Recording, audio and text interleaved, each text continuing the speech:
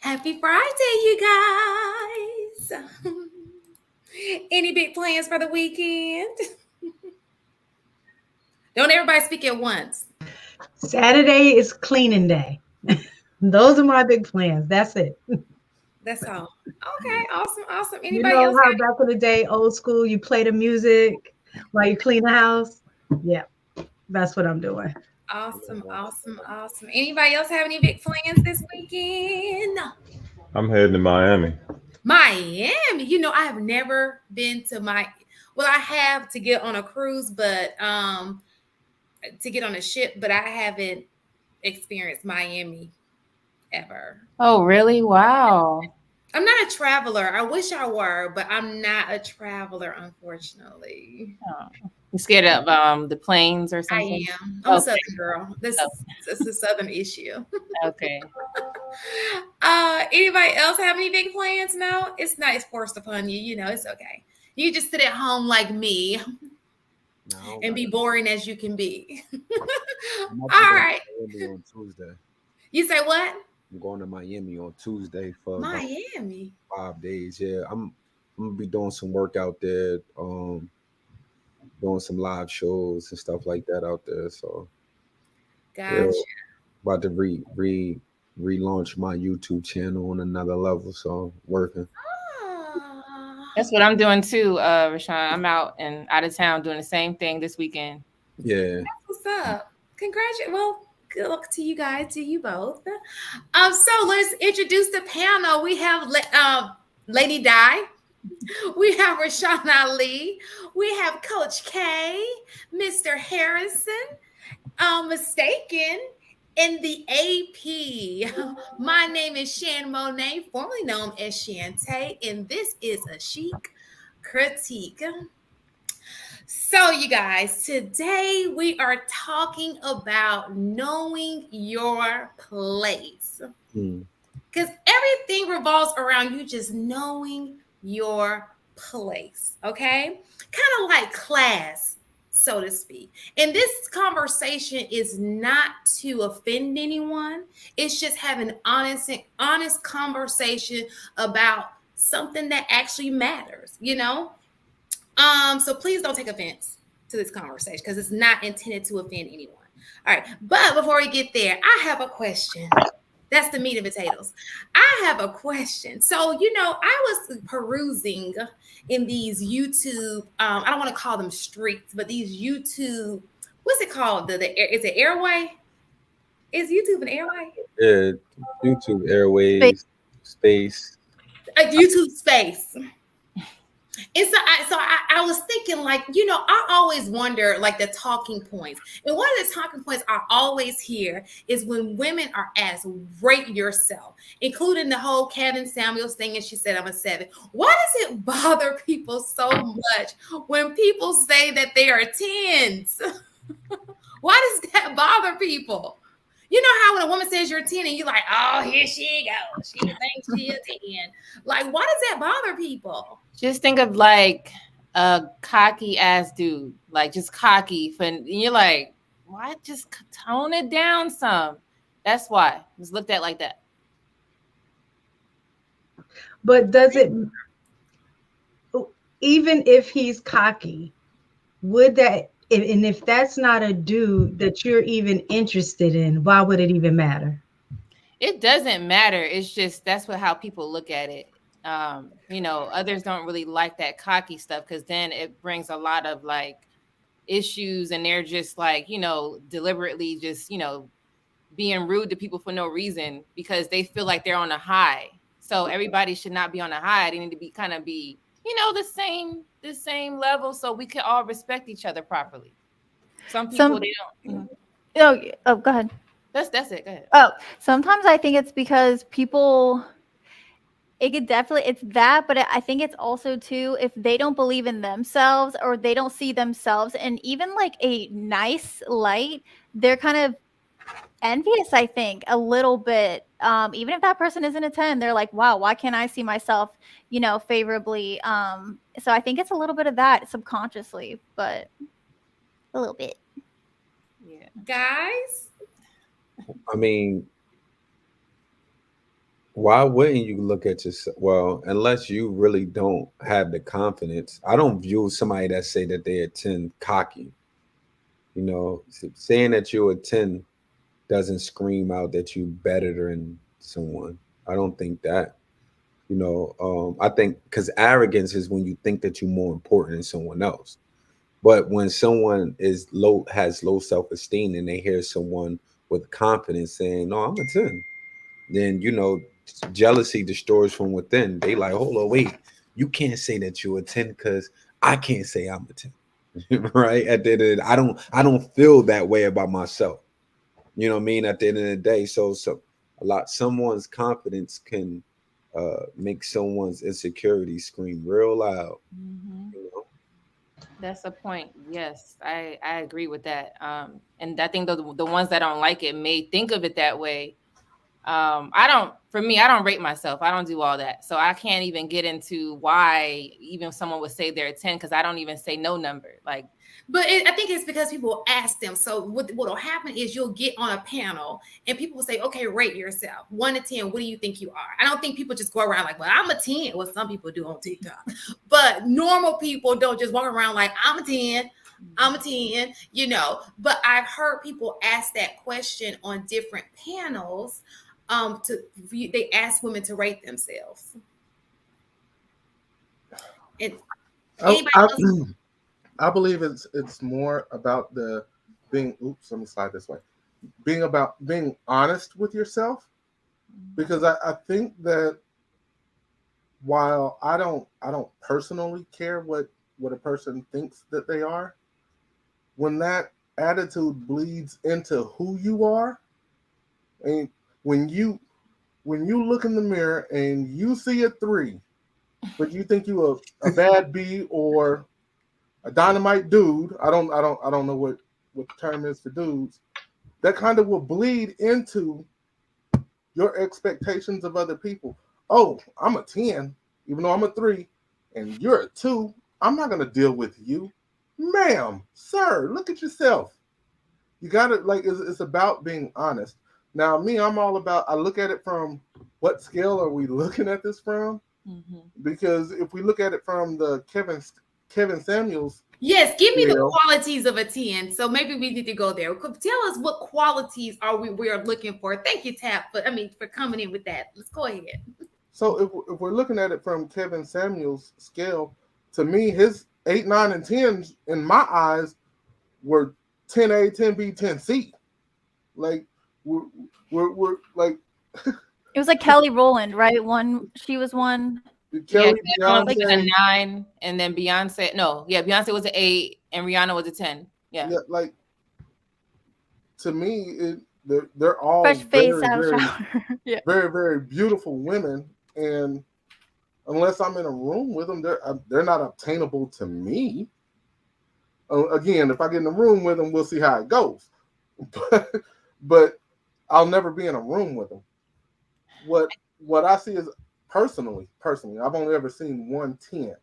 One where I'm like, oh my God, because it was attitude and looks. It wasn't just how you wake up and this is like your normal face out of the shower. Like when you go out, you put something on. I mean, let's be honest about it.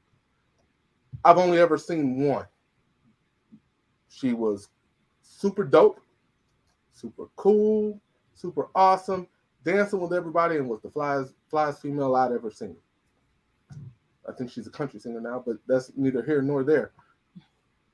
Most people are about a 5 or a 6. Now, if most people are a 5 or a 6, maybe a 7, and Kelly, Beyonce, and Rihanna are truly 10s, you got to kind of slide your scale. But at the same time, it's still about being honest. Wouldn't that be subjective though? You stated that what's 10 for somebody else is not necessarily a 10 for Rihanna's 10 for everybody. you. But she has she's let's still be a mean, 10 let's with be the good, kid. but when you look at Rihanna, she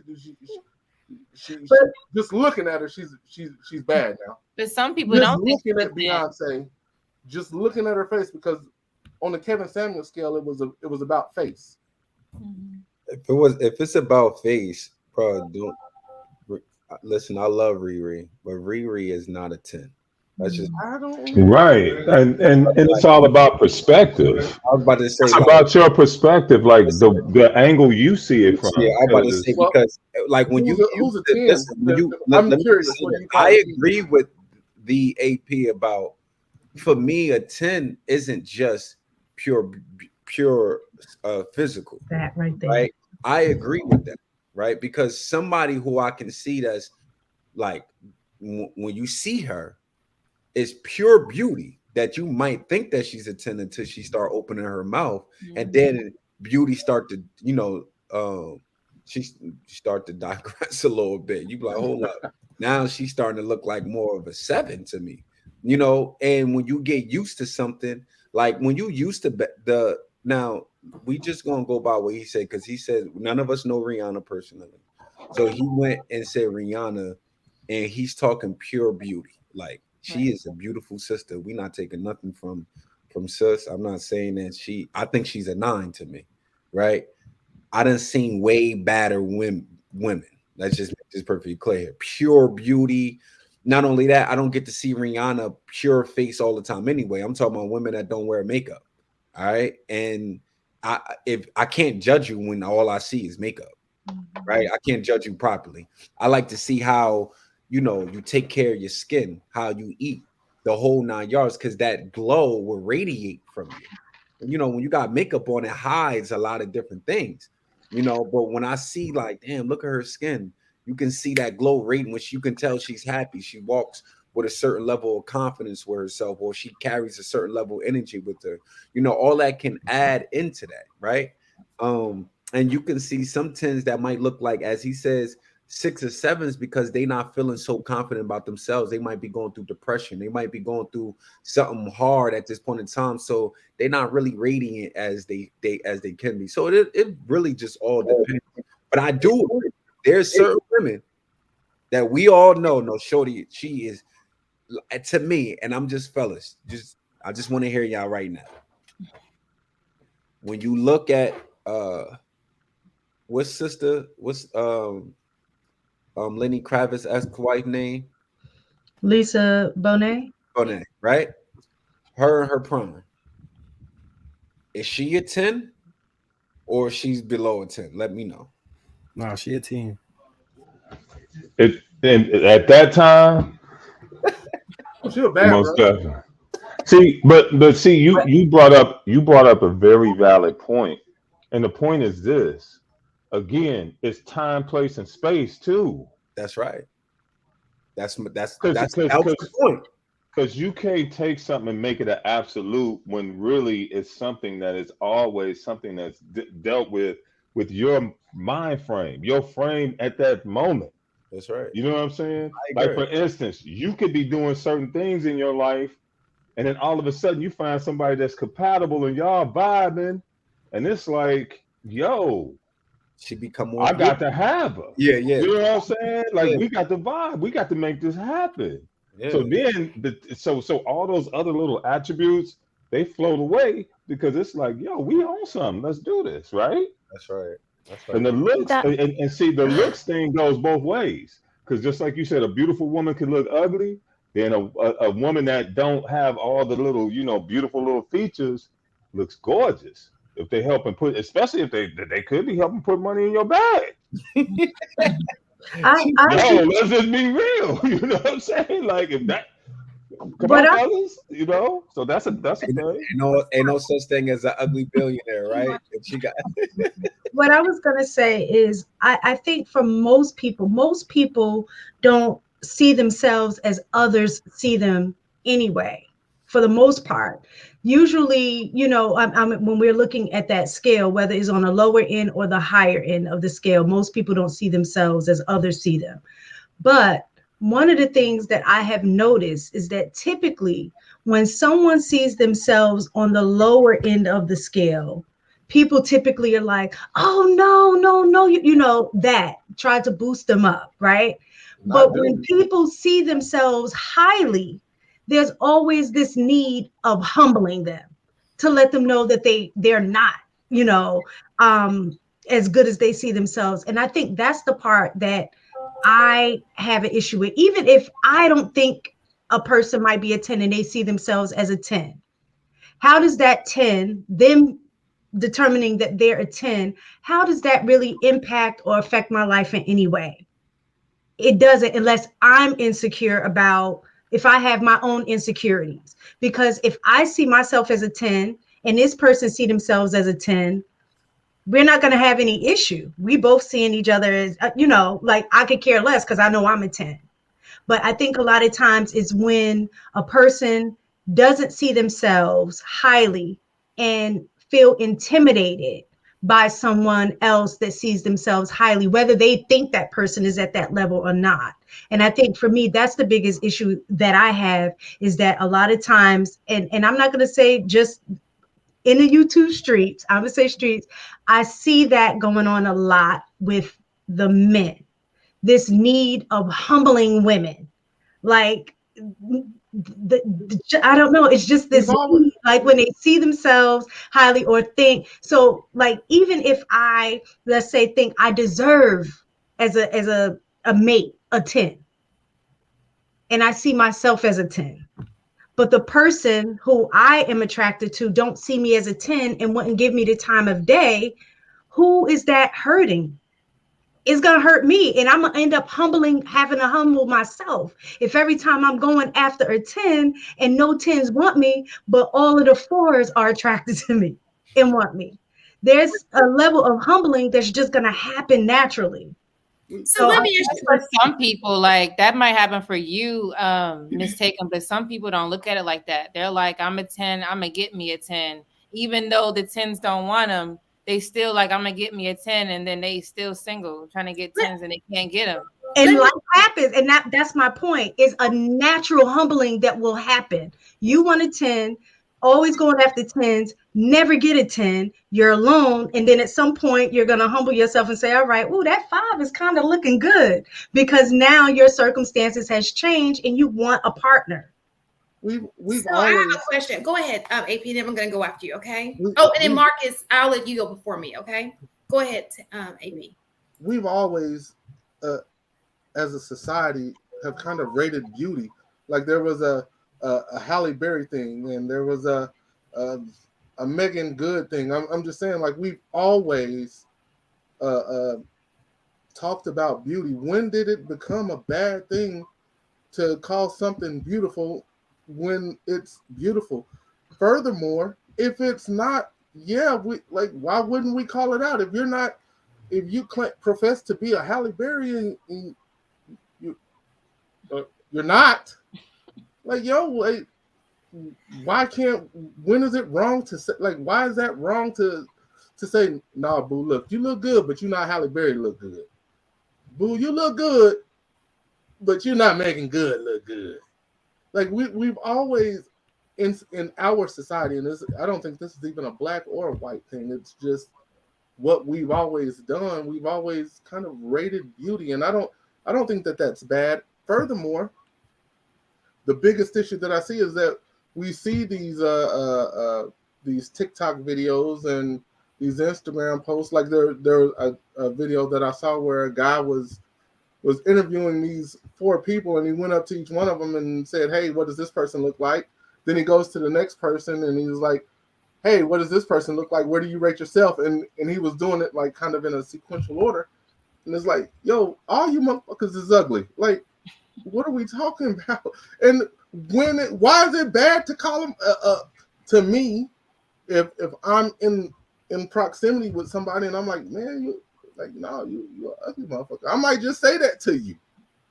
Don't come ask, because I just people are not ugly. I've never met an ugly person in my life. You're lucky we can't put I don't think he's ugly. He's just not my type. But I don't think he's ugly. There's some ugly folks. Let's keep. Shan, you nice. You nice, Shan. You nice. Shan lies. I always see the beauty in Be careful if you ask her opinion, because she's not going to tell you the truth. I'm just kidding. What's real is any rebelliousness can make you look ugly to me. That's a fact. Anyone that's not taking care of yourself properly, that starts here. That's you're a going to fact. look ugly to me. I can't nothing, and I don't want to sound religious because I'm not being religious when I say this statement because I promise you I'm not. But it's going. I know most people are going to take it this way. But nothing rebellious is beautiful that's rebellious against God. If you're a That's a fact. rebel against him, you're going to always look ugly to me. And if you're not with nature and taking care of yourself a certain way with a certain level of spiritual and mental emotional health, which then you add to physical, because if you take care of yourself spiritually, mentally, and emotionally, you won't even need to do too much physical work, because that's just will be a part of it. That's just something just to keep everything tight if you want to. You know what I mean? But just the natural weight that you will walk off because you don't carry stress on you. You're not eating too much. You're not the whole 9 yards. If you're being a rebel, you will look ugly to me.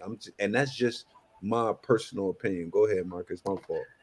All right, so I think that the only people who get who say they're 10 and consistently, whether it's in tune with reality, is women. Like if you watch like any of those Fresh and Fit shows, if you perused any of that, or you talk to women on the street, every woman say she a 10 or 100 and all those things. And every friend of hers is gonna co-sign that. I don't think it's men so much trying to demean them. I think it's men being like, you know what? You're not like the 10 you think you are. And it may seem harsh, but it's like I think that's got a lot to do with why people can't date right now. Because everybody think they a 10 and then they judge men 2 points lower. As a man, I don't think we ever gonna know what we really look like. Because you could be as fine as the woman want, right? And then you don't got no money, so you can't get no women sometimes. Or it's so many different factors for us that go into how we look, and men don't really judge other men. And that's who would probably give you the most honest answer. And they gonna say either you get women or you don't. Like, nah, bro, get girls. They ain't gonna say, yeah, you cute, bro. You like a 10. That's not gonna come out no man's mouth. So it's like neither one of us get to live in reality. Men won't judge other men for real, and women gonna lie to each other. So the ratings come from men towards women, I think, be kind of consistently on point. So let me ask, go ahead. Who was that One, just I talking? promise I'll be quick. Tap. He said, he asked a question. I just wrote it down so I wouldn't forget. Why rating is a problem? And the reason I say the rating is a problem, I think someone hit on this a little bit, is because people tend to treat people based on the value that they see them, right? And so I think that's why the rating is a problem, because if you rate me as, let's say, a 4, then the way you treat me will probably match that. And that's why I think it's a problem when we get into the idea of rating. Just like we hear it all the time. Like if we see a girl just dressed a certain way, oh, she's just gonna be somebody that I'm gonna smash. So we rate that based on how she looks, how she's gonna be treated, and vice versa as women. Oh, he looks broke, right? So then they treat them a certain way.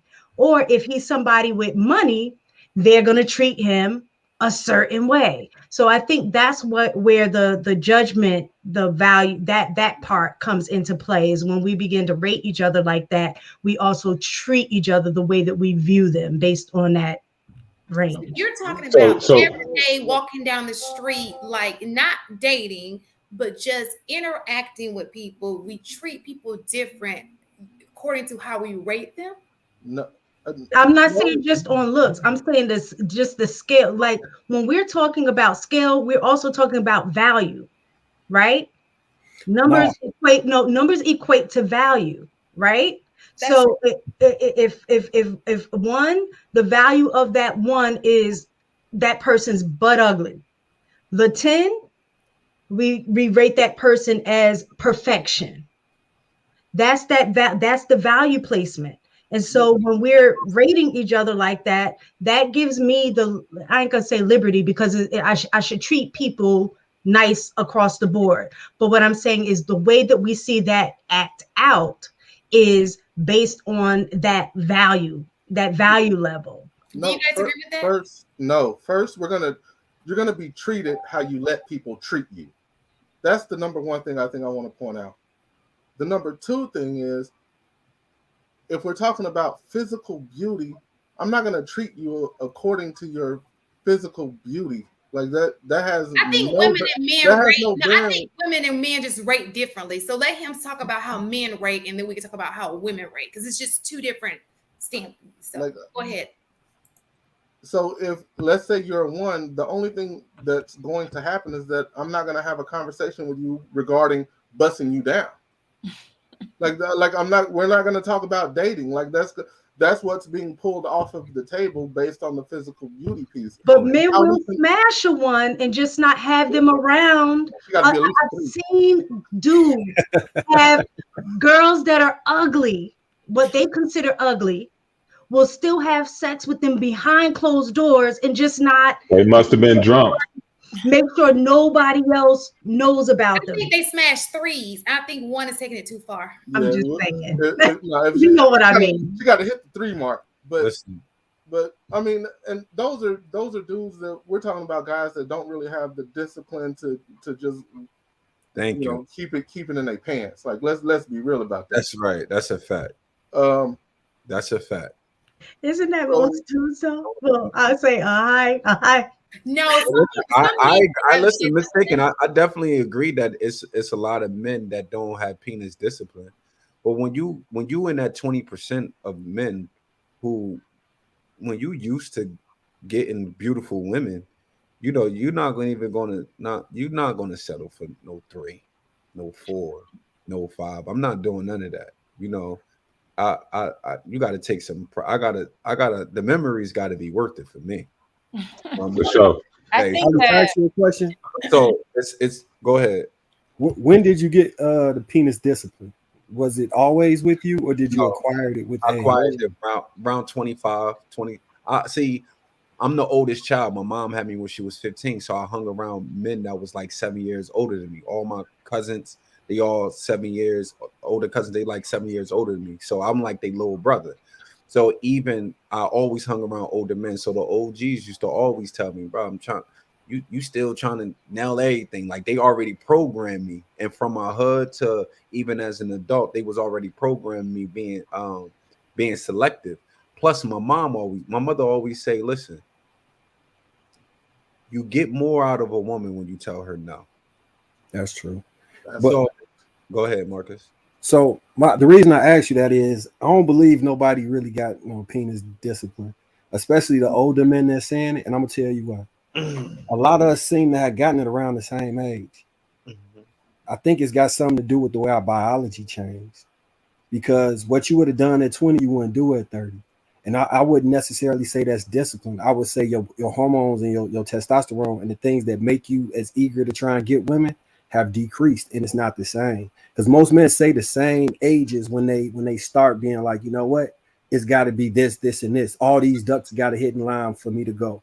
But at 16, they don't say you're probably 5 years earlier, right? Because that might be the I'll admit you got there a lot sooner than I did. Yo, I'm about to say, because I'm 34 now. So a lot of my peers now, they not even thinking about penis discipline. Read them read the comments a lot of times. These men man, bro. When did they start getting? Did they always have women though? Their whole life? Bro, listen, let me tell you something. I know a lot of men. So to get out the streets, I start cutting hair, right? So I was always hanging around older men, but I watched, bro, they 40-something years old still playing in the streets. Like they go to NDOT, what's it called? The basketball tournament down in North Carolina. Every year, be trying to nail. They go to the Essence Festival. All these, they be at that Essence. Yo, they don't got no penis discipline.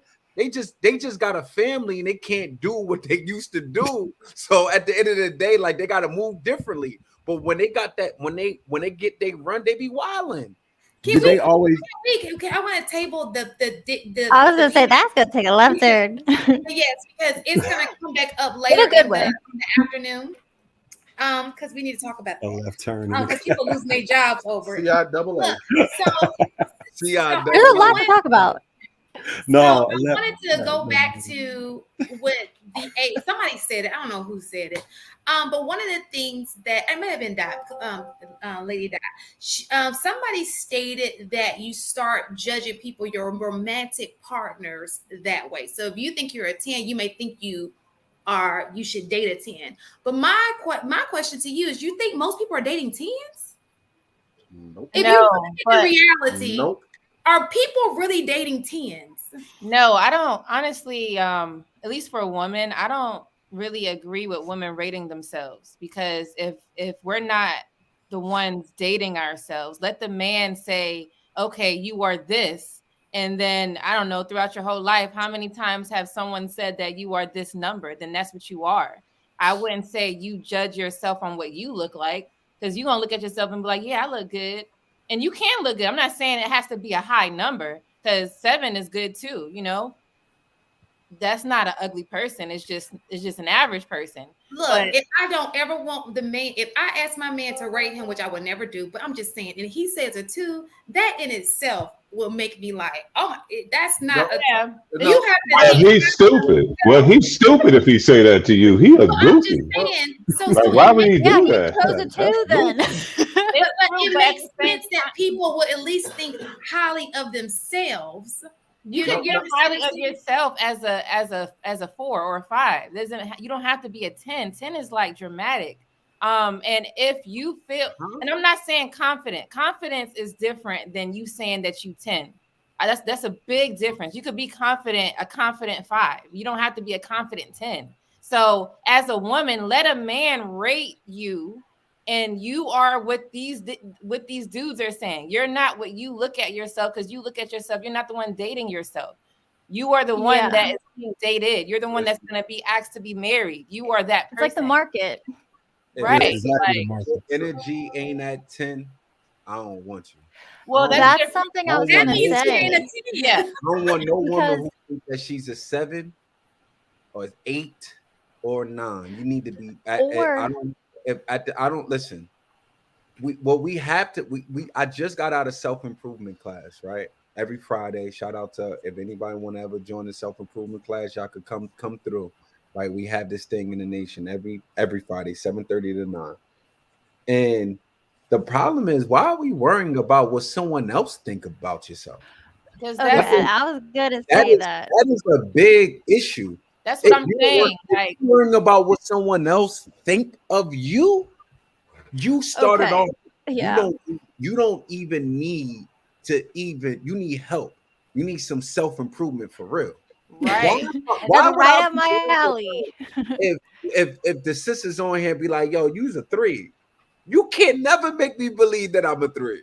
that You so, Yeah, but I date somebody that get themselves that's an what I'm accurate rating. saying. That's know. what I'm saying. Like, women shouldn't look at, oh, I am this, I am that. It's who you with and what they think you are, and that's that. And it doesn't even matter, because your personality, your commitment, loyalty is what's going to shine to make you look better than whatever number they think you are anyway. That's not something that women should be thinking about, because they're gonna walk around insecure when they find out they ass is a 3. So don't look Well, at the yeah, number.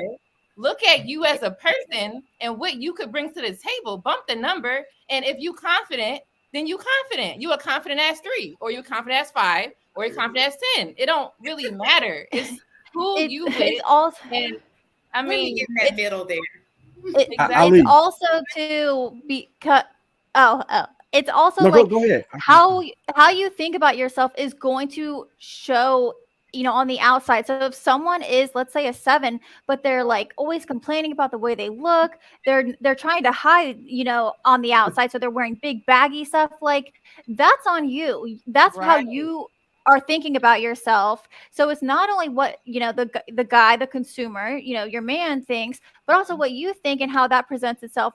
But then too, I think I just lost my train of thought. But either way, it's like what your guy wants, or the guy that you're wanting, because he's a consumer. If he's not willing to pay for it, then you may need to take a look. I wish we could just be more honest with people. Not saying you need to go around shaming them like, no, you are not this. But at the same time, like, hey, like this isn't cute right now. I just wish we could be confident. Well, that's what obviously I'm an advocate for, but also too, let's just be honest with people. Not everyone's going to be a 10. That's what makes a 10 a 10.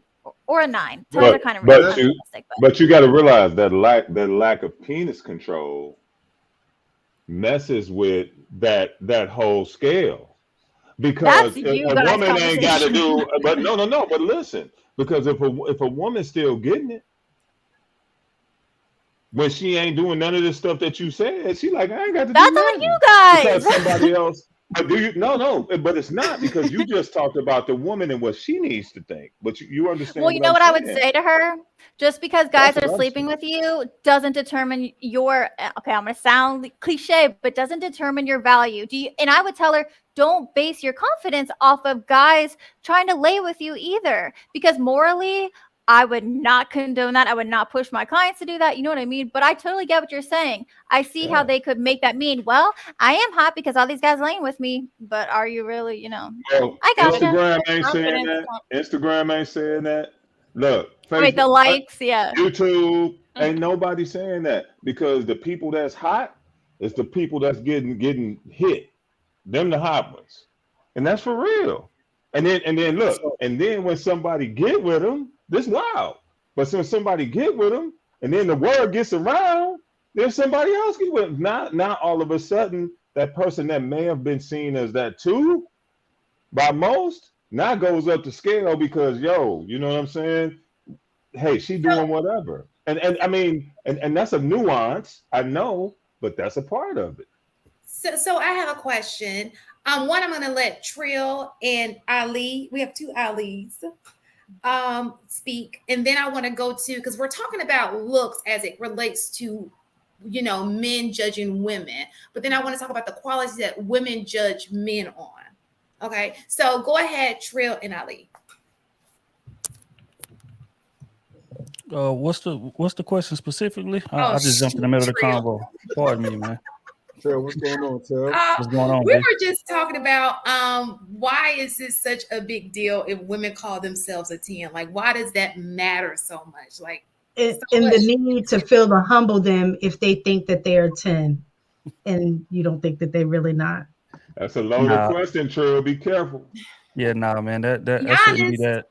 Yeah, nah, that shouldn't be that big of a deal. I mean, I would imagine everybody would think that they're 10, right? I mean, at the end of the day, like yo, true value is what the market says it is, and it's not my place to humble you. I feel like life is gonna do that for you, right? Like if you feel like you a 10 and you go out there and try to shoot at what you consider a 10 and you get your ass shot down, that's life putting you in your proper rating. You know what I'm saying? But as far as what you think about yourself, I mean that's cool, as just like somebody having a car, that they had in college or in high school or some shit, right? They love that car to death. I mean, that car went through everything. Like I done fixed it up, put the radio in there, and broke down on me. I done fixed it. I done so to you, that car has a lot of value, sentimental value.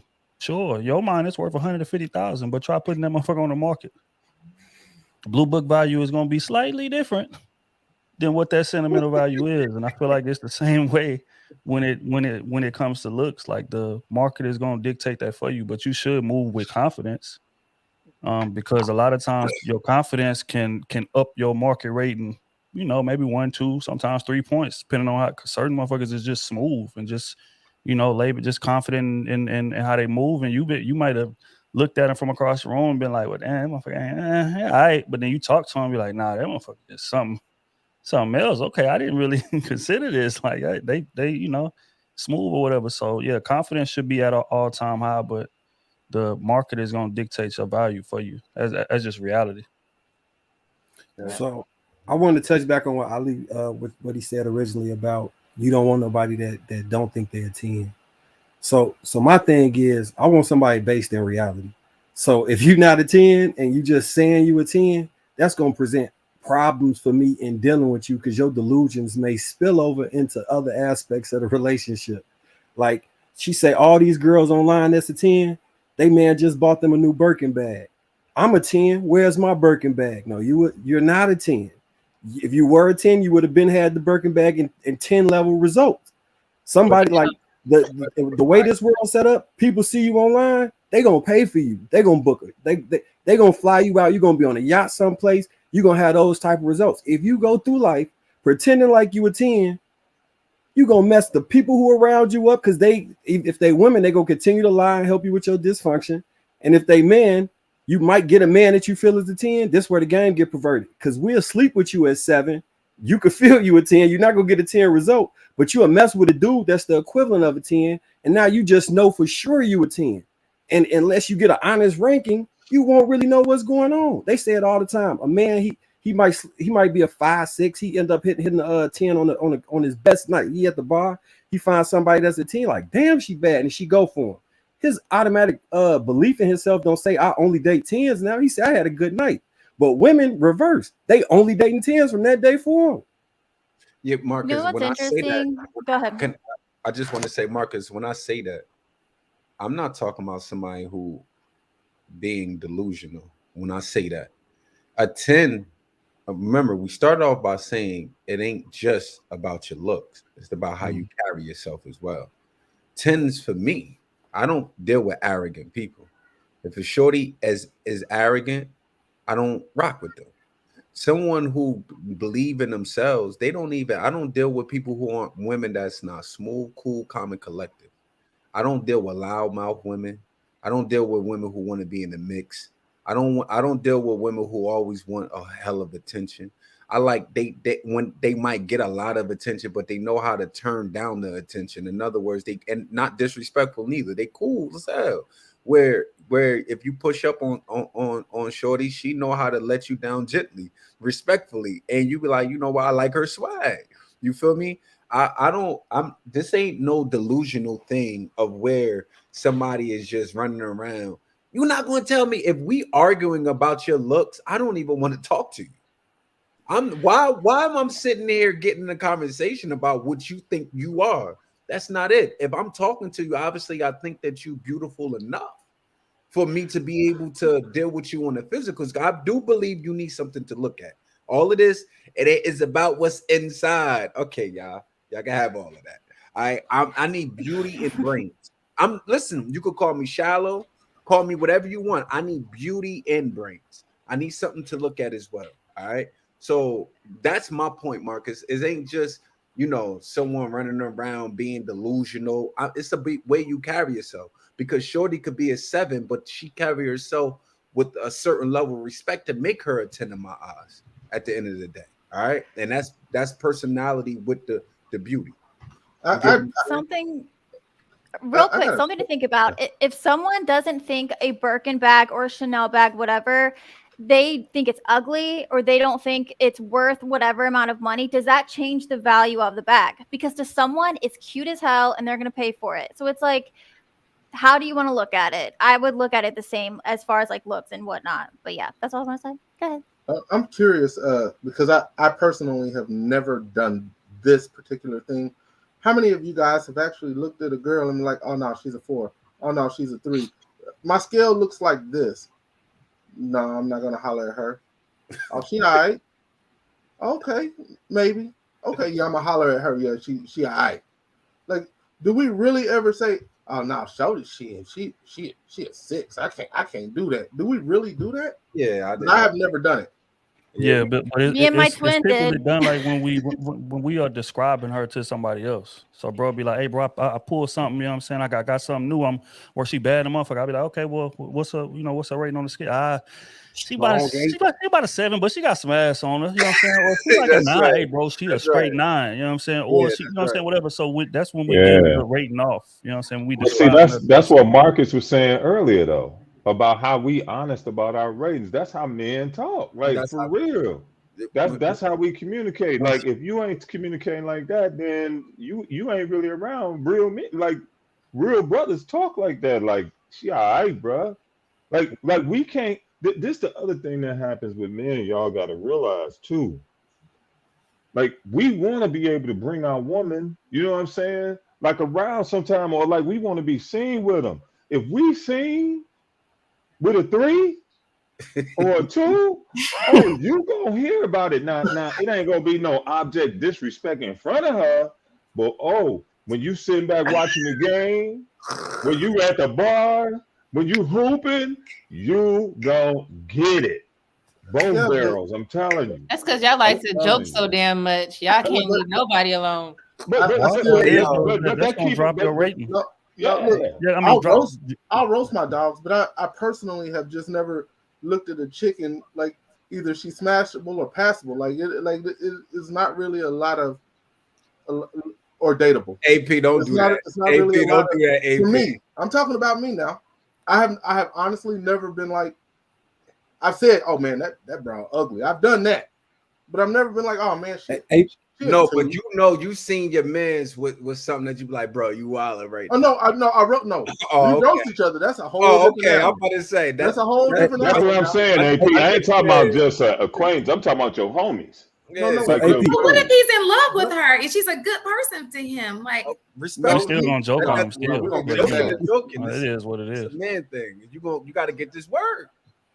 Like, Yeah, AP. but plus, like as a man, like if you walking around, just like what bro said earlier, you don't be walking around with no three. It's for the joke, sure, but like you gotta understand, like your woman is advertisement to other women before you get in a serious, because once you get in a serious situation, then it don't really matter. But if you out there dating and you just kicking it, like the woman on your arm is advertisement to other women. If you walking around with a 3, 8s and 9s is gonna look at you like, hell no, that's what you, oh no. No, all right, I see where his mind at, you know what I'm saying? But if you walking around with an 8, 9, she gonna bring you all the way from 1 to 8 in interest, because the ones that's below her are gonna look at her and be like, okay, damn, she pretty as hell. So if I can get him, that means I'm on the same level as her. Like that women use other women to validate them. Now, a lot of them will never admit that shit in real life. But again, if you done been around the block, you done dated, you know how women think. They look at other women to stamp them, which is why a lot of chicks don't have no issues being side chicks when your girl is bad. But that's another conversation for another day. But In true. summary, what I'm saying is the woman on your arm is advertisement. So pick wisely, bro. True. Now, fellas, can I ask y'all a question? Let me know. Is it just over here? Say if I'm gonna tell you how, even the way how we deal with our friends. If me, Eric, we got Marcus, Trill, and Ali too, right? Down here we deal with, we got women that's say 7 and up, and AP come around and his main girl is a 3. And then now when we start, don't play me, bro. Hold on now. Hold on, dog. All right, I got you. I'm just making you hey, Rashawn, you know something we don't know, Rashawn? You know something we don't know, bro? Listen to the point. Listen to the point. And then we talking about having problems in our relationship, and you the only one with no problem. Everybody could be like, man, of course you ain't got no problem. See, you played me, bro. No, listen. I seen that happen on Fight Club. That's That scenario. You be like, of course you don't got no problems, bro. Like mine's dealing with a whole different. She dealing with hella attention. She dealing. You don't know what I got to go through on my relationships. Like to keep her on. Like keep it is. Listen, am I bugging or not? Let me know. That's 100. The wild part is like that. That's probably some shit that we gonna be thinking, but I don't know if we gonna say it out loud. Especially like if that's his girl. Once that's his girl, then we know he really got feelings for her, and we know how sensitive niggas is about women they really love. But we are gonna be thinking it. It's like, shut up, nigga. You fucking up the average over here. On Fight Club, I done seen them do it twice to people wives, bro. Your homies won't do you like that, but other people, if you get into it with a man, you ain't that weak ass. Get the fuck on, Joe. Yeah. You know what I'm saying? When somebody get into it with you, that might be one of the blows. Like, nigga, you like fat girls. Your opinion ain't about. You know what I'm saying? Exactly. Like that's exactly, bro. You can't, bro. But I have just never scaled them on a 1 to 10 like that. I have never really done that. I'm like, man, that bitch fine in the mouth. Like that's just the way I see it. I've never really went, oh man, she a 2, man. I'm like, nah, she ugly as hell. Like 1 and 2 is exactly the same. 3 is almost on board with 2, so that almost puts her on board with 1. So don't play me, Ali. I heard that. but AP though. This right here is the only reason that I don't believe you. Right now, because you can't just say either she's smashable or she's passable. There's levels to the smashable, and that's why it has to be other distinctions made, right? So it's like, okay, if I have It's like I said, she a 6.5, but she got some ass on her. That right there, you know, that's something that I'll smash on. We may kick it, you know. I may bring her around here and there because she still can like throw that makeup on and turn it to a 7, 8. You know what I'm saying? With some ass or something. But if I have like an 8, 9, that's like, hey, she off limits, gang. Like leave that. That's mine.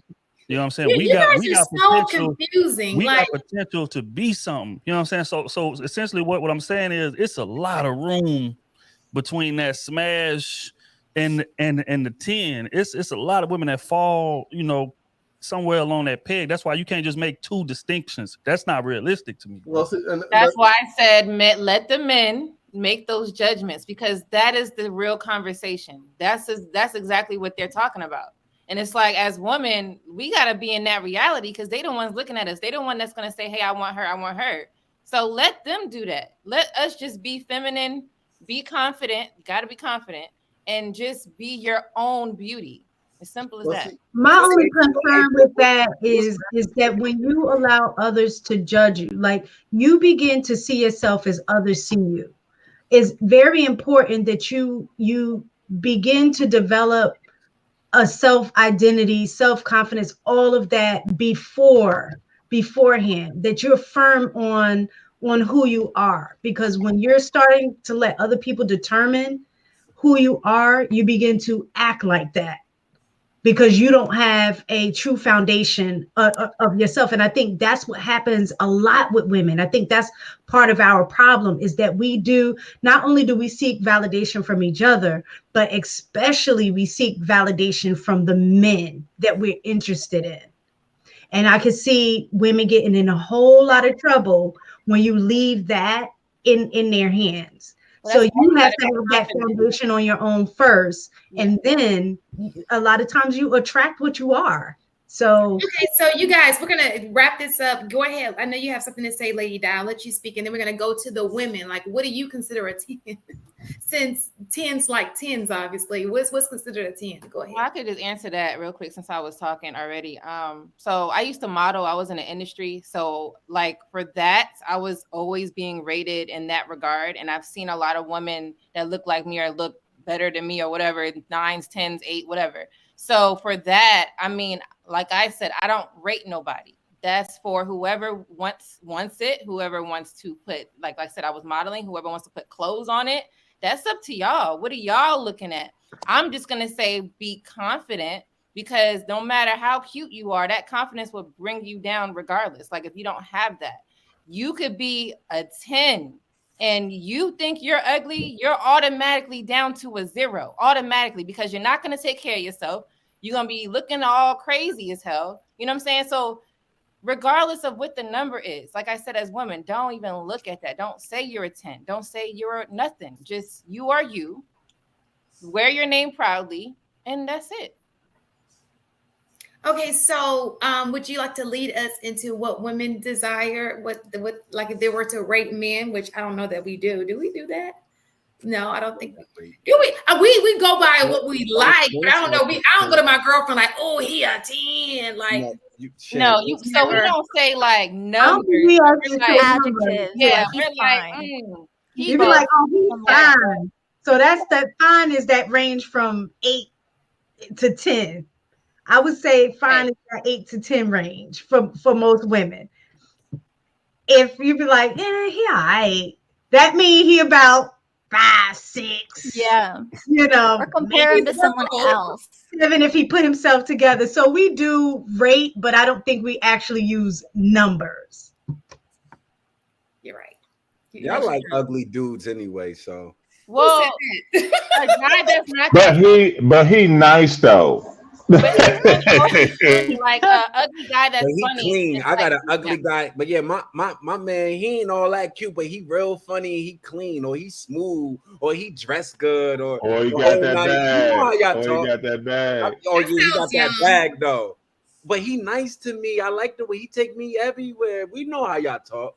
You know what the wild part is, bro? That they be trying to date quote unquote ugly dudes to try to be safe. Right, so okay, if I got me an ugly dude, that mean he ain't gonna be out here wild and acting a fool with all these women. See, that's a lack of confidence shit.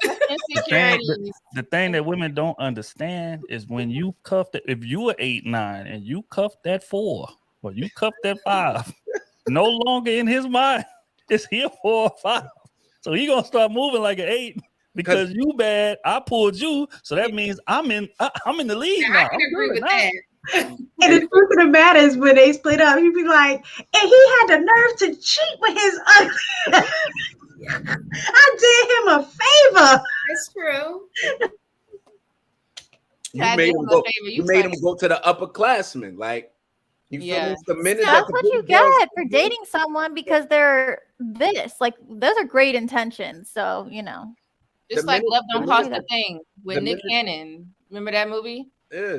Nick Cannon was like, I don't know, I think he was like a 5, but then Christina Milian was like, you know, the hottest thing in the school, and his confidence went crazy, and he thought he could get any and everybody. But look what happened to all of the cute girls because he was dating her. That's what happens. Listen, they want to know, like, they want to know why you with me. They need to know. Oh, he must be laying, or he must got that bag, or the whole 9 yards. They want parts. Thank you. Yeah, because like men's confidence is tied to 2 things. It's tied to our money and it's tied to the woman we capable of pulling. So you could have a man who dead broke, but if he can pull 8s and 9s, he gonna move around with a different type of confidence. and it's the other way around as well. You could have an ugly dude, but if he got that bag, he gonna move around with a different type of confidence because again, it's tied to how much money I'm making and or the caliber of women I'm capable of pulling. That's a fact. No, that's definitely a fact. That's what I'm saying. I want to know this though. Like that's why I said the memories got to be worth it with me. When AP talking about, you know, 3s and you know, just bro, I can't be. I'm not. Don't do me like that again now. So let me just go by what you said earlier. Like I'm not out here smashing the 3, dog. No. So let me ask you a question. Don't take me out of context now. What is it? I said that's the minimum bar standard when I was. He said, what 6 months ago, AP? Hey, he's stuttering, y'all. He's stuttering. He's talking about when he was young. Look, he's stuttering and scratching his neck. Young and drunk. Okay, you guys, I have a question. AP, I'm gonna be a lawyer for you real quick. So what he was referring to, not specifically himself, he was talking about you know the effervescence of youth and how you can make youthful indiscretions that will take you out of context and you won't date the person that you naturally are attracted to because your hormones and testosterone will make your body do things with those elevated levels that you may regret in the morning. You got Marcus Cochran out here. Depending. Like, go ahead, man. Marcus, I'm gonna get you about an hour, bro.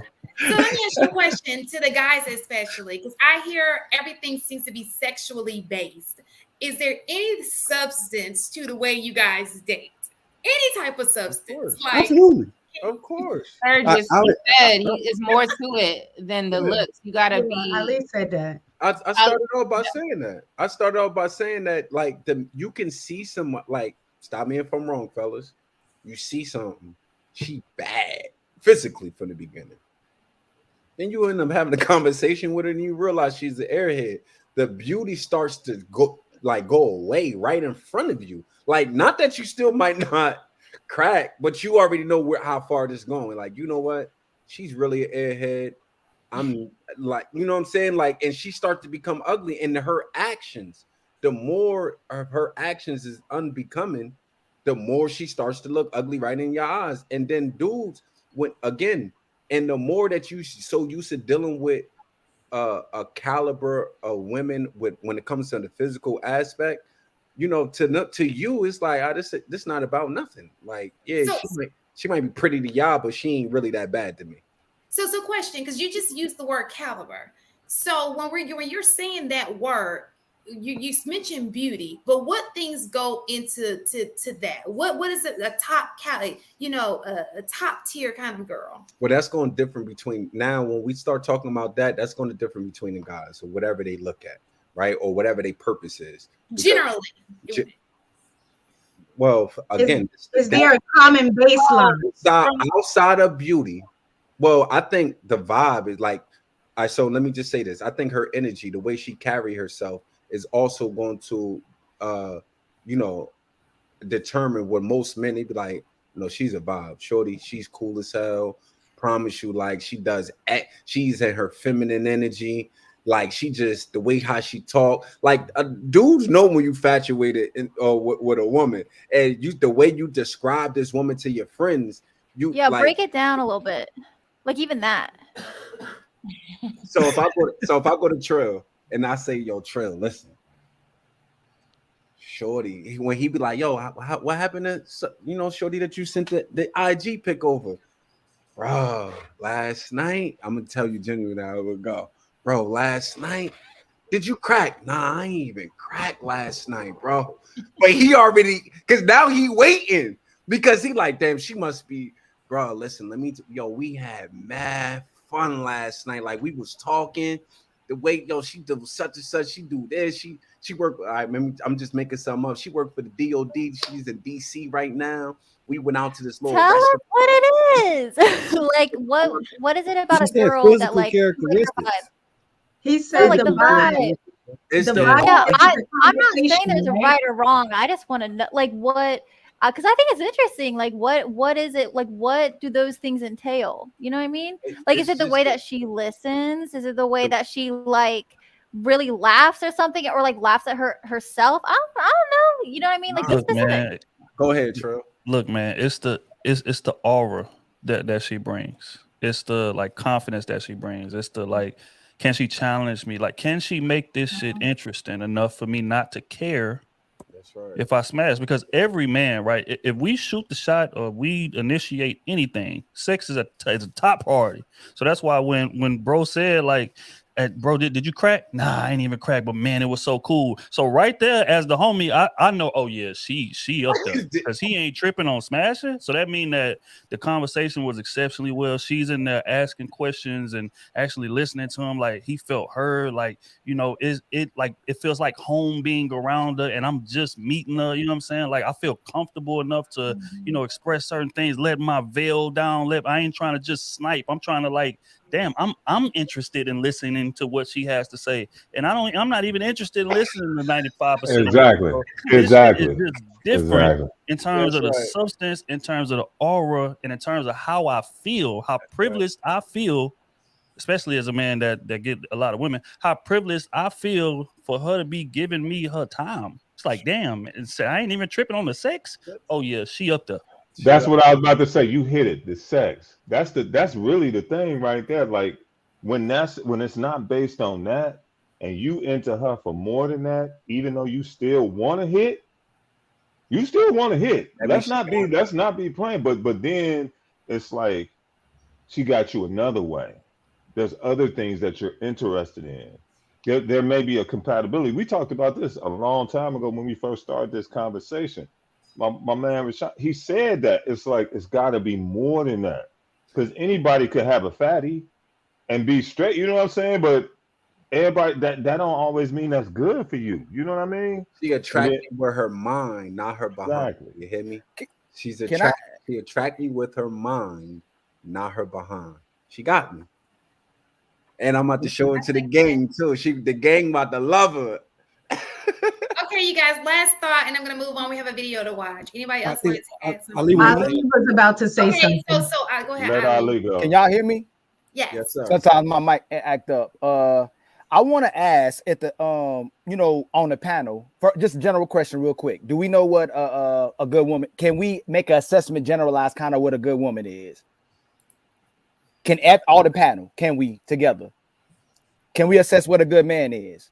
Yes. Can we assess what a thought is? Can we assess what a simp is? You get what I'm saying? Mm-hmm. So at the end of the day, I think a lot of our problems is where we are actually in this little, I'll say matrix, right? Where we are liar. We're either truth tellers to ourselves or liars. All of us know when we get back into our house and that door is closed, we know exactly who we are. If we're this smart, we can assess who we are. And then we know, if we know who we are, who we have to date to be with us, correct? So in my world, there's the superficial world, then there's the real world. Trill can date a woman who's a 10 in the sexual world, but she's a woman in the real world. Y'all can date a man that's a 10 in the superficial world. He got money, he got nice cars, that's a 10, and he's a 1 in the real world. Y'all know it. You know who you will marry, who you won't marry.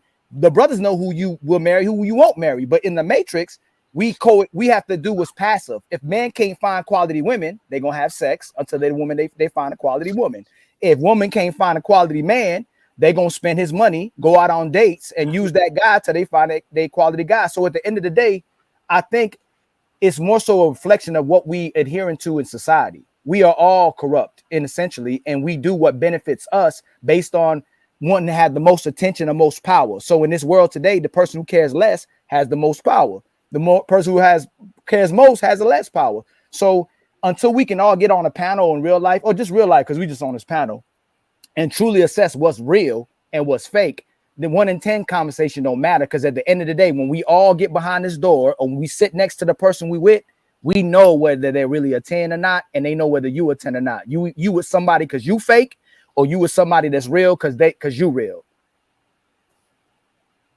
That's what makes somebody a 10. Agreed. I agree. That was a good closing statement. Right? Okay, does anybody want to? No, we can move on to the video. That was awesome. Okay, I agree. Okay, so here is the video.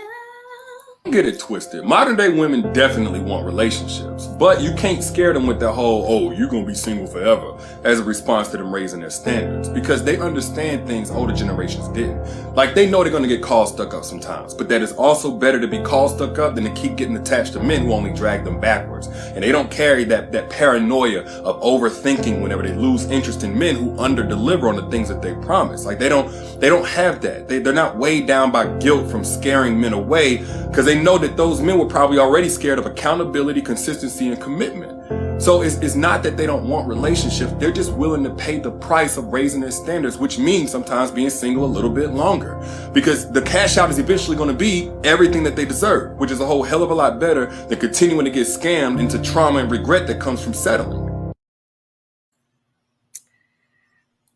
Okay, so I know people don't like Derek, but one I thing don't know, about right? You just Derek messed is that he up. do be in the minds of. So what do y'all think about that? I didn't hear nothing because who said it? No. What'd he say? That was all fear. I was about to say, like, come on, can we Come know on. we know pandering at its finest. Like, So bro, why? Yeah. like, listen, I understand the premise of being overprotected, protecting yourself, ladies. I understand that premise, but that's not what he's really trying to say.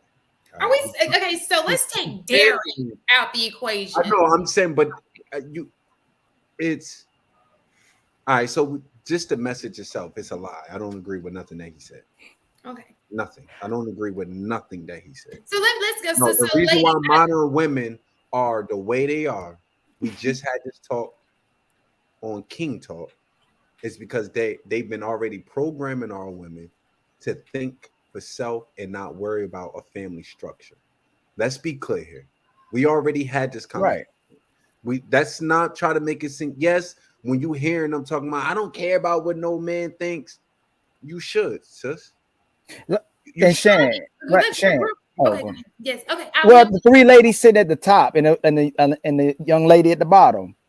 Y'all know exactly who you are, right? I would think. So if you know how you are, you know what your flaws are. You know people have called you out for it, or they haven't called you out for it. You know why you dating the next man. You know if you spending his money and using them as a filler, and you know if that's the man you really deserve or don't deserve. Like, y'all know that. You know what I'm saying? Like, we know if we deserve a certain type of woman. We know we don't deserve that type of woman. So when we had these conversations, yeah, I'm about to say a lot of some women, you're not aware. No awareness. No, that's what I said about the superficial and real world. No, they have a safety net by men who come to save them. That's what's happening. Just like the brothers was talking about, there's men who got no money, no cars, but there'll be women who save them and give them power because of what they're doing. But it's rarely for us, though. We have to really make ourselves. Y'all get saved endlessly. So if I had a marriage with a woman that I really loved and she broke my heart, right? There's 10 guys ready to just hype her up and go with it, where men don't stand on certain code and vet enough to, or she lies. She could be a chameleon, where the society don't hold her to honest. They don't hold her to, as an honest woman. That's what's happened a lot, where men have to be honest typically. You know, Why not? They won't marry her though, Ali. They just I agree. Oh yeah, that's what I'm saying is they hyping her temporarily. She gets that temporary. Hey man, that dude, he's sorry, man. She could cry on his shoulder while she crying him, so he pulled them panties down. You know, like that's what I'm talking about. And then the next morning he's gone. Right? Like, let's not spend time on them. You know. Well, what I was going to say is based on what he said. Okay, that's the first time I didn't know that was Derek Jackson. I didn't either. His name, but I had no idea who he was. But what he was saying, I think, is true with a caveat. I think the part that women go wrong, like based on what he was saying, like, oh, they're willing to, not lower their standards now when you can't meet them. The problem is that in between time, while you're trying to find a man with the standards, you're doing, this is when women are getting knocked up, having baby, you know what I'm saying? Out of wedlock, while you're claiming that you're not going to lower your standards.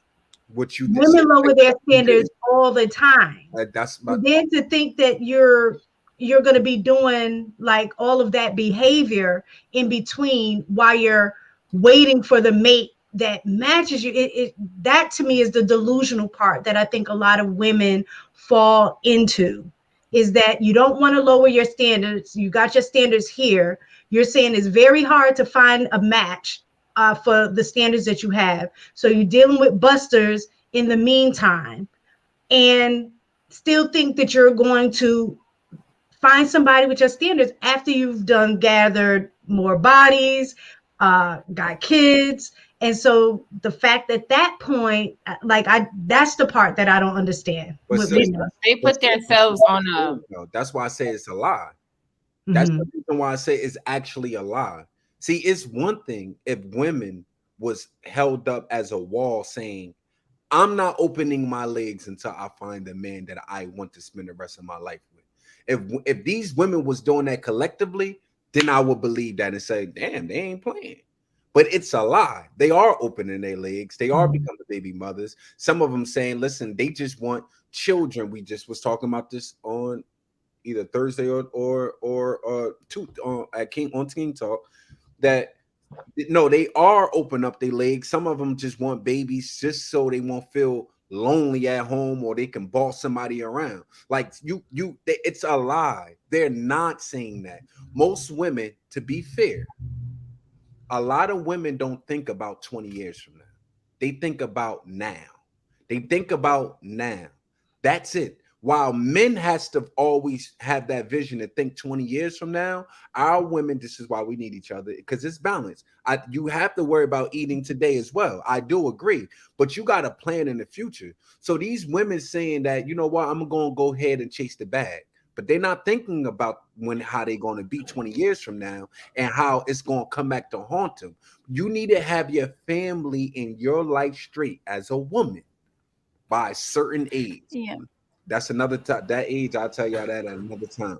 But that's my advice for young women, is to think long term, and then whatever it is that you want long term, make sure that you're taking actions today that are going to set you up to meet that place. And also too, it'll keep you in check to not make dumb decisions that are going to affect you for the rest of your life and maybe make that not possible, you know? So I went back and watched the video, because when I seen him on there and the music, it kind of threw me off, right? Mm-hmm. So he was saying that women today have higher standards than women of the past, and they aren't worried about because they like, I had to watch it again because I couldn't answer this question if I. No, he's right. He's saying it right. That's what it said. Go ahead. That's right. That's what he said, Marcus. And then so I don't think it's that they're not afraid of down the low. I think that the standard for men has been set so high right now that it's barely any men who meet the standard. You got to be 6'5" and make 100,000+ and be attractive, have a position that not only in corporate people respect, but then you got to be a real nigga when you walk on the streets that men look up to, and you can't go. You got to have hands and carry the pole. Like, I know all the men damn near Chicago to do that. It's like 15 of us. The rest, everybody else is not like that. You know what I'm saying? So why do you think that these women? So let's talk. Okay, what I want to ask about the standard, because you just pointed it out, but I want real life, like what is the standard? But then I want to ask, why do you think that they want that standard? Is it because so I want to have a real conversation here. Is it because a lot of men are not, or just a lot of Black men are not? And I'm not trying to be offensive. I'm just trying to have a real conversation. It has nothing to do with the man. It's the woman just putting themselves on a high pedestal than themselves. They want all of the stuff that they don't even have instead of building with the man. Because I agree with that. That's better. I mean, you could get a man with money. I'm not saying you can't do that.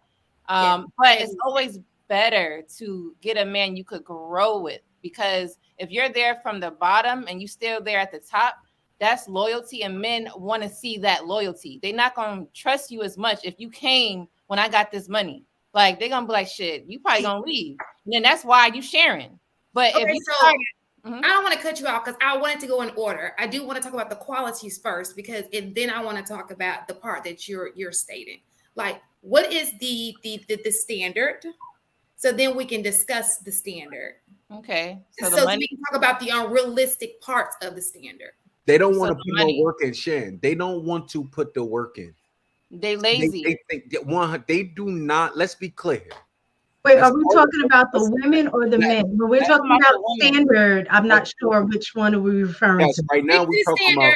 Listen, stick with stick to the standard. That's what I'm saying. The standard of man. Are we doing standard of men first? Women don't. Women, or are we talking about women right now? Talking about women, what the standard is they want from the man. So, so the money. Women today are lazy. I don't care. We're talking about you're saying the women. We're talking about what's the standard of the man that women want. So we can talk about the laziness coming out. I don't listen. They want a thug. They want the money, and they want a good-looking ass dude, just like that. That's a neuroscientist, and that's in touch with his feminine side, but he's understanding. Right. But he'll slap a nigga if he get out of line, talk to her the wrong way. You know what I'm saying? But plus he's artsy, he's in the arts, things of that nature. Like, he has to be like, it's a, But they don't. But they messed that up, honestly, though, because of the way society is programmed, women too and men. When they get what they want, they didn't want that either. Right. I mean, come on, y'all. Even when you get that, you mess that up too. That ain't it's the program. The program is so deep to where it causes insecurities with us. So I can get one of the ladies up here. I really love her, and then the insecurities of what we talk about that's programmed in our mind. I'm thinking I'm losing her to these dudes, and I start self-sabotaging or becoming controlling. And a woman does the same thing too. You get the guy y'all love each other, and her insecurities. Y'all know this happens too. The closer she gets to love or something she wants, that PTSD come in and she sabotages the whole relationship to what she think is going. Y'all know exactly what I'm talking about. I love him. No, I don't. And she just destroys it all. Fellas, I think it's also about look, I think a lot of times we're programmed to see the lack in the other person. That a lot of time we overlook the qualities that brought us together before. Like when they say that, love is blind, you overlook a whole lot when you first fall in love, right? Or when you're dating in the beginning. And then when you get, I'll say for women, I don't know if men is the same way, but for women, a lot of times we're attracted to them by, whatever our specific standard is.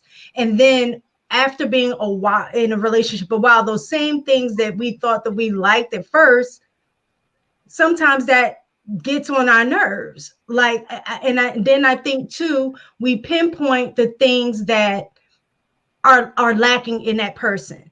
So, and I've said this before, like with my husband, it would be certain things that I always came in like, dang, he didn't do this. Dang, oh my God, I got this. So that was my mindset a lot of times. So I always focus too much on the negative, that I didn't pour into the positive. But once I changed my mindset and realizing that was really me, I was projecting a lot of the stuff that, like my own childhood, like just feeling like I didn't measure up to certain things. So I always viewed everything with, that wasn't good enough. That wasn't good enough. That wasn't good enough. But when I changed my mindset, I began to see all of the other things that he he brought into, and that just changed the dynamic. But I think as women or people in general, a lot of times we look at the lack as opposed to looking at the positive aspects. Real quick, and then I'm gonna let you go, okay, Coach K, because I know your hand went up. So back to what I'm asking. So, because I want to go through each one of these, okay? So you gave me a list. Can you re-give me that list, Coach? Lady Di. A thug, money. A thug. Okay, Yes. that's in the eye of the beholder. They do. They want that. You ain't gotta say thug. Just somebody that's tough and That has the protection quality. Yeah. Okay, protector. Go ahead. 6 figures, money. Okay. And But does it have to be 6 figures? Does everybody out here looking for? Yeah, they looking for 6 figures. Yeah. I don't think so. I don't think so either. Majority of women want 6 figures. Okay. I know people don't want you to be in poverty, but I didn't know that they were like, oh, you gotta make 6. Like, I'm counting the numbers. Like, ask them, ask your friends, whoever you around, ask them. They'll tell you. I don't have to. I think that's an ideal. I think most people want to shoot for the stars, but understand that they may not necessarily get that. Correct. So I think that's where that lies. Like, yeah, I might want somebody to make $1 million, but if I meet somebody that doesn't make that, am I not going to be with them because they don't make it? Right. You know what I'm saying? I don't so think you just want him to be financially sound. Is that cool to say? Like financially responsible? No, Sam, because they speaking to preference. When you talk about a standard, mean I'm speaking to preference. I prefer you to make 6 figures, sure, but if you have a lot of other redeeming qualities, then I'll settle for beneath that. But the starting standard, in terms of my preference, is 6 figures. That's what it is. And any woman say otherwise is lying. Okay, so we'll stick with 6 figures. And what is the average look that women are going for, that women want? 6 feet. They go for dad bod, so I can't even speak on this. Like, what are we doing out here? What? Sorry, I'm like on one tonight, but now I'm comfortable. But no, women will go for dad bods. I can't do it. Like my husband's in the gym. Dad bods. Oh, yeah. Okay. Yeah. I say 6 feet, tattoos, beard that connects. Okay. That connects. Yeah. Those are not the things I think it's based on the age group. I think it's different. I think the younger women, maybe in the 20-year-old, 20 to 29. No, come on. Older woman. Come on up. Like 32. They ain't gonna let you stay in the 20s. Come on up some more. 30? I'm like, you said dressing well. That's a big one. Yes. Dressing well doesn't have to be dressing well. And that doesn't mean it has to be all these like really expensive brands. It means wearing clothes that fit you, in that, like you have yourself together, kind of like what we were talking about before. You're not wearing baggy stuff trying to hide. Yeah. You're clean cut, or however, if you have a beard, it's clean. You know what I mean? Like, that's a big thing. So why are these things? I know the height thing, because I know most people, like, that's not my, but why? So what is unrealistic? Why do you think what is the most unrealistic thing that you think that men are really getting pushed to the side for? Money. Money. I really thought women. I think women control. I think women be liking short dudes more. I don't know, man. Yeah. I listen. I agree with saying that they be one. Listen, I'm 6'6", right? So for me, a lot of we gotta throw that out there real quick, y'all. I mean, shameless plug. Go ahead, boy. Hey, yo, chill. Bang. No, we had that talk on what's the name when everybody met me in person when we was at the joint. They mentioned it on live before, so I ain't trying to say that now. But I'm just saying, like, I hear women be saying they be wanting tall dudes, but like next thing you know, I be seeing tall girls or women that's taller. They be walking around sunning the man that they with. They be taller than them. But that's because it might not be a deal breaker, though. It's a preference. It's not a deal breaker. So I want to talk about the deal breakers. The deal breakers. Okay. Because we can all live in la la land, but what is the average person really walking around like? When you're in you see people in a relationship, who are they with? La la land. Nah, Shan, I don't think. I think that is a deal breaker. Like, and this is what I would compare it to, right? Like, women say they want tall men, right? The same, or they lead as if they want tall men. They fetishize over whatever the case may be. But it's the same as men who fetishize over these 10 Instagram chicks, right? You may see them out with one, but in terms of when it's time to get serious, that's not the one you see them with. It's the same with women in regard to height. If we talk about, women to mess with short, sure, women to fuck short dudes, for sure. But look at the engagement pictures, look at the marriage pictures. More times than not, that man is taller than her. That's a fact. But he chose her. But go ahead, Ali. I think y'all y'all date for security and control. What I noticed, and I asked, we seem like we all old enough, right? Men sex down, always sex up too, but they want to marry, they want to date up. Women, brothers, y'all let me know too. What I noticed since I was like going to high school, going up, women sex up and they date down to control the men. Like they know that man ain't going nowhere, and then he lived through her. Like he a trophy wife to her, and she know it. So just to control him, she date down. I see a lot of women who date down, but they sex up. They have sex with the guy they really want on the side, or they'll temporarily leave him. Hey, I don't think we should work out right now. They have to be that way if you think about it. A woman naturally is supposed to date up. She has to always be looking for both. Men are having sex. Men will have sex up. We always going to date down, but we trying to date as high as we can. But we have sex down and up. But we want the best woman we can get. Men do want the best woman to get. But at the end of it, we have to date down because the woman always has to look up to the man. She has to look up to the man or it's not going to work. Women, when I was growing up, I noticed women were dating up. And when I got to high school, women started dating down, but they'll have sex up. And they'll even have it put on a hold. They'll put the hold on a relationship just so they can have sex with the dude they really want. But they're not willing to do what they need to do for the guy they want, because the guy they don't want will do anything they want for them. So it's not unrealistic. They're dating. What I'm saying is that the roles have, the woman is supposed to earn the man, and then the man pedestalize her. She wants to earn the man to earn her now and be pedestalized immediately before she earns him. That's what I'm saying. So then she dates down so she can control the guy. That guy ain't never going in. Most men that women are dating now will never go anywhere. So she ends up settling or leaving or cheating. I would have to agree with that, because when we looked at the divorce rates, most of the time the divorce was higher, at least in our community. I'm sorry, but the divorce rates were higher when the woman was the breadwinner in the relationship, or she was responsible for so much. The percentage was, what was mistaken? But that wasn't just in our community. That was across the board for women in general. Right. But what I'm saying is what Ali said just a while ago. Women don't want to work for their man, but they'll go work for their job. They'll go work for that degree just to pay a woman to take care of kids, so she ain't got to do it. She don't want to be home taking care of the kids. She don't want to work for a man, so she go to work and make her own money just to go pay another woman to take care of a kid today. That's what's happening with modern women. You don't want to do what you're supposed to do for your man and work for him, and then you lose him. And you have a man, you want to get the guy that works for you. And this is what I'm saying about being lazy. Our women today is being lazy. And just our generation in general. I think both men and give me 2 seconds, Ali, because we're gonna get back to being lazy. Because you know who else is lazy? That chat. Because those likes are not up. Can you please just take 2 seconds and move your finger over and just push like, and then we can carry on. I thought I pressed like. Who? Me? Hit the like button. I'm just saying people in the chat. Oh, yeah. Get the likes up, y'all.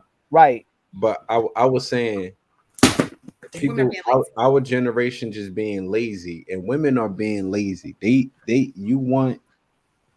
me ask y'all a question, fellas. Do you respect? How much more respect would you have, or no? Do you respect a woman more that was with you shooting in the gym before you became successful, or when you became successful and then you found you a woman? Like, not that you won't respect her, but do you respect her the same way as a woman who was with you shooting in the gym? I say this all the time, bro. I'm never like getting an actual girlfriend while I'm up. If you was there, like when I was hooping, right, my girlfriend in high school would have been with me to the end just because she was there in high school. Like if I would have went to the league, I would have stuck with it because I feared not being able to trust nobody ever again. You know what I'm saying? Like, people pull at you in unbelievable ways. They think your money is their money now. They expect everything under the sun from you. They have these unrealistic expectations for you, and you just trying to maintain or hold on to some type of normalcy. So shooting in the Not gym, to literally. interrupt, Marcus, can I ask you a quick question, even though I'm interrupted? Mm-hmm. You had the baby? Yeah. Yes. Oh boy. Look, me too. Right. Congratulations, bro. Yeah, me and Ali had this baby on what, Saturday? I had my baby Saturday. Oh, Yeah. okay. God, we got two. No, Sunday. Congratulations, guys. And my boy came that morning. Right. When the doctor, okay. You know, we waited until the very this conversation, but it just popped into my head, and I wanted to ask. Congratulations, you too. But to add to Ali's answer, what I believe now, I think it could, back then, I guess it seemed a certain way to men, and it didn't matter more if a woman was building with you. But the way I see this, and Trill, the brothers can speak for it. I don't think a woman can outserve a man that really loves a woman. I want a woman that tries to outserve me. So you ain't gonna be able to outserve me, but I want you to try to outserve me. That's what kind of woman I want.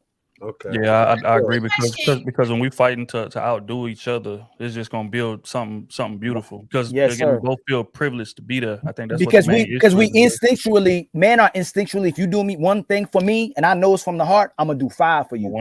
Yep. We got it drives us. That's where the competition needs to be. Like Right. everybody talks about men and women are competing, Right. and I remember hearing an older couple talk about that. Well, a guy, he was saying like his wife went to go get therapy or something. He was like, "Oh, I ain't gonna let her out therapy me." So he started going. And in regards to that, what they were learning in therapy, they were applying in their marriage. Right. And they started competing against each other of who's gonna treat each other better. That's your destiny, is to keep men on their toes. You supposed to challenge us, but you're not supposed to try to outthink us. You're supposed to try to outlove us. That's the problem. Gentle challenges. Gentle challenges is what I'm talking about. Real question. True. Let me ask you a question. Oh, I was. Go ahead.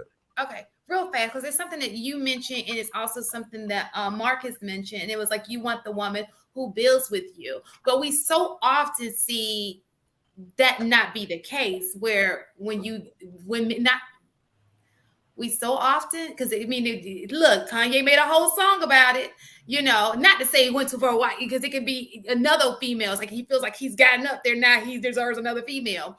But even if we look at athletes, you know, I think LeBron dated his what's the light-skinned guy name? Steph Curry. Okay, Curry. He married his, but a lot of times that's not the situation. A lot of times that woman who probably was with you on is not the woman who shares the. No, wait. Well, listen. What we're not going to do is talk about the 1%. We're talking about. Let's talk about the majority. Well, let's talk about majority, because majority of people, men that are successful, normally they was already married or with the woman that helped them build. They didn't become successful by themselves. Most successful men, and that's from, when I say success, we're talking about people who are financially stable. That doesn't mean that you're rich. We just talking about people who are financially stable. Most successful men are successful, and they have a woman that was with them. So we're not going to talk now. We talk about the exceptions to the rules. That's a small number based upon really no one really do anything by themselves. Let's just be clear here. But so we have this whole mentality thinking that happens. So when we have these women saying, "Oh, I want my man to already be a made man," how much trust do you think he's going to have for you? I know y'all. When you pray for rain, you got to deal with the mud too. So yeah, you can find you a man that's already successful, but now you got to deal with what comes with that. Because of course, in his mentality, is like, of course you want me. I'm successful. I'm sure you want me. It's you and the rest of them want me. Well, who was with me when I was by myself and no one wasn't there and I had to suffer to get to where I'm at? You was not there with me, and I don't really have. Not that he won't respect you, but it's not the same as someone who was helped build building with. So are majority building or no? No. Women ain't trying to build with nobody. They just trying to do shit on their own. That's what I thought. Yeah, I agree. This new generation. I like her. But I have a question real fast. Then I'll let people ask the question because it goes along with what his question is. But why, if that is the case, and there are so unless, because I do know that the numbers support men who have, you know, a certain educational level and all of those things, and I agree with what you're saying, but why is the marriage rate so low then? Because they don't trust you. The quality of women. But if it's a person who is with you, because most people are just not single. If it's a person who's with you and she's rolling out with you for whatever reason, and it could be like you got her as a placeholder. She doesn't know she's a placeholder. She thinks she's really investing in you. Okay. Mm-hmm. And then this girl is with you and you end up not marrying her. You understand? Don't do that, Shan. No, for real. The stats show. The marriage rates are down. Marriage rates are down. And cohabitation relationships are on the rise. Yes, it's increasing. So that's the thing. Men and women aren't marrying, and a lot of times, since men control marriage, women are stuck. Well, they're not stuck. They can opt to leave. There we go. Yeah, I was just about to say that. But mistaken. But they're in that relationship for years. I'll let you go next. With the hopes of marriage. But mistaken. If that's because they're not paying attention to men who've been telling them. I heard Trill said this before. Plenty men that's said it doesn't take long for a man to know if he will marry you or not. Why are you wasting your time, sis? What you're not going to do is hide, because really reality, most of these women ain't trying to marry the person who they cohabitating with. Thank you. So let's see. This is what we not, but they get to do the gaslighting because they down. Because they get to do the gaslighting because yes, it's men who's supposed to get on one knee and ask, but they know if they really don't want. It's so many women. I've been engaged. I've been proposed 2 or 3 times before. They done said no, so that means they've been proposed by men who they was having sex with, and these dudes believe that they would. You know what? Man, the sex was good. She cool, and proposed to her, and she wasn't ready for marriage. But it's a gaslighting thing. So because and can I add to what he just said? The main point I'm trying to like I want to say to what he's saying too is that just like Lori Harvey, right? She got Michael B. Jordan. I'm gonna say it again. She got Michael B. Jordan. I thought they were cute together too. Tom Brady's wife had the GOAT, right? When they change their mind, all women support them. They have the right. All women always have the right to change. No. Hold on. Y'all, we don't do that, right? We don't personalize it. We saying in general. She has the right. She has the right. She has the right to change her mind. She has the right to do what's in her best interest. If she grew apart, she grew apart. When men do it, he was a dog. He's sorry. He didn't take care of his responsibilities. He ran away from it. He wasn't a good leader. So if women always have the right to change their mind, and if a man got money and the woman he was with was the woman he was just with her for a little bit, but he really didn't love her like that, don't he have the right to change his mind? Well, it's a difference because that's different because Lori came when he was already established and she had her own thing. Oh, I'm speaking specifically for if you are with a guy and you're boosting him, you are that person who is motivating him, and then he gets to a place of because people do have that woman who's, he may not be married to her, but who was there, she probably even put her name on the loan for him. Because you got women like that. And then he leaves you like that knocks what Ali is saying because he's saying, oh, I want to be with the woman who helped me get there. Wait, hold on. Leaves her in a marriage, or are you talking about marry her? Which one are you talking about?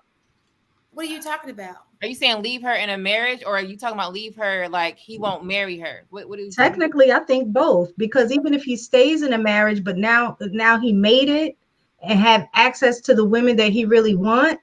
We hear it all the time on here that, when men make a certain level, then they have options. So even though they're still in a marriage, they're choosing their options. So technically they left the marriage, even though they're technically married. You understand what I'm saying? Right. It's so go ahead, Ali. We're speaking about the exceptions to the rule. It's not that many men that's with a woman that she was with him shooting in the gym. Thank you. I was about to say that. Yeah, and he left her stinking. No, that doesn't happen. That's right. not. Listen, right. It's very rare. It's very rare. It's very rare. Shan is very rare. I was about to say we're trying to maximize. Yeah, we do that a lot. We're trying to maximize the exceptions to the rule. Right. Does it happen? Yes, Shan, it happens. But that's if you want me to waste my energy on something that's an exception to the rule, I'm gonna flat out say those men are wrong. Those small minimum of men that does that is wrong, but that is not the majority of men. It's like a bro. Hold on, real quick. Even those men who quote unquote leave, they tend to come right back to their original woman. And just like we said, we ain't gonna talk about the 1%. I think the 1% is a great place to talk because y'all right. In real life, like I said, I don't know nobody that's married to a woman that wasn't there when he was broke in real life. But that's real life. But let's talk about the 1%. We talk about successful people all the time. And the marriage rate of those successful people. If you pull up that millionaire list, if you pull up that billionaire list, and you look at who they married to, look at the length of those marriages. Those marriages are not 5 years, 3 years, 2 years. That's 30 years, 20 years, 40 years of marriage. So again, even in the 1%, we can go down the line. Denzel Washington, Steph Curry, LeBron James, Russell Westbrook. We can go down the line. Most of those men who are married ain't got to the league, got the money, and married an Instagram chick. It don't work like that. Now they'll fuck the Instagram chick, sure. But in terms of marrying her, no. A man is gonna marry a woman that I know wants me for me. Now I may go out here and entertain. I may because you're right. At one level, a lot of them dudes didn't have access to the number or the caliber of women that they want, right? But a lot of times it takes for those men to go actually deal with those women that they thought were high caliber and realize, wait a minute, it ain't what all our crap. What no, she cracked up to be. So let me go back to the woman that I know got substance and that I know was there when I was broke, and she loves me for me. And that's who I'm going to marry. And if he hasn't married her, then he's just not marriage minded. But in terms of when he's ready to be married, I'm going to go get the woman that I know for sure has some substance. Right. Yeah. So 2 things. The first thing, brothers on the panel, how many times have you bring like women first? I'm what Shan, a lot of women does what Shan does and takes credit for the brother being successful, right? They go, I helped you. Yes, y'all do. I motivated you. I motivated you to be a businessman. I motivated you to be an NBA player, NFL player. Brothers on the panel. How many times when you tell women the same thing that they hate when you try to take credit for something you helped them do? Have y'all been in that situation? All the time, right? That's why they laughing, right? So a man could, right? Look, I mean, Shan, Shan, I'm sure you. Hey, Shan, I do this for you. Why do you keep telling me what I'm doing for you? You never said that to a man. I believe you. I don't believe you. Yeah, I don't believe you. Hold on, let me interject. Hold on, real quick. Shan, you hit him with the. If I can't do anything, I know how to motivate a black man. That's right. So same way. Again, I'm gonna go back to the women. Woman would be a broke dude, and she's growing. She's making progress. He's not doing what he's supposed to be doing, but he's trying to take credit for what she's doing. And all of a sudden, she say, "Hey, we grew apart." You know what I'm saying? You know how many times y'all hear women say that? They'll lead a dude and say, "We just grew apart." Look, I love this. I love her right here. But Amari, but continue. Right now, she's happy. Right? She wasn't happy when she married, but now she found happiness in being without the man. Right? But I'm gonna tell you what Jay Prince told you other day, Shan. If same way that guy didn't motivate that woman to marry him, if you doing all this motivating and making this guy successful, making the NBA, NFL, why you ain't motivate him to marry you? You're right. Can I just say? No, you're at look. You ain't gonna never look. I know I take accountability for it, but guess what? That's a motivation for you. Look. Even with my situation, it's better than a lot of situations. My situation is still better than a lot of situations. Okay. Wait, explain that. Yeah. What you mean? I like her. It just is. I'm gonna keep saying it every time she says It something. just is. You gotta remember. Let me tell you this right here. Let me tell you this right here. You gotta remember, I deal with kids on a daily basis. Our kids. And there are what comes through my path. It's not, and I'm sure mistaken can. If I had to judge it by my offspring, I would say that and my kids are in a better place than a lot of kids that come my way. And I've been doing it for 20 years. And I'm not playing. If I had to, I can't judge your household because I don't know your household. But when your kids come in, I teach 150 kids a year. When your kids come in, it's not looking really good. And that's the majority. But you judging it based off of what you your kids? No. No, let me finish. Hold on. So your house is what you make it. So just because you see fucked up shit don't mean your house got to be fucked up. You make it how you want it to be. So that's just the area that you're in where people don't want to succeed or whatever. We're in different areas. It's not true. We're in different areas. I've been in an affluent school. I've been in, my passion is at risk. So of course I know I'm going to come across more of that because I know that's my purpose. But we just see it. You can clearly, a lot of times, you can clearly tell, those students who have both parents in a household, or if it is a single-let household, you can tell based on the way that child is, if that particular parent is an involved parent. You can because clearly tell. Sometimes even in a two-parent household, the parents aren't involved. They're both working. That kid is out there fending. Like who said it? You make money and you want to get a nanny or whatever it is. So when I look at and mistaken has been she moves around a lot. Like she don't stick with one school. She just hops. So what I'm saying, little lives to save. She done been all around Atlanta. But what I'm saying to you, if I were to judge it off how well our kids are doing, it's not looking good. It's just not. So you're saying based off of that, your situation is being what? Because I judge how I am and how I move off the what I produce. Because my kids mean that much to me. Absolutely. So what I leave behind, that's how I measure my value. That's just me. Because I take that much pride when it comes to my children. But what I'm trying to understand what you're saying, that your situation is better than what? Because he was saying, so even though I did not get married, and I take accountability for that, what I'm saying is I'm still blessed. Because even though I'm not married, my kids have a great relationship with their father. You understand? We do a great job co-parenting in our kids' life. It's a healthy relationship. Our kids are striving, and that to me means a lot. Yes, I wish I would have been more focused on marriage. I don't know where my head was at that point, but given the circumstance, when I take the grand scheme of things of what I've seen, I think I did a pretty decent job for the circumstance. Look, Sharon, we're gonna have to move the conversation along because you're using personal. He brought up personal. He brought my personal. No, but that's which I get. But you're using personal basis to say that my situation is better than people's, but then you don't want to take questions as to the situation personally. So it would just be best if we just move. Oh, that wasn't personal, Shan. That wasn't personal. No, Shan, that was. Hey, did y'all? That no, it wasn't. No, it was not. It's not personal because he said, then why didn't you motivate him to marry you? Y'all, what if I didn't know she? No, it was. No, y'all don't do that. No, it was for general. I did not. I would, Shan. You know, we've had conversations. You personalized it, right? But I would never do that.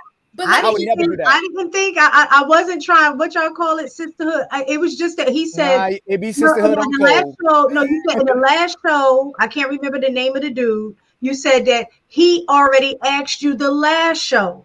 Why couldn't you motivate the dude to marry you? And then you repeated the same question again. So to me, that's generally right.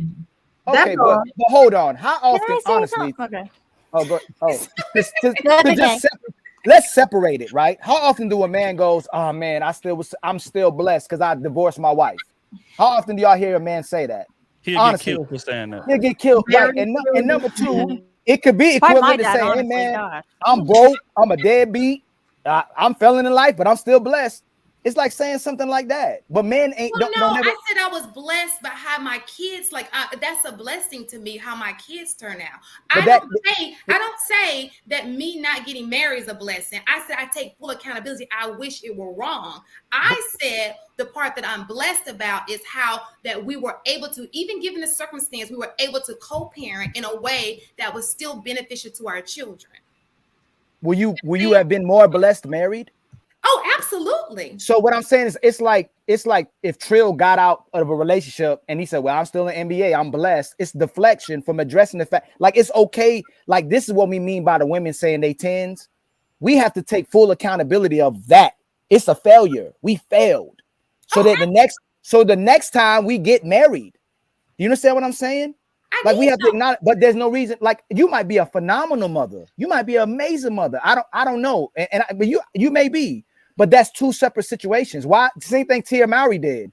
No, your relationship failed. You allowed the relationship to fail. You didn't keep that husband, which you should have. You have that husband for that long. There's nothing greater than staying with that husband and the children of your father. We weren't married. No. What I'm saying is that I'm saying is that as men, I'm so happy with being with dating to a marriage. I was so happy. Now I'm divorced.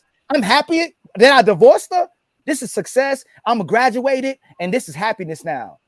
That's so disingenuous, and women applaud it all the time and applaud breaking up families instead of us acknowledging. Can I say something real quick? I don't think. Of course. I think just two things, and one of them is about like the topic we had before. But it's like, yeah, we can admit that we made it, and I'm not talking about anyone's situation. I could even talk about mine. But like, we can admit that maybe where we ended up isn't how we wanted it to be. Maybe we made mistakes, whatever. It's not pretty, but this is what it is now. So what do we want to think about it? Because how we want to think about it now is going to affect what we do from here on out, and then may affect if we're going to, do better or keep improving or maybe digress. But then not saying that, like, yeah, you're just thinking, wow, I got divorced, that's so great. But then the second thing is, are couples really talking and like, you owe me for your success. Like, without me, you wouldn't have it. Like, are people really having those conversations? Because I would think who cares at the end of the day? Because I mean, of course, I'm going to give, if my man's like the breadwinner, of course, I love giving people credit. If anything, I don't give myself credit, and that's my own problem. But it's like, this is affecting the household. So who cares who did what? You know what I mean? As long as you both are taking part of it, we don't need a nickel and dime. You know what I mean? I just wanted to like throw that out there, but that was from before. So, okay. Yeah, no, but Coach K, people definitely do it, man. Like I done heard women in the midst of arguments, like you would have never started that barbershop without my money or without me pushing you to go do this or do that. Like, so it happens a lot. Is it petty? Sure. I agree. And me personally, I would never do that. That's just not how I am. I don't brag on favors that I do for them, especially somebody I love, that I'm in a relationship with, because you helping him get the barbershop help y'all family situation, right? But I think, it's a lot of people that want credit more so than, continuity of the relationship, especially during arguments and rough times and shit. They'll throw that in your face in a second, what they did for you. So yeah, no, it definitely happens. And to be totally transparent, I think women do that more so than men. Mm-hmm. Anybody else want to add to that before we go to our next subject? Okay, so the next topic. Besides the video, nobody says nothing. Yeah. Nobody says nothing. Okay. Email Udoka. Oh, sorry, I meant to explain. It's audio, so you have to listen to it because it's copyright. So just listen to the audio. First of all, what they did was wrong. You had no business having relations with another man's wife if, in fact, those women were married. It's wrong. Husband, white, black, purple is wrong. Adultery is wrong. But it's even more wrong because you chose to go outside your community and do it. It's even more wrong because you chose to go into the white power structure and do it. They were not chastised because they committed adultery. Celebrities do it all the time. They were not chastised for that. They were chastised because they failed to keep in mind that black men get the white women that other white men genuinely do not want. You don't get the top of the line white women. You don't. You get leftovers. Look at most of our celebrities. They did not marry women who came from the richest white families. Black money and white money don't behave the same. New black money and old white money have two totally different personalities. New black money will jump on any poor white girl and make her a billionaire, Tiger Woods. Rich white money doesn't operate that way, you see. The sin of Ime Udoka and the sin of TJ Holmes is you had an affair with a white man's wife. This is a desirable white woman. Somebody loves her and is married to her, and you had the audacity to take her away from her husband being a Negro. That's why they had to be sat down. And if I could speak with Ime Udoka, I would have to ask him, on top of all that, you chose a woman from the Mormon church. Her family is Mormon. The Mormons historically are one of the most racist denominations of the Christian religion. Did you know they did not ordain black ministers until 1978? Their most famous leader, Brigham. I don't know about that Mormon thing, so I'm gonna just lock that off. But what are you guys' thoughts about, the information? I'm sorry it was no video, like we couldn't show the interview. Thoughts? I'm just not sure how. That's Dr. Umar thing. Like, he gonna make it a race thing at the end of the day. But I mean, men is gonna cheat regardless. It don't matter if the owner was black and his wife was available. A lot of men are just gonna cheat and just take the opportunity, especially if you're a head coach and you're in a position of power. You a star. Her husband may be in the front office, he may be an executive, but if you're walking down the street, nobody know who the hell the vice president of the Indiana Pacers or the Boston Celtics is. Nobody knows that, but the head coach is on TV all the time. So that brings you star power. And the thing about men, like, we just gonna keep it real. A lot of us, it's hard to turn down that available ass. And women who are married are worth more points.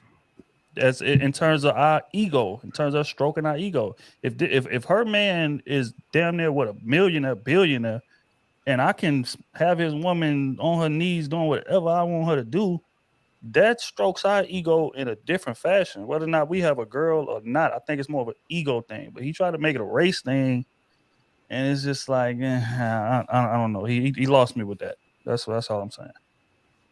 Okay. Anybody else want to add? So I get the point he was trying to make.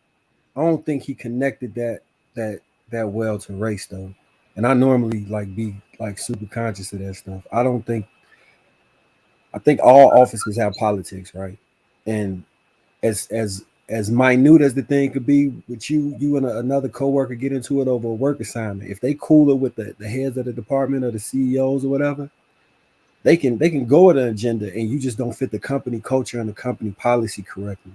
So if you because he 6'5", 6'4" or something, he a real big black guy, you already at all times got to be cognizant of your physical presence when you're in rooms and the attention that you may get. But he was also talking about TJ Holmes as well, so I wanted to make sure you guys tune into that. What's TJ so I'm not real familiar with him. Okay. Okay, so Good Morning America anchors. Yeah, those two reporters, the black dude and the white guy, they got caught cheating at the cabin. They had a whole Airbnb situation. In terms of, they both of them was married, and both of them worked together every day, literally sit side by side, co-anchors, and they fell in love. And they were seen out at the bar schmoozing because one of their spouses hired a private investigator, and they was following them around. They caught them at the bar. They caught them leaving out the cabin. They caught them grabbing her ass. They caught them doing a bunch of intimate things, and it went viral. And then they had to come back on the news the next day or the next week and act like nothing happened. So that's the story. And now that news station has fired both of them. And no, they brought her back. Right. He's fired, but she came back. So back to company. When did that happen? When did they bring her back? That's what I be talking about. She's back. Wow. Oh well, you know what? I might have to agree with him then if that's the case. Initially, I was just saying that there's company culture, and some people have ethics clauses within contracts. I think Jordan had one about not having any outside kids in his original Nike deal. When you represent a brand or a business and you're the face of it, you have a more stringent expectation on the standards that you're supposed to uphold in regards to that brand. But if they allow her to come back, I don't know, he might be something to that because they both as guilty as, you know what I'm saying, or make. Yeah, I'll have to know a little bit more about that situation. Well, That's let me just say he is suspended and she was allowed to come back. Some of the allegations was this is not his first offense. And so they brought it on that way, saying, "Oh, they're gonna do an investigation because he's this is his thing. He goes around in these relationships, so to speak." And that was their way of saying she can come back, but he can't come back. So she messing with him, so she never did nothing else with nobody else. So she just in the clear. Like that's BS. Ain't no way she was doing that with him. She ain't had nobody else she fucked with. I just happen to think this is just my personal opinion is that many times I do think Black men are penalized, and I could just looking at the school system just in general. Black men are penalized a lot harsher for things that their white counterparts do, even if they're doing the same thing. So for instance, in school, when we look at the stats in terms of suspensions, typically Black and brown students, and I'm going to say specifically male, are suspended at higher rates for the same behaviors when compared to their counterparts. And so I look at this situation kind of the same way. But part of it is the caveat to that is there has to be accountability as well. If you're putting yourself in a situation that you can get punished, then the consequences, however harsh they may be, falls on you as the individual because you knew you was doing something wrong to begin with. So I like it sucks, but if you know the consequences are going to be harder on you, just like the men tell us about the consequences of having unprotected sex and getting pregnant. We need to think about that because the consequences of that decision with us getting pregnant is going to weigh heavier on us than it will them. So in that same mindset, when you're doing stuff like that, and typically that the consequences are going to be harsher, you have to move differently. So I look at it a little different. And just to kind of clear it up, it's not that Amy has actually been reinstated yet, but they are actually shopping for TJ's replacement. So they haven't actively looked for Amy's replacement. I'm sorry, I just read on it. But she's still not back yet. Anyway, I believe that in both instances, nobody would have gotten suspended, fired, terminated, or anything had it not gotten messy. And I think that's what it came down to. It got messy. TMZ caught Amy and TJ out, and when TMZ gets a hold of it, it's going to blow up. With I forget Nia Long's Mduku or whatever his name. Ime Doku. Messing with somebody in the front office is just never really a good idea for a head coach. I mean, let's be real. I don't think it really had anything to do with race yet. And he tried to draw that parallel, and kind of like Marcus said, Dr. Johnson didn't connect that very well. So I don't think it was race. I think it was company's image. They had to do something. Can I just want to add this to any of the men in the chat that's listening? So if you are a man that moves a certain way or are attractive to women, you have to be hyper vigilant, especially in the work environment, of not falling victim to these things, because they'll show you pictures in the phone. They'll do all type of stuff to try and throw you some. So it's easy to go do something at lunch, but bro, it's a lot of money in the world, or it's a lot of women in the world rather. So don't risk the money that you're getting or the stability in your life that you're getting for some sex. If you're attractive enough that somebody at work want to give you some, you can step outside of that job and get some just as easy, bro. Don't do that. Just stay clean and far away from that, bro. Like for real.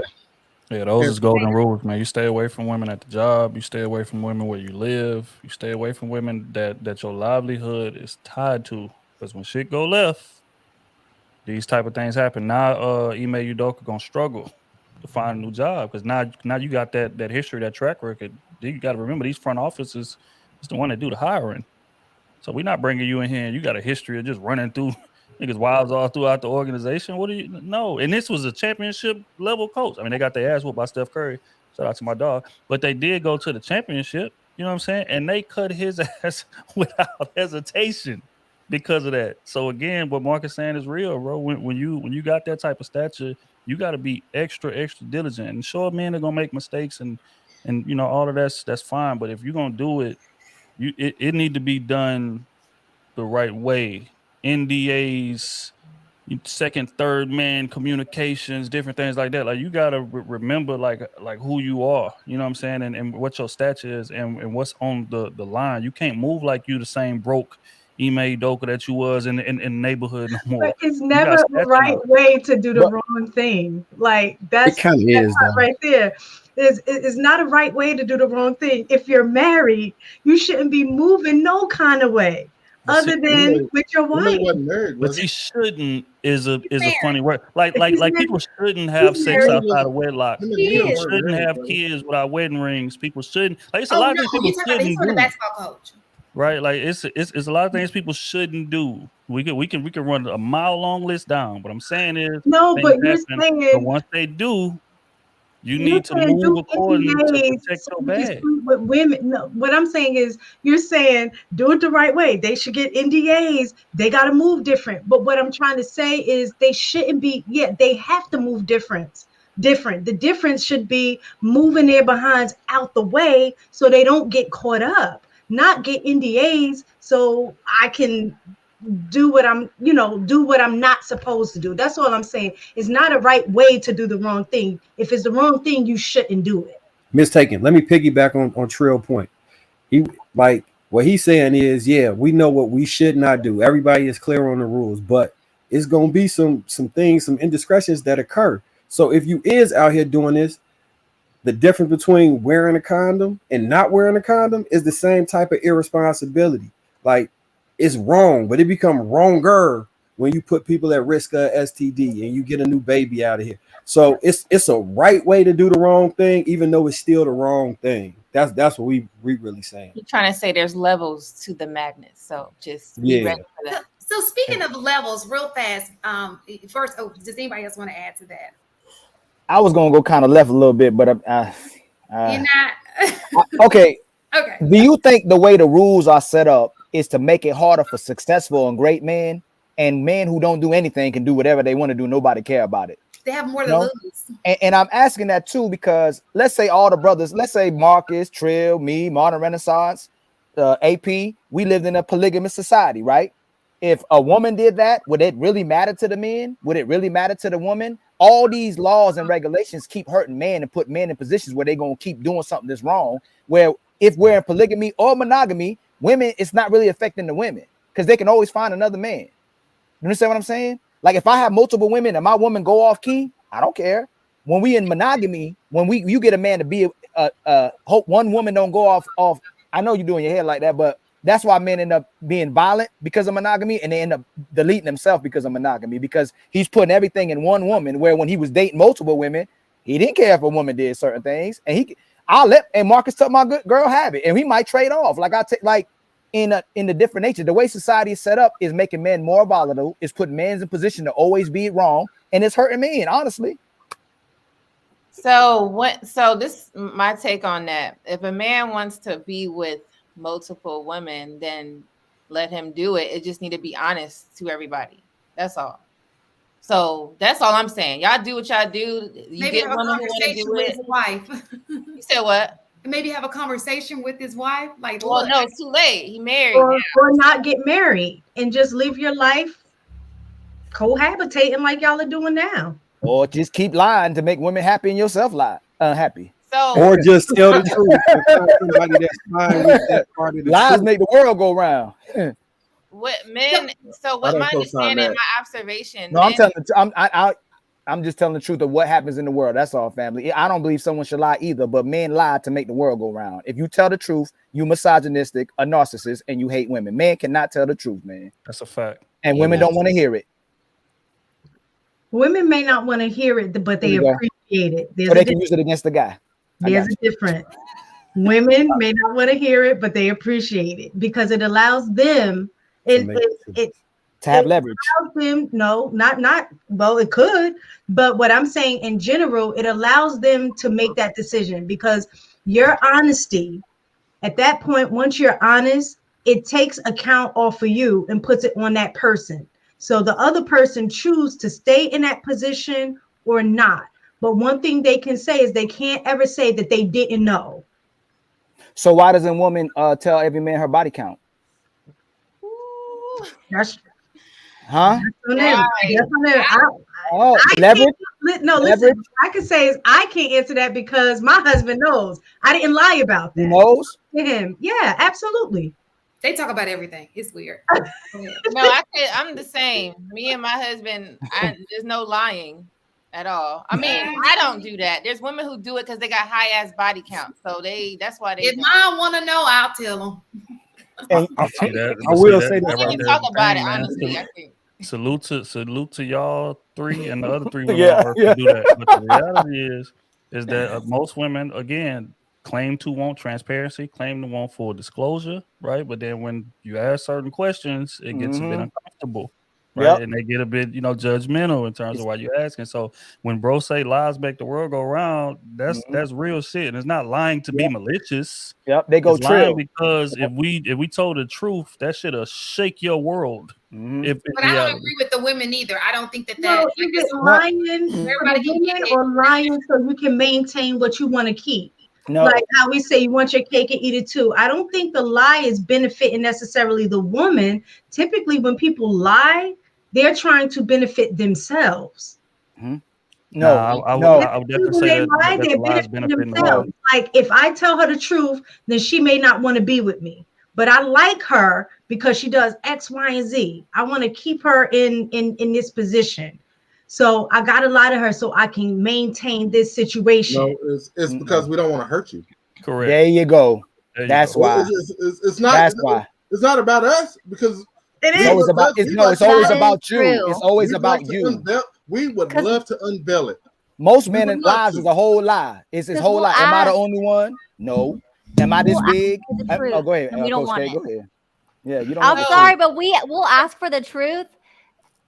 And I've been guilty of this. And sometimes I'm like, Katie, you asked it, but like, we'll ask for, hey, did you like if cooking or whatever? Hey, do you like this? And if he's like, it's like, oh, shoot, maybe I shouldn't have asked. But yeah, that don't mean you wanted him to lie to you. Like for me, I don't want him to lie to me. Right, but if my feelings are hurt, that's my fault. It doesn't feel good. Sometimes the truth don't feel good. But would you rather know than not know? I'm the type of person, regardless of how bad it is, I would rather know than not know. There's been times where I made some effed up meals that I'm like, this is smelling good. I know it's gonna be good, and then he eats it and I was like, how you like it? Because I know he's about to say, babe, that was good. You're like, it's all right.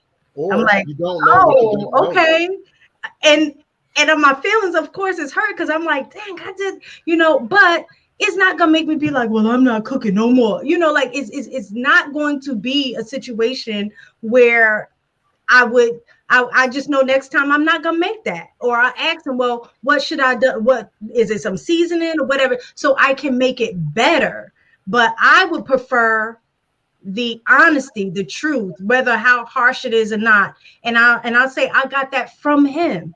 He established a foundation based on don't ever have nobody tell me something that I don't know. Don't let me hear something out in the street when it's something that you should have told me. So that foundation of honesty, regardless of how harsh it is, has been established by him. But see, Miss taking a think about men, is we're gonna go from Trill and Marcus, and then Martin just came up, so we're gonna let him speak. The thing about men is that men don't want to deal with unnecessary consequences. Because just like you say, you respect the truth, sure, and you may not, crucify him for telling it to you. But most women, there will be consequences.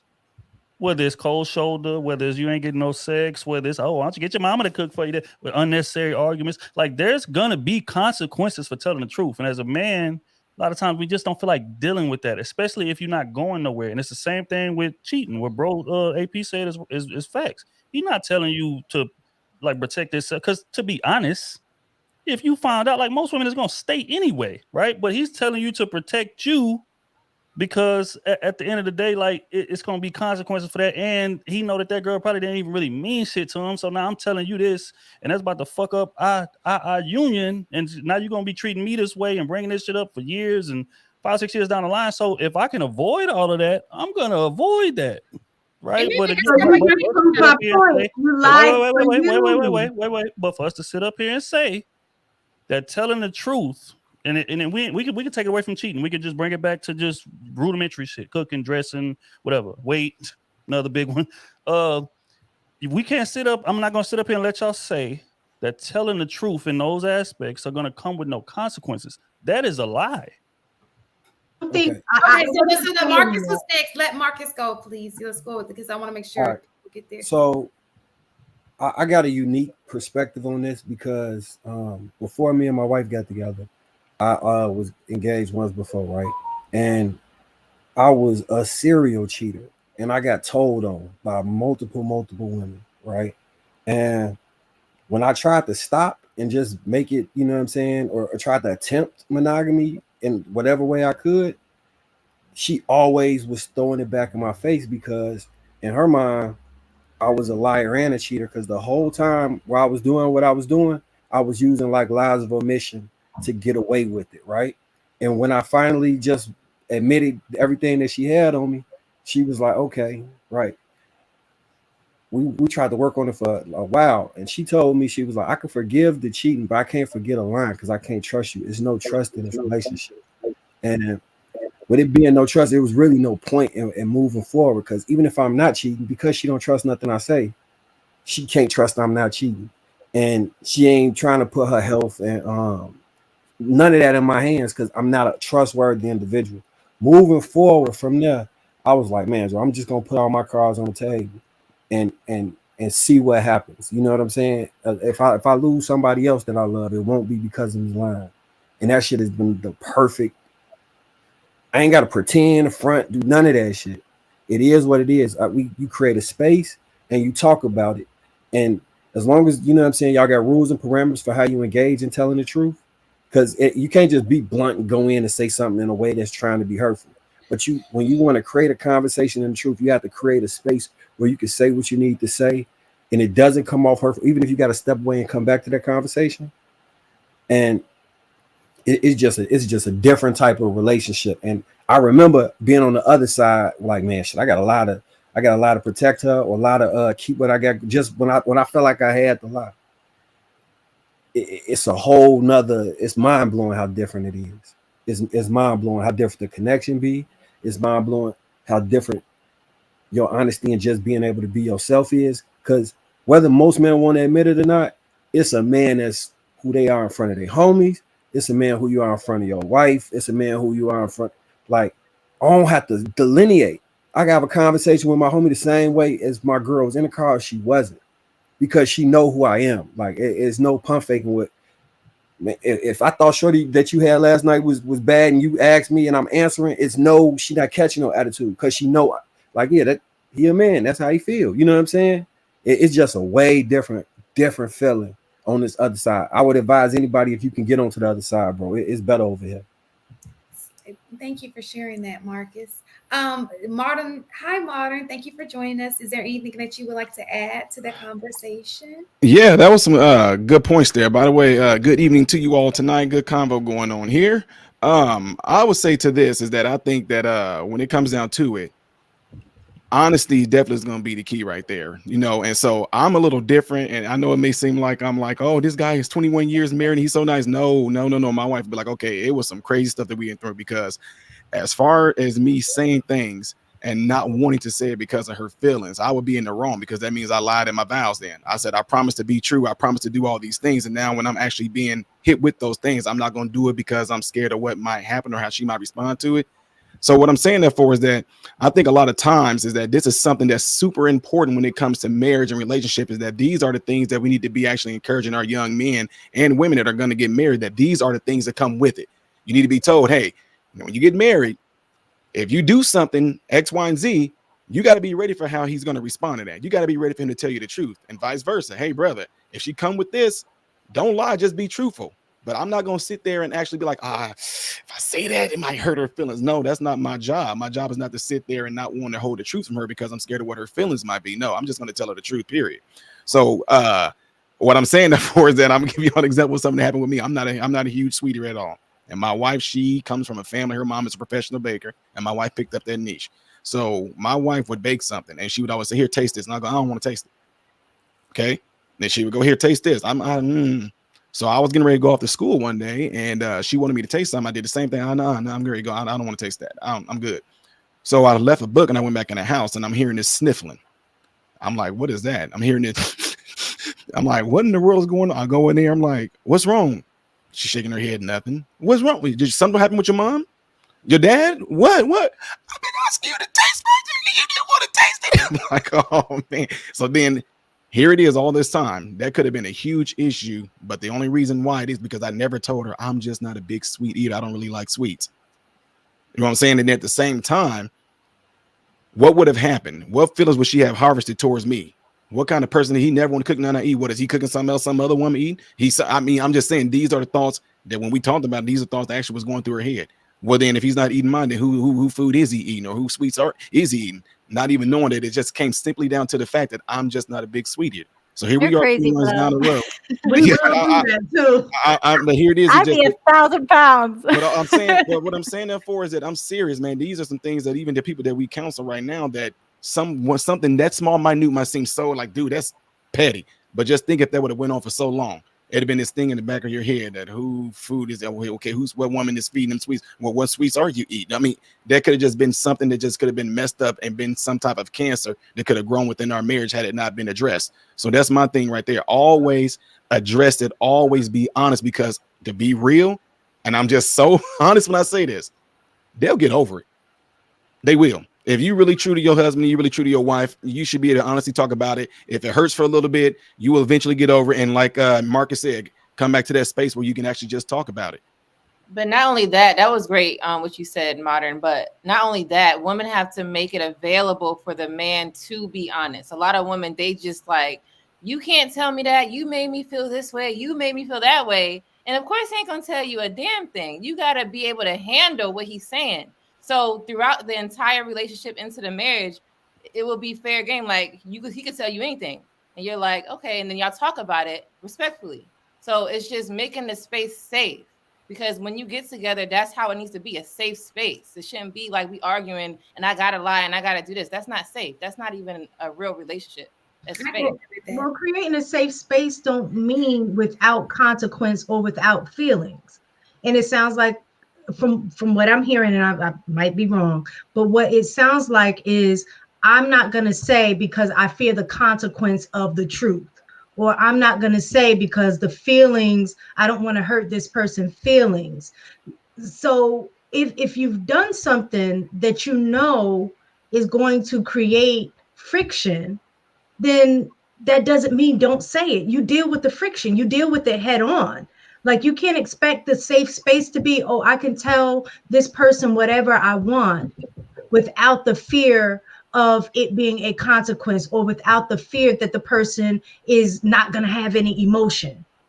Honesty, sometimes honesty is hurtful, but allow the space for that hurt to happen and a conversation to occur. You know, I remember one time me and my husband was having a conversation and I said something, and then he was like, you know, he had got upset or something. And that was what he told me. He said, yes, I don't want you to not tell me. He said, you know what I stand on, honesty and truth, but don't get it twisted. That doesn't mean I'm not going to get upset.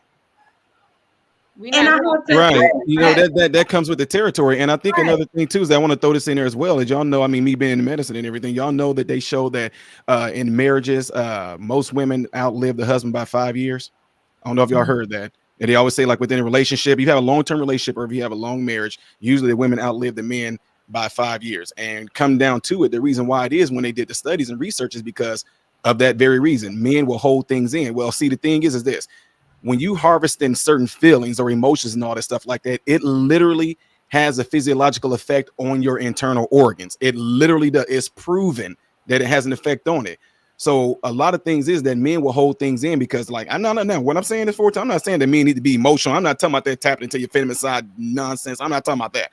I'm talking about the fact that you will sit there because out of that natural instinct for you to protect your woman, you're feeling that you're protecting her by not saying certain things because I don't want to hurt her because I'm protecting her. When all along by holding those things in, it eventually, number one, it will weigh down on the heart big time. It weighs down on the heart big time because all of us in here, one way or another, and in your life, think of a time when you were younger, even some grown people as well. When somebody says something to hurt you, where does it feel? Where do you feel it at? You feel it dead center right here, don't you? When you get scared or something like that, something scares you, feel it dead center right here. That's where your heart is not right here. Your heart is right here in the center. So what I'm saying that for is that when you think about if you ever had your feelings hurt or if somebody says something to tick you off, you always feel it right there. Now imagine if you never did get that out and that weighs down, that stress gets on your heart. It actually causes physiological effects. So Modern, I want to just throw this out here. Two of the ways that we're able to do it is one, we start all conversations with, I'm not trying to hurt you. Like that, the premise of this is it's never my intent. We're not enemies. You're not my op. You who I love. So everything that I'm communicating with you is to make us better or give you information you need to know, whatever that may be. And then the second thing is, if something I'm saying is too hurtful or whatever, you could take time to step away, right?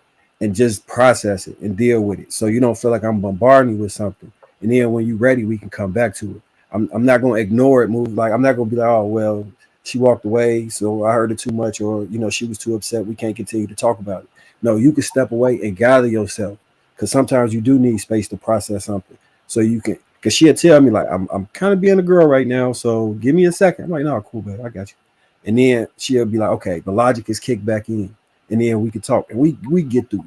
Y'all wouldn't even believe the stuff that we can get through. You know what I'm saying? Like, and that's normal. That's what I be wanting people to understand. That's normal. And man, embrace that. That's all part of the relationship. It's the same thing when I tell people when some folks pass away. No, I don't want nobody that I love to die, but I know it's going to happen. But when it does happen, go through the process of grieving, cry, do what you need to do to get it out. But in relationships, a lot of people don't do that. They think that having a happy relationship is always got to be skittle rainbows and unicorns. It's like, no, these arguments and that stuff like that, it comes with it. You're supposed to embrace that. And I'm not saying you should look forward to it, but when it does come, make sure that you are able to logically sit down. Okay, wait, I'm getting a little hot right now. So here, look, babe, we're going to continue this a little later because I'm just, I'm going, yeah. And you go and sit down. Most of the time, you love your wife. You're not trying to hurt her. You love your husband. You're trying to hurt him. Your conscience is going to kick in and somebody is going to be wrong, man. Somebody is. I mean, I apologize so many times on things that I was wrong about, even if I felt strongly that I was right. But it's all kind of times where I would sit down to my conscience, I meditate, I pray, and yeah, I was wrong about that. And I'm okay, babe, you want to talk right now? And she's like, nope, I don't want to talk right now. Okay, well, just you let me know when you're ready to talk. Might be a day, might be two. Okay, I'm good now. Okay, so when I did X, Y, Z, and I said this, I know I came off and I said it like this, and it came off like I was just being at you. I did not mean it that way, babe. I'm so sorry if it came off that way because I knew that when I said it that way, you immediately stopped listening to me and all you heard was my tone. I apologize. So what I'm saying is that, and then after that, you kiss, you make up. And another thing is might be something kind of throw in the pot, depending on how serious it is or how, the context of the argument may be. And I tell people this as well. I allow my sons to see that. My two boys are going to see what it's like to see conflict, to see argument, and then also to see resolution afterwards. They need to see that because otherwise they're not going to know how to do it when they get into one themselves. Not to the last part, but the beginning, in the marriage and relationship, it shouldn't even be all that going on. Like y'all should understand each other, not to trigger each other to even be apologizing like that. It should be more like happy. And if y'all got so many triggers, y'all probably need to work on the triggers, so you won't be triggered. And then just kind of like a smooth day. That don't sound like peace to me. The end part, I've never heard of that tactic. That's interesting. You said you let your kids see. Mm-hmm. Depending on what it was, depending on what the context of the I don't even like to call it argument. I like to call them constructive conversations. But depending on what it is, I'm like, they can hear it because they're going to see that these are things that you're going to deal with in relationship. And it's just being truth and honest. You get to see how women react. You get to see, oh, dad, you was just completely dad. Why are you always so chill? And just be like, okay, no, well, I'm still not doing it. Like, because I want them to see that now. Now my sons are 20 and 18 years old right now. And I love it because when I see them around their own cousins or I see them around other people that they interact with their friends and females, I love the fact that they're being logical. I sat there and heard them talk their own female friends through certain situations from a logical standpoint. I'm like, yes. I never told them though. Now, son, whenever you see a girl is in this is what you say. I never done that. They got to see it from their own dad.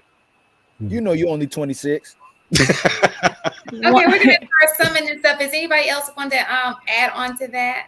One thing real quick, I was going to say is just two things. So not only I wanted to branch off what Marcus said, something that's important too for like both parties, but especially women, you know, if something is hurting your feelings, you need to stop and think like, what am I making this mean?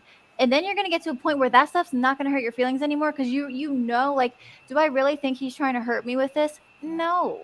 You know what I mean? So that will stop it in its tracks, and then you'll get over it quick eventually. You just got to work on it. And then the second thing was what Modern was saying with the contrast. Like in life, we need contrast in everything. So in relationships, in order for those times to be so happy, you have to have some difficult times. That doesn't mean you guys are hitting each other, fighting and yelling and stuff like that. No, but you're having disagreements or whatever things, you're having difficult conversations over finances. I don't know.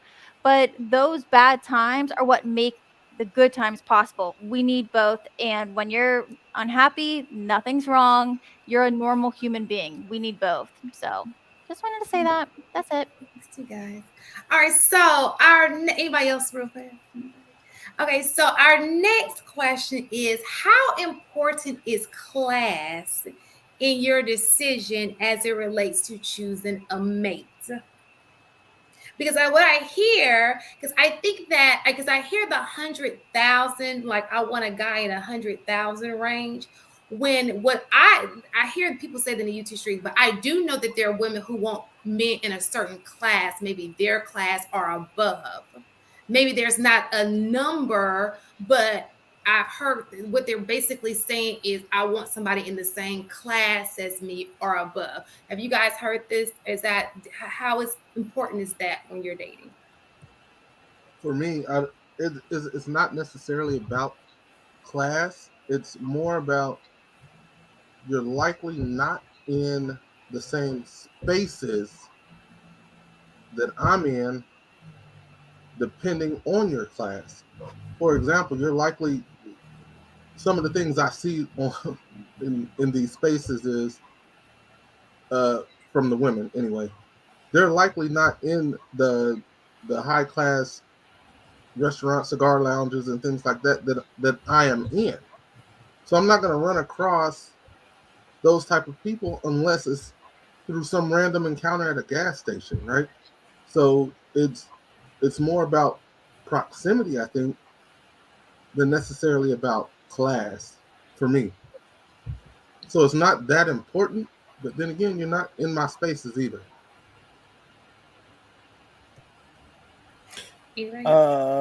Just like that 10 conversation we had again, is it more important of a woman wanting a 100K guy or what the 100K guy wants?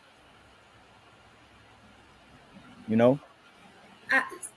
Well, explain. A lot of women, like a lot of expectations and standards that women have. It keeps them from having men because their standards and expectations are so high. Sometimes I think they do it on purpose to make a reason for why they can't get a man. So you just go, oh, I ain't got a guy because I want a guy with $100,000. But it don't matter if you want a guy with $100,000. It matters if he wants you. The $100,000 guy wants you, and what qualities and traits you have for that $100,000 guy, because his options change now.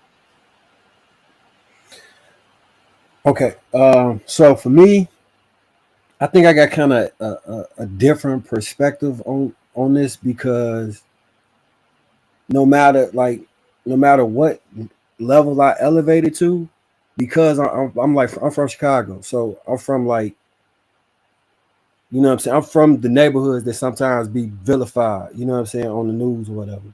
And I never really felt comfortable, like wanting to be like not even not comfortable. It's not like I wanted to hang out with people who felt like the bougiest of the bougie people. You know what I'm saying? Like it just seemed like fake and pretentious to me. So I wouldn't want to because I've dated girls that was beautiful, that was in what people would consider the higher class or whatever, but I did not like those personalities. I didn't like the air about them. And if I was to date her seriously, she gonna have to come home with me to my family house. Like I got a huge family in the city. My cousins still be out on the block. I'm not just gonna ignore them now because they not, you know what I'm saying? It just wouldn't be comfortable for me to be dating somebody that's just overall too bougie. Like that's what I was talking about earlier. Like people, women, I'm a 10, and then they act like they cocky and they, you know, stuck up. That's not really class. I don't. I think that that's not what I would consider class. Most of those women don't have. I don't see class. Mm-hmm. I think class comes with. I personally, I just feel like when you're in certain class, it comes with certain rules and norms and certain like characteristics and values.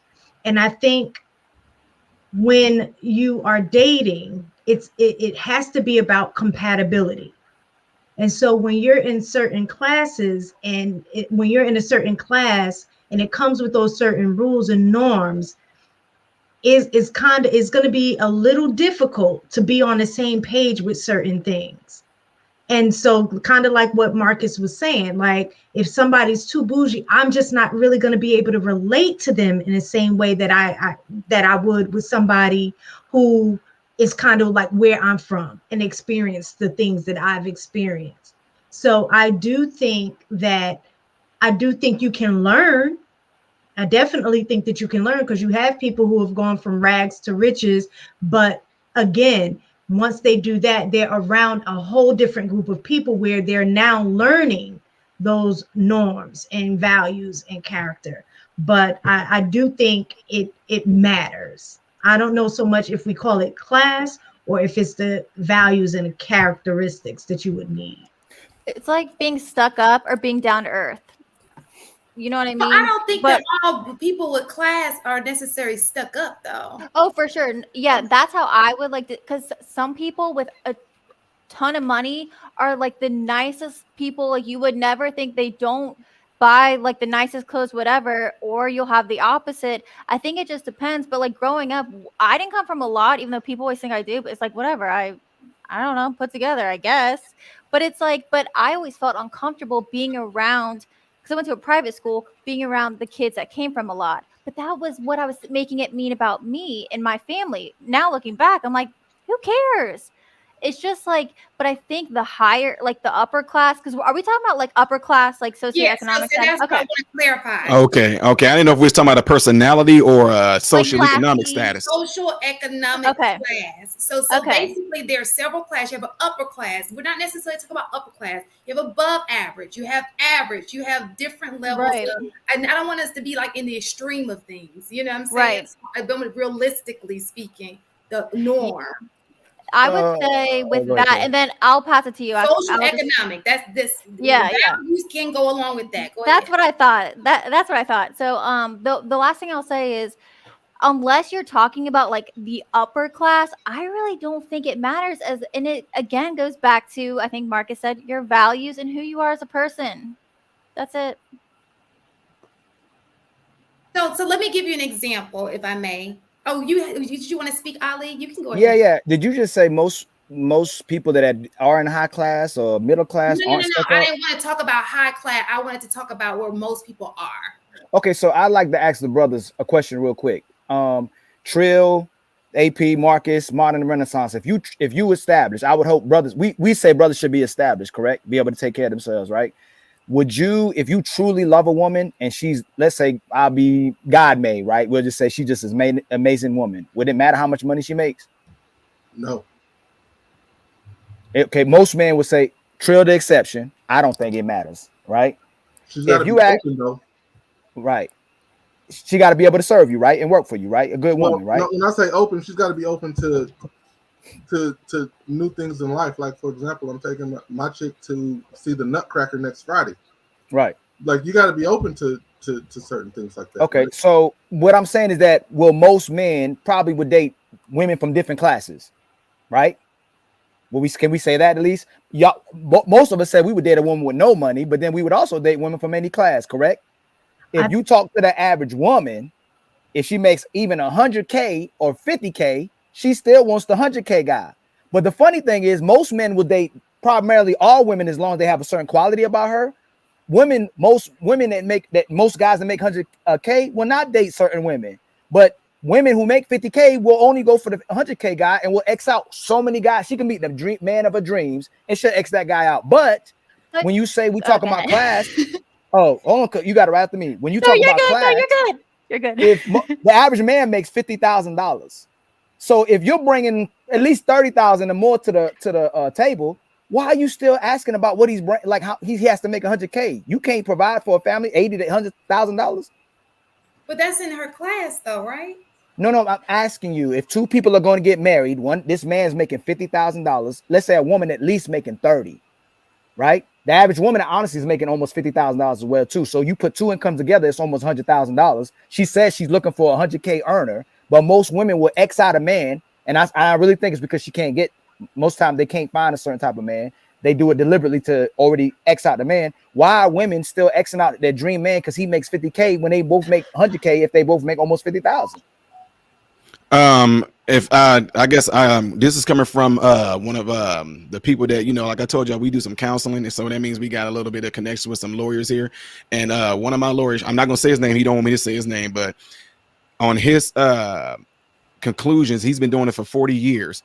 He said women want to feel as though they are protected and provided for, right? And she said it's part of her nature. And then he says right here, when the roles are reversed, the game changes because deep down inside, a woman does not want to necessarily be in charge or more capable or more productive than her man.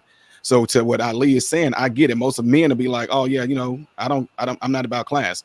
But the thing is, a woman, from what he's concluding, what he's saying right here, he said that if a woman seems like she's more productive, more capable, bringing in more income, then to her, she wants somebody that's going to be above her. So she's still seeking out that natural thing of, I want somebody to be higher than what I am. So that's why a lot of them try to shoot for that. And now, is that right or is it wrong?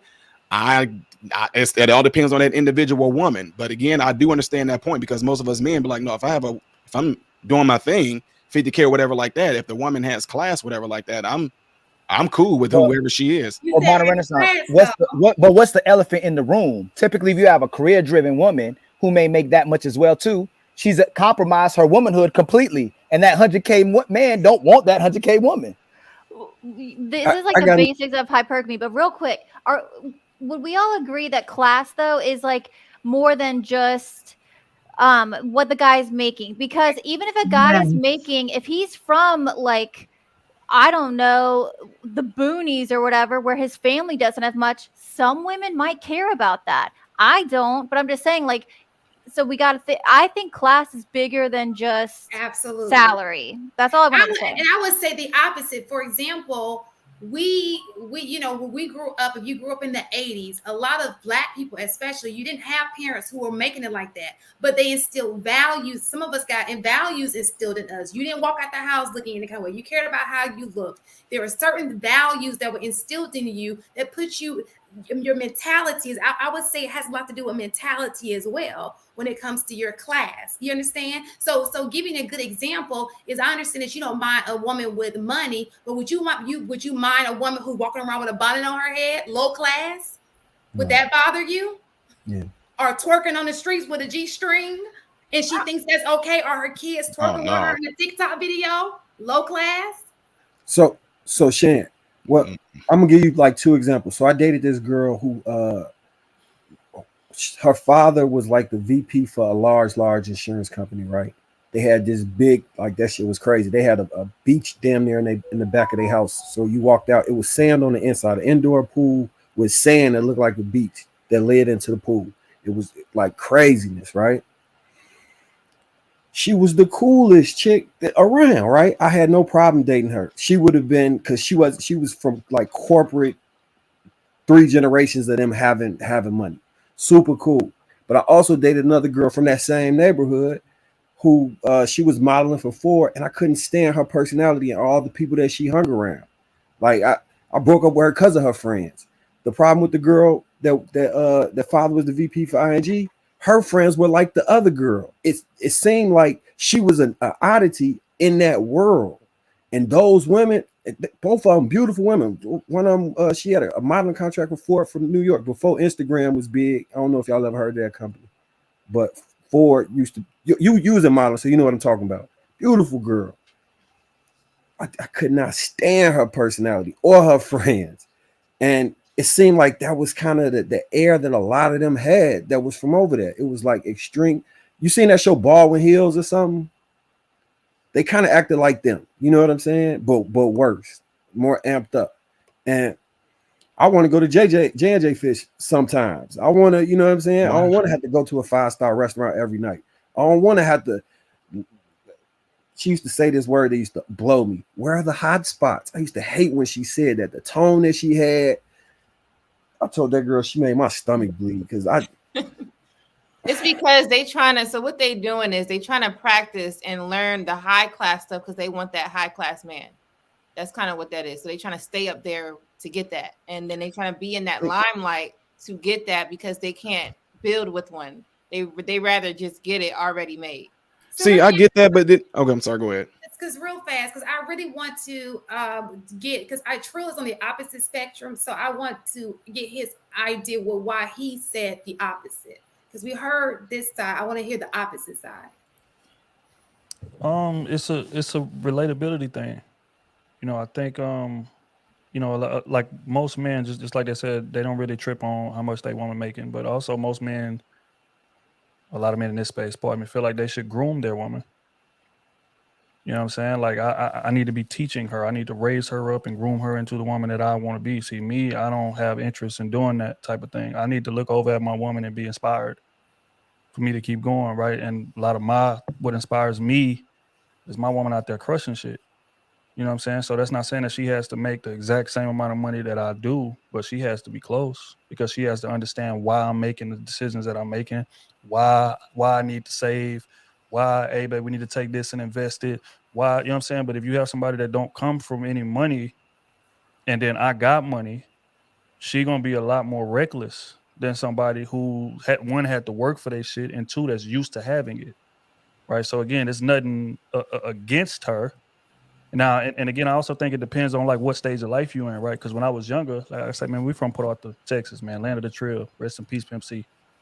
So you know, that's a very rough place. If I just say that much, right? My wife is from the same place, but even back then, it was a relatability thing. Her mindset was different. Like a lot of times we was dating women or whatever that ghetto as hell, would have been good with staying in the city. Like I got me a drug dealer, I got me a refinery worker, I'm good. Her mindset was always different. Hell no, as soon as we graduate, I'm leaving out of here. I'm going to college. I want to do this. I want to do that. I got aspirations of this. That's what intrigued me. Not only her being gorgeous, but the ambition. So when I say that I wouldn't date a woman that's not making that much money, and again, she may have the ambition, but she just may not be there yet. I'm 32, you know, so I didn't live a little bit of life already. I don't really have time to like teach you and shit like that. Like I need to look at my woman and be able to learn something from her so that can keep me on my toes. Or let's say something happens to me. I need you to know how to step in and take care of business, right? But if you're not used to having money, you're not going to be able to step in and take care of business. So compared to somebody who has it and then built it like my wife has, built it from nothing the same way I did. So she gonna be able to stay, you know what? All right, baby, down for a minute. All right, we're gonna still make this investment. She know how to call around, handle business, take care of different things, even though I do all of it now, but just in case she would be able to. So again, it's a relatability thing. I need to be on the same page with you. I have a daughter. I don't have interest in raising a grown woman. So let me get some pushback on that. So when people talk about like molding and grooming, I don't know like the exact connotation that some people understand it to be, but in my thing is, no matter what level you at, as long as you're willing, I'm gonna teach you and raise you to the level I'm at, so you can still do the same things I'm doing.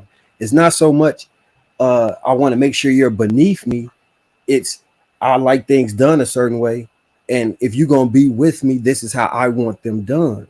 It's not about keeping them below me and beating on my chest and doing none of that. Because I'm all about elevation and growth for both of us, right? But if I got a plan and you got a different plan, we can't go to a fork in the road and stay together.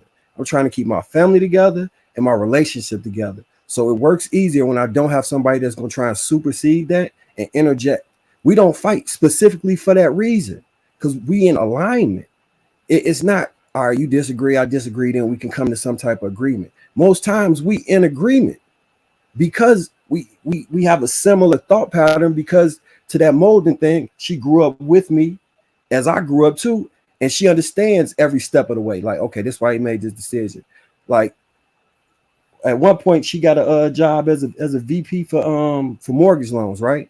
I didn't know that profession, but I knew sales. So I was able to coach her in that and help her. You know what I'm saying? It's not about keeping somebody low and that they don't make or do make.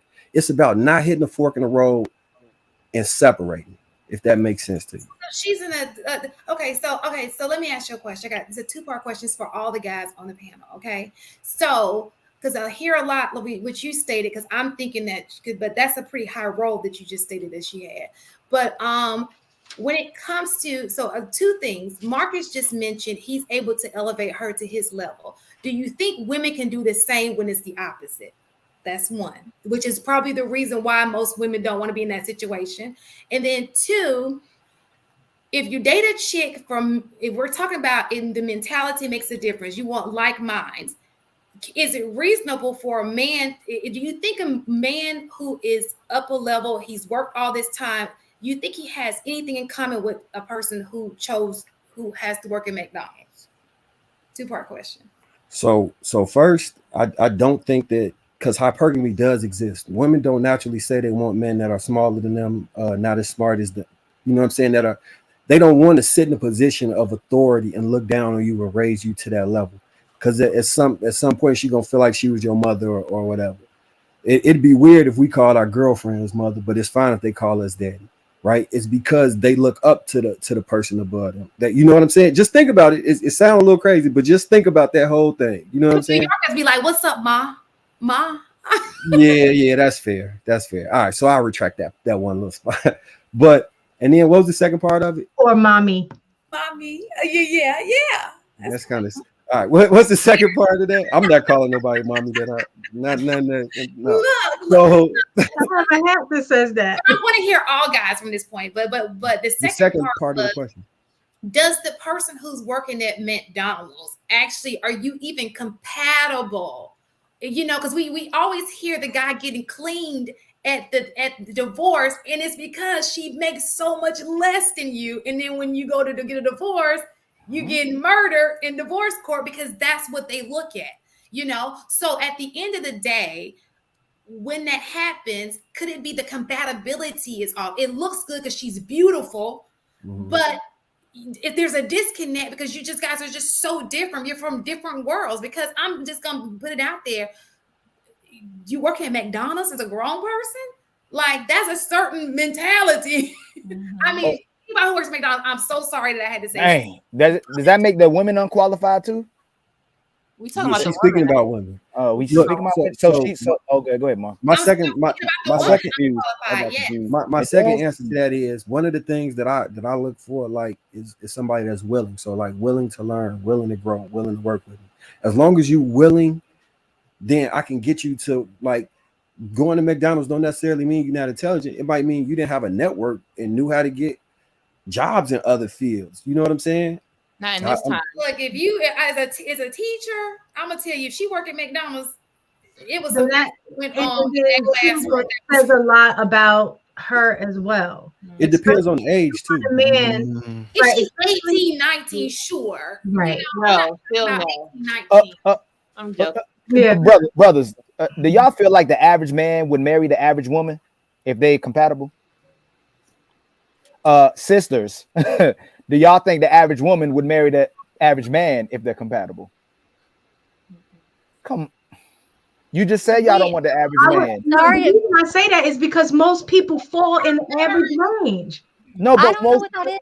Just statistically, people hold are on, mistaken. No, we just broke down what women wanted. They don't want the average man. How see, no, hold on, that's why I said there's a difference between your want and what you actually end up This with. is what I mean, that women will speak from this side and then say something else from this side. So, okay, let me ask you in general, if you were not going to personalize it, do most women want a 6 foot 100K earner? Yes. I was yes, for the most I'm part. gonna say They yes. get it? No. Yes. And Okay. that's my point, Now, Coach. let me ask you another question. If all women are good women, they're good women, perfect women, do they deserve a 6 foot 100K man? If they're, I'm not talking about bad. No, can you say that? If y'all want that kind of man, do you deserve that? Does a good woman deserve a 6 foot 100K guy? No one deserves shit. Sorry, but like, I guess where you're missing. I'm sorry. Okay, I'm still a stat guy, right? Okay. So let's say there's 164 million men, right? There's 14.5% of men, there's only 14.5% of men over 6 feet tall, and there's 167 million women in this world that's competing for 22 million men. Okay, that means for all of y'all to be happy, and y'all actually are selfish, because for all y'all to be happy, you'd have to share those men. And that's my point. That's why most women will end up with average men.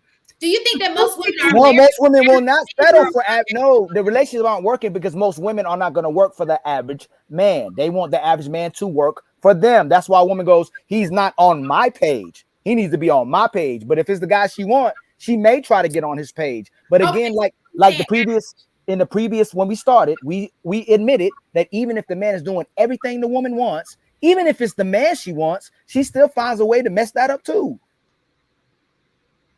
Okay, so let me ask you a question. Are you so when you're saying average, are you saying like if she makes 60,000, he makes 60,000 too? She's not looking at him.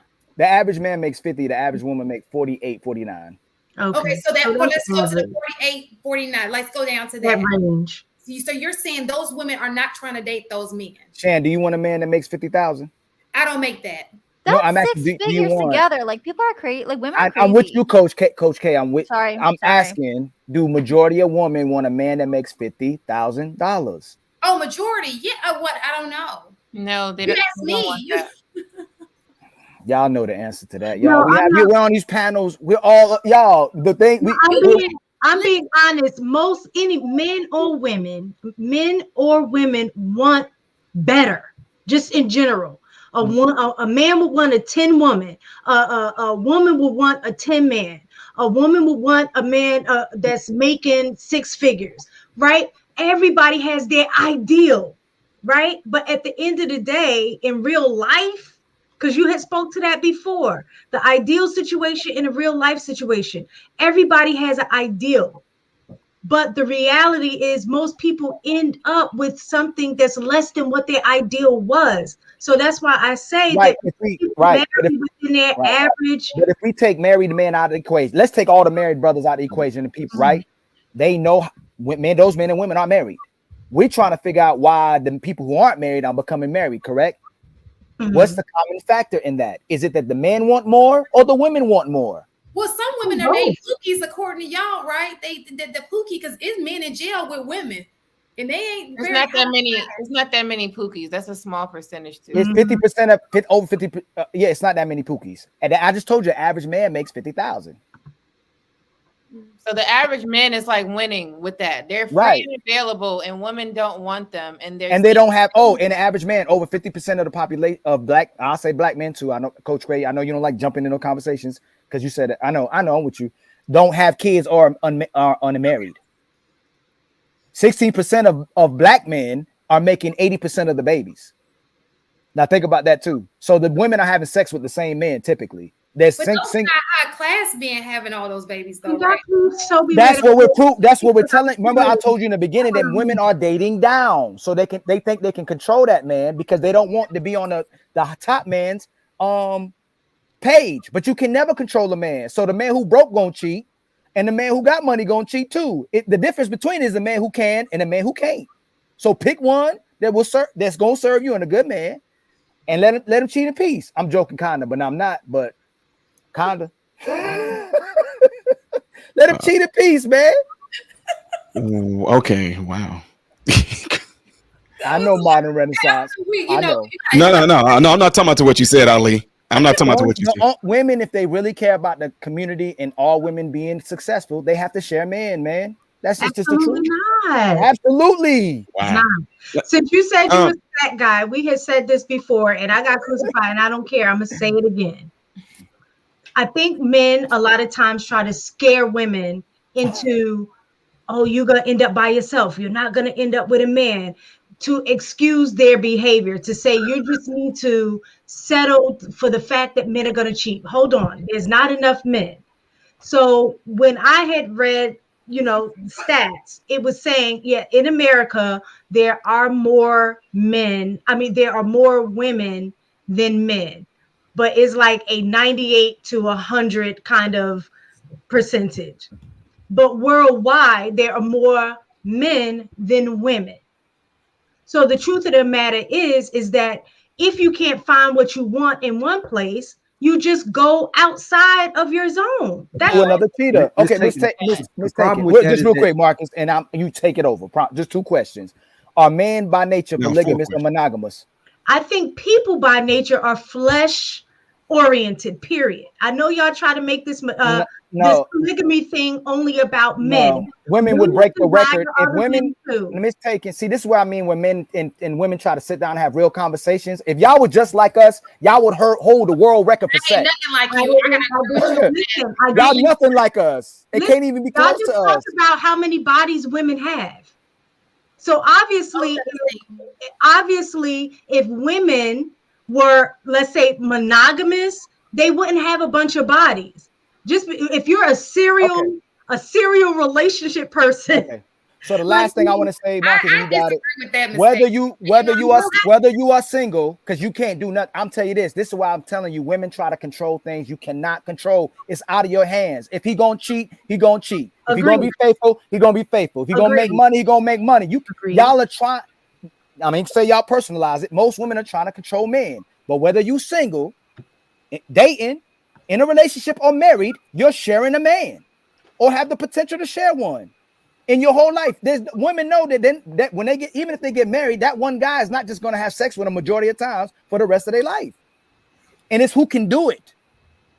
Okay, so what I was going to respond to mistaken when you was talking about the average, the amount of men to women, I looked that stat up too, and yeah, it is pretty much even. I think maybe in the world or in the United States, one has slightly a little bit more, but it's not much. The problem with that is that women currently, especially with the influence of Instagram and highlight reels of people's lives, only see a small group of those men. So even if it evens out, only a small group is dateable to them. That's where the issue comes in. Let me ask you a question. So every culture of man has an incel, a person who just cannot get somebody. So you're saying this guy would rather be alone than to be with somebody just because she's another race. Is that what you're saying? No. I'm saying that there's a small portion of men that women find attractive and actually desire. It's the men you see, you really see. They overrepresent what people ask for when they look for men. But that, like the above 6 foot thing, I think that's like 10% of the population. If everybody is desiring 10% of the population, how does that work out? Reality. Reality sets in, like what we were talking about before. Reality sets in, like when we were talking before about if you think you're a 10, reality is going to set in to show you that you're not a 10. The same thing. All women that are trying to go for these men that are the top 10% is like what you said. Either they're going to be in a situation that they're sharing a man, or their reality is going to set in and say, you know what, let me go for the 90% of men that are here, so I can have my one. If that was the case, then everybody, this space wouldn't exist, though. You know what I'm saying? If reality set in and course corrected, this entire space wouldn't exist. All of these men would have somebody that was the equivalent to them. Unfortunately, it's not. Go ahead. Go ahead. Yeah, no, I was gonna say like the reality does set in, but it's the amount of time wasted in between that's the issue, because it's taking people too long for the reality to set in, especially with the advent of social media. People feel like, oh, I got time because I got so many options, right? So even if I can't find a man that's 6 foot making 100,000, I'm gonna just bide my time until I can. But in the process of that, I'm letting him smash, I'm dating him, or whatever the case may be. I done messed Yep. around and got pregnant. Or I done messed around and got in a situation where a dude done messed me up mentally, and the whole time holding out for this man that's never gonna come. And then by the time that reality sets in, and you got to deal with that average man, like Ali is talking about, you so damaged Yep. to where he getting you, basically buying you on a clearance rack, essentially. And that's the issue when they talk about all these women desire, like what 20% of men, like that's all the way down from high school, middle school, all the way to adult. Like when we was growing up, it was the same way. It's a Yep. couple dudes that got access to all the women. They running through all the women, and then by the time that that it dawns on the woman that, hey, I don't really got a future with this man, they done racked up mileage that way. Because those 20% of men are definitely gonna smash if you make it available. You know what I'm That's saying? all So it's like, facts. but at that point, once that reality sets in, a lot of times it's too late for that man who actually deserves you and actually wants to be a man for you. He getting you at a fraction of the woman that you was. That's the sad reality. It's taking Yep. too long for the reality to set in, and that's why it's not that many marriages and not that many successful relationships. There's people Facts. holding out trying to wait. Which is why I always say that perception can become greater than reality. They getting sold on a perception when it's not reality. So one of the things that I do when I go and talk to these people that actually have that same notion that Ali is talking about, that about when I ask this question to the ladies about this, that like 85% of them can't even tell me why they want the man that's 6 feet and $100,000. Right. See, you've been told to want that. But then I asked them, what is it that, have you ever actually thought about it yourself? What is it that you really want? Because what does money have to do with the dynamics of your relationship? Facts. That's what I want to know. What in the world does 100K, 50K, 30K, what does that have to do with the dynamics of y'all being a couple or relationship? 100%. Let me push back on that real fast, because I have a real life situation, and I've told Mistaken this before, and this happened years ago. I had a girl on my squad, a cheer squad, and she could not pay her cheer. It's a lot of money, y'all. She could not pay her cheer. Y'all, swear to God, it's a real story. She could not pay her cheer dues. Her mom went to the county on me saying, oh, kids shouldn't be able to have to pay to play. I mean, it was a whole shebang, okay? And so I used to let the girl go on scholarships. Well, fast forward her senior year, she was the first person to pay. And so I'm like, what? Little jokey joke. And I said, what is this? She said, oh, my mom broke up with her boyfriend. Those kids that used to walk with her weren't her kids, they were his kids. So her child was being neglected because she was paying for somebody else's kid and trying to bring him up. So her kid naturally could not afford it only because of the man she chose. You understand what I'm saying? I swear to God, this happened. So we had to scholarship her for 3 years, and I thought all the kids were her mom's kids because she carried them around like they were her kids. And it ended up being this guy who did not make, she had a decent living for herself. But when you bring on a man and he has baggage and you bring him on wholeheartedly, guess what that does? And guess who had to pay for it? Her child. So that was a real situation that happened. So I understand what the guys are saying, but there are situations that if you do that, just understand that sometimes it's like a little consequence in there. Right. I get that, but I still when it comes down to it, you got people that are living in places and all across this world. We talk about our ancestors and all that. Look how long their marriages lasted and how they stayed together. And I don't know no prerequisites of saying, well, I know that we added a plantation house, but he need to get me a few more shack rooms in there, but make a more, So what I'm saying, I'm talking about relationship wise. Me and you as a man and a woman together in a relationship, and you're telling me that the prerequisites for you to determine whether I'm going to be a good man or not is based off of my income and my height. And what I'm saying, that is to me, I'm sorry, my income and my height. His income and his height. I'm like your looks and your sexuality. Yeah, and so this might throw, and I'm not trying to throw a wrench in the situation right here, right now, but again, this is coming from the guy that's a good friend of mine who's he's a lawyer that deals with divorce. He has it in here, and it's not trying to make no comparison, but I'm just throwing it out there because I'm just being honest. To me, being in the medical field and working in multiple facilities over the course of 15 to 20 some odd years, I kid you not, I ask a lot of, and I'm not just doing this making a comparison, this is just my own analysis research. I ask a lot of the white people that I work around if they come with these prerequisites. I swear to you, like 90% plus of the women, like, no.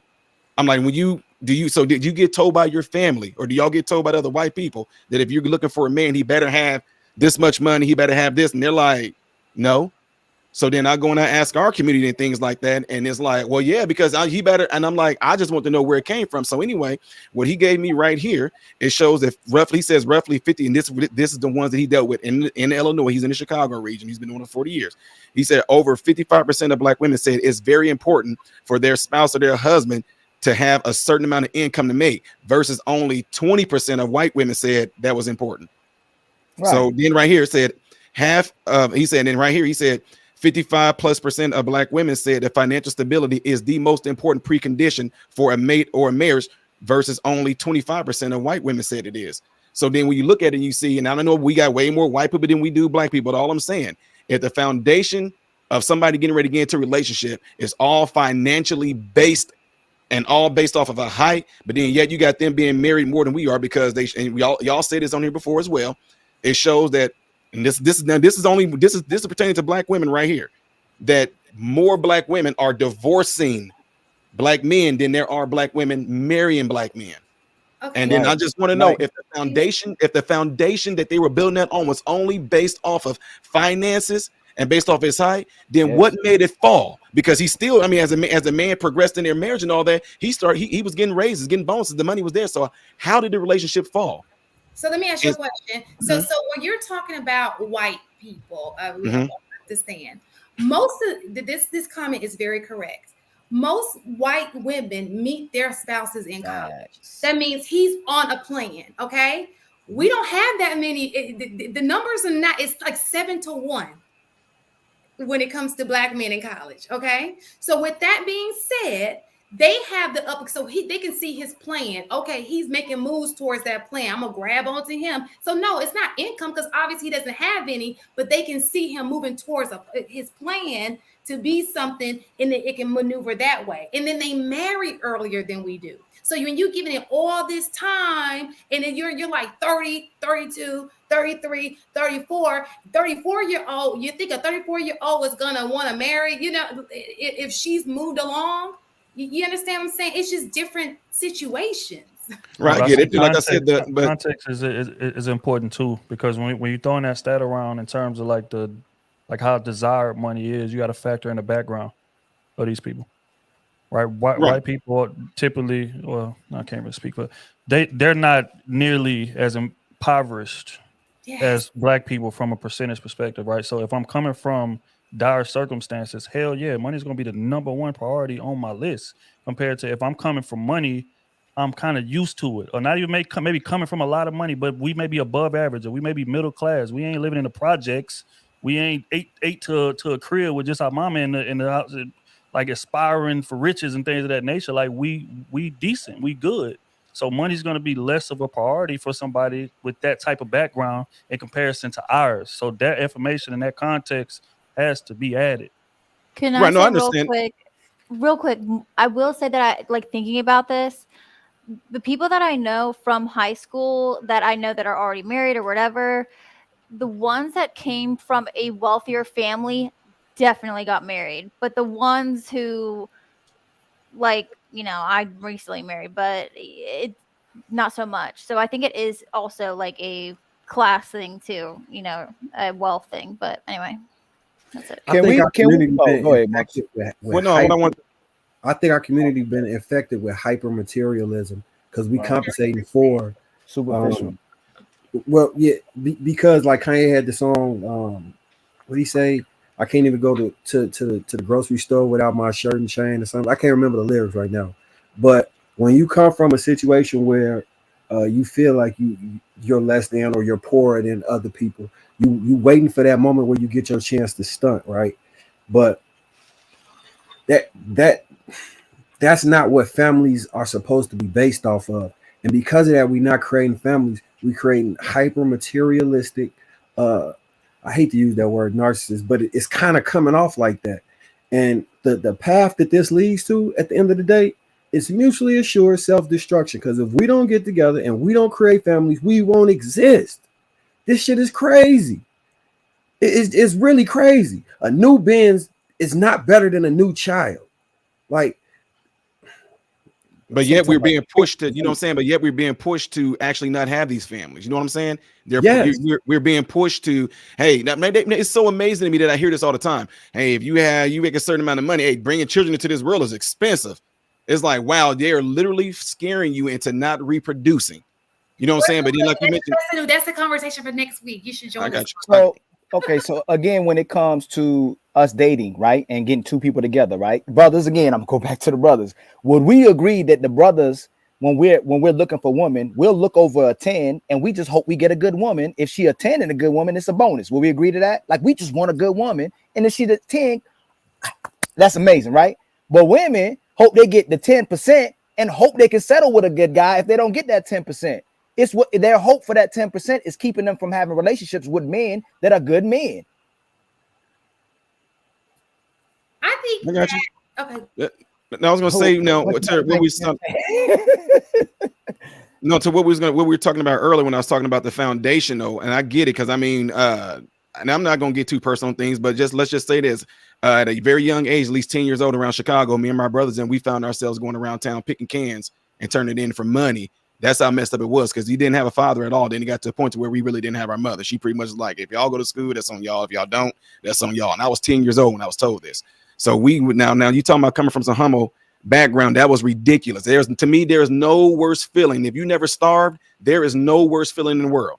I went to school off a full ride scholarship from doing track and field. I've torn hamstrings, growing pools, shin splints, sat in ice baths. Nothing to me is worse than starving. I mean, we was going through people's gardens, stealing their tomatoes, eating this stuff raw. So I know about that life about being poor. But what I'm saying is that if the focus about getting into a relationship is only based on finance, then that relationship can fail, because when they do get divorced, if you can look at yourself, the top 5 reasons people get divorced, one of the lowest numbers in there is going to come down to he didn't make enough money. It's always going to be like something interchangeable, like infidelity, or they're going to say, commitment issues or whatever like that. Nobody really ever says the reason why we got divorced is because he didn't make enough money or she didn't make enough money. So what I'm saying is that whatever caused y'all to get divorced and it came crumbling down, that was a relationship type issue, not a monetary type issue. But it can be money.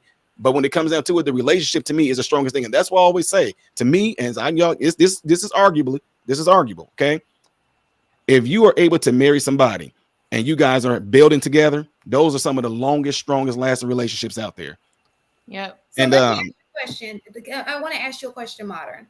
So let's just say in a perfect world, women don't look at the income. What should they look at? Does looks make a difference? Now, if I sit here and say no, if I sit here and say no, looks don't make a difference, I'll be lying. I mean, there a lot of things come into play. And what I always say is this, and I said this the other day, is that, you gravitate what comes to you instinctively and naturally.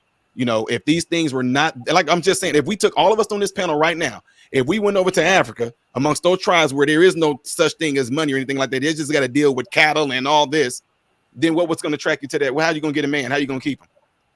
Well, if he ain't got 10 cows, then I'm just saying I ain't going for no 10 cow man. I want a 16 goat man. See what I'm saying? These people over there in these countries are married, and they're being married longer. And it's not know what they look because for, they care about family. Wait, you said right. We don't know what they look for, but what I'm saying we do, because it's going to come to what comes to them naturally. What made these women get with these men? What is it that made them attractive? Whatever their social norms are, that's the difference. Whatever the culture is, that's what you're going to gravitate towards. So in our culture, money, power, respect, that's what we value. When you go somewhere else, their values are totally different. So whatever those values are, those women are going to be probably wanting that same 10% who exhibit those higher levels of whatever it is, their goats or cows or whatever you said. it's just depending on the culture itself. Whatever we value, that's what everybody's gonna want. I just Right. think So then that's what I'm saying. So then the values can be put in the wrong place. You're valuing things more than you are the person or the relationship. And that's all I'm saying. Agreed. The focus should be about our number one foundation should be about us building each other as a relationship. The money and stuff that comes great. You know, other materialist things comes as great. And being in the medical field for so long, I never once heard any of my patients that were on hospice. I never once heard any of them worried about what's going to happen to their house or what's going to happen to their car when they're dying. All they want is that family around them to be with them, holding their hands when they're dying. See what I'm saying? But then I mentioned this the other day, and I'm gonna just say this really fast. On my very first rotation that I had a man that sat there and died right there in my face, grabbing my shirt while he was taking his last breath. Freaked me out. I'm yelling for the nurse. Hey. They're like, oh, don't forget he has brain cancer. So just stay with him, Ty. And then I had to be the one to call this man family and tell them that that their dad passed away. I called this man family. I was blown out of my mind. Hey, this is Ty. I'm doing a rotation here. I want to tell you that Mr. Such and Such, your father, he passed away. Well, why the F are you telling me? I don't give a F. Good. What? So then that conversation went crazy. I called his daughter. Same exact thing. And what do you want me to do about what do y'all want? You want me to tell you what to do? I don't know. What do you guys do with people that die? Because I'm not dealing with this. This man has 6 kids that wanted nothing to do with him, and he ended up being like a career man's CEO of a company, but he never spent time with his family. He pretty much just bought them with gifts. He gave them everything they want, but what he didn't give them is what they wanted, which was a father. So when this man died, we literally had to sit there and call the coroner them and say, well, the man's wife is dead and his kids, none of them signed off to be the POA. They told us I guess they said burn me. I don't know. I didn't know what to do. So all I'm saying is that I think that we are being put into a situation where if you make it all about these things, it's going to end up being the downfall, because that is detrimental. That just focusing on things is not going to be the way of having a strong, long-lasting relationship or families. And that's then if y'all had money before, you might not. When you get money, you gonna realize once you buy something enough times, it does not hold the same weight no more. It's only so many times you could buy the same thing over and over again. Like, the shit is not as important as y'all think. Like, for real. And I think people need to live more in reality. Like, if you can't afford something, then you just can't afford it. Can you afford it later? Yeah, you just have to work on it, and you could work with that with your man. He shouldn't have to make a certain amount of money to monopolize or to, elevate. That's just something that people be set in. They're not confident enough to elevate. So they're thinking like, okay, well, he's making 50K. He's going to stay at 50K the rest of his life. Like, that's people who settle. You don't go with people who are just want to, have a certain bracket. There are people like that. They don't want to elevate. You don't get with them. You get with people who want to, so you guys can afford that coach camp thing that you were talking about earlier. You could afford those things. You just have to find people that wants to do better for themselves. I think people are just not even looking at that. They're looking at the materialistic things and what can somebody do for me? That's not a long-lasting relationship. That means something. That's just fake.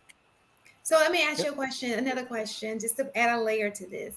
So do you think that so are you guys thinking that women are often overlooking a guy that she could like for a guy with money? Or do you think that there's just no guy out there and she's just going for money because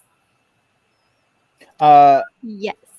Men, from my experience, men go to work for women and children, and women go to work to say they don't need women and children. They go to work for themselves. That's what you see happening over and over again. The men are still investing in families, and the women are investing in themselves in luxury. They are taking their income and putting it to themselves. They're not putting. So I know, and we know this from the generational, from the grandmas. We grew up. We all old enough here. Grandma did everything for the men in the family, and the whole village came back to grandma and take care of grandma. To today's women are going to be without men and their children. I don't know if y'all see that's what's happening now, because the women have made all these. My class. Women have prioritized them so much that you see generational things that's happening, that the kids are either going to do what their mother did and become toxic too, or they cut their mother off completely and restore families and start back families again. And that's the part that I'm saying a lot of people are doing. That's the beauty of being able to be in the field that I'm in, because I get to read through these charts and everything. I get to see things, and I get to actually bring up my own little research and see. And I say this all the time, and I say, look, you can get mad and upset that I'm saying this all the time, but I'm telling you right now, women that are career women only, when I sit there and I look in them charts, they are on way more antidepressants and anxiety medication than the women who actually are in families and got husbands and wives. You know what I'm saying? And so that's the reality of, and this is why I keep on saying it's a danger. Though people, wherever the system is that's pushing these women to be this way, they are, to me, I'm like, it's evil because they're setting them up to be destroyed.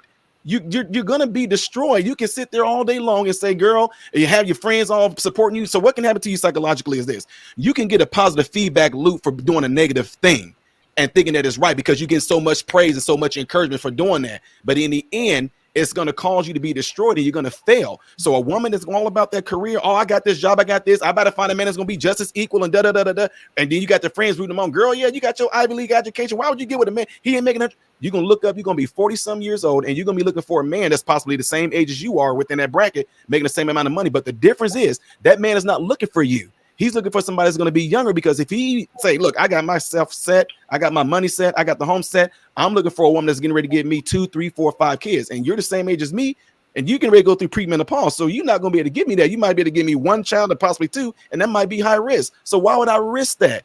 And then these women get up there and all of a sudden there ain't no men. All the men are they just go. No, you got set up to be put in that predicament and it's set there to destroy you, to cause you to fail. I'm telling you. I got a question to piggyback off that. Go ahead, it's the AP in and out. And then you can go. You wanted to say something, Ali? Yeah.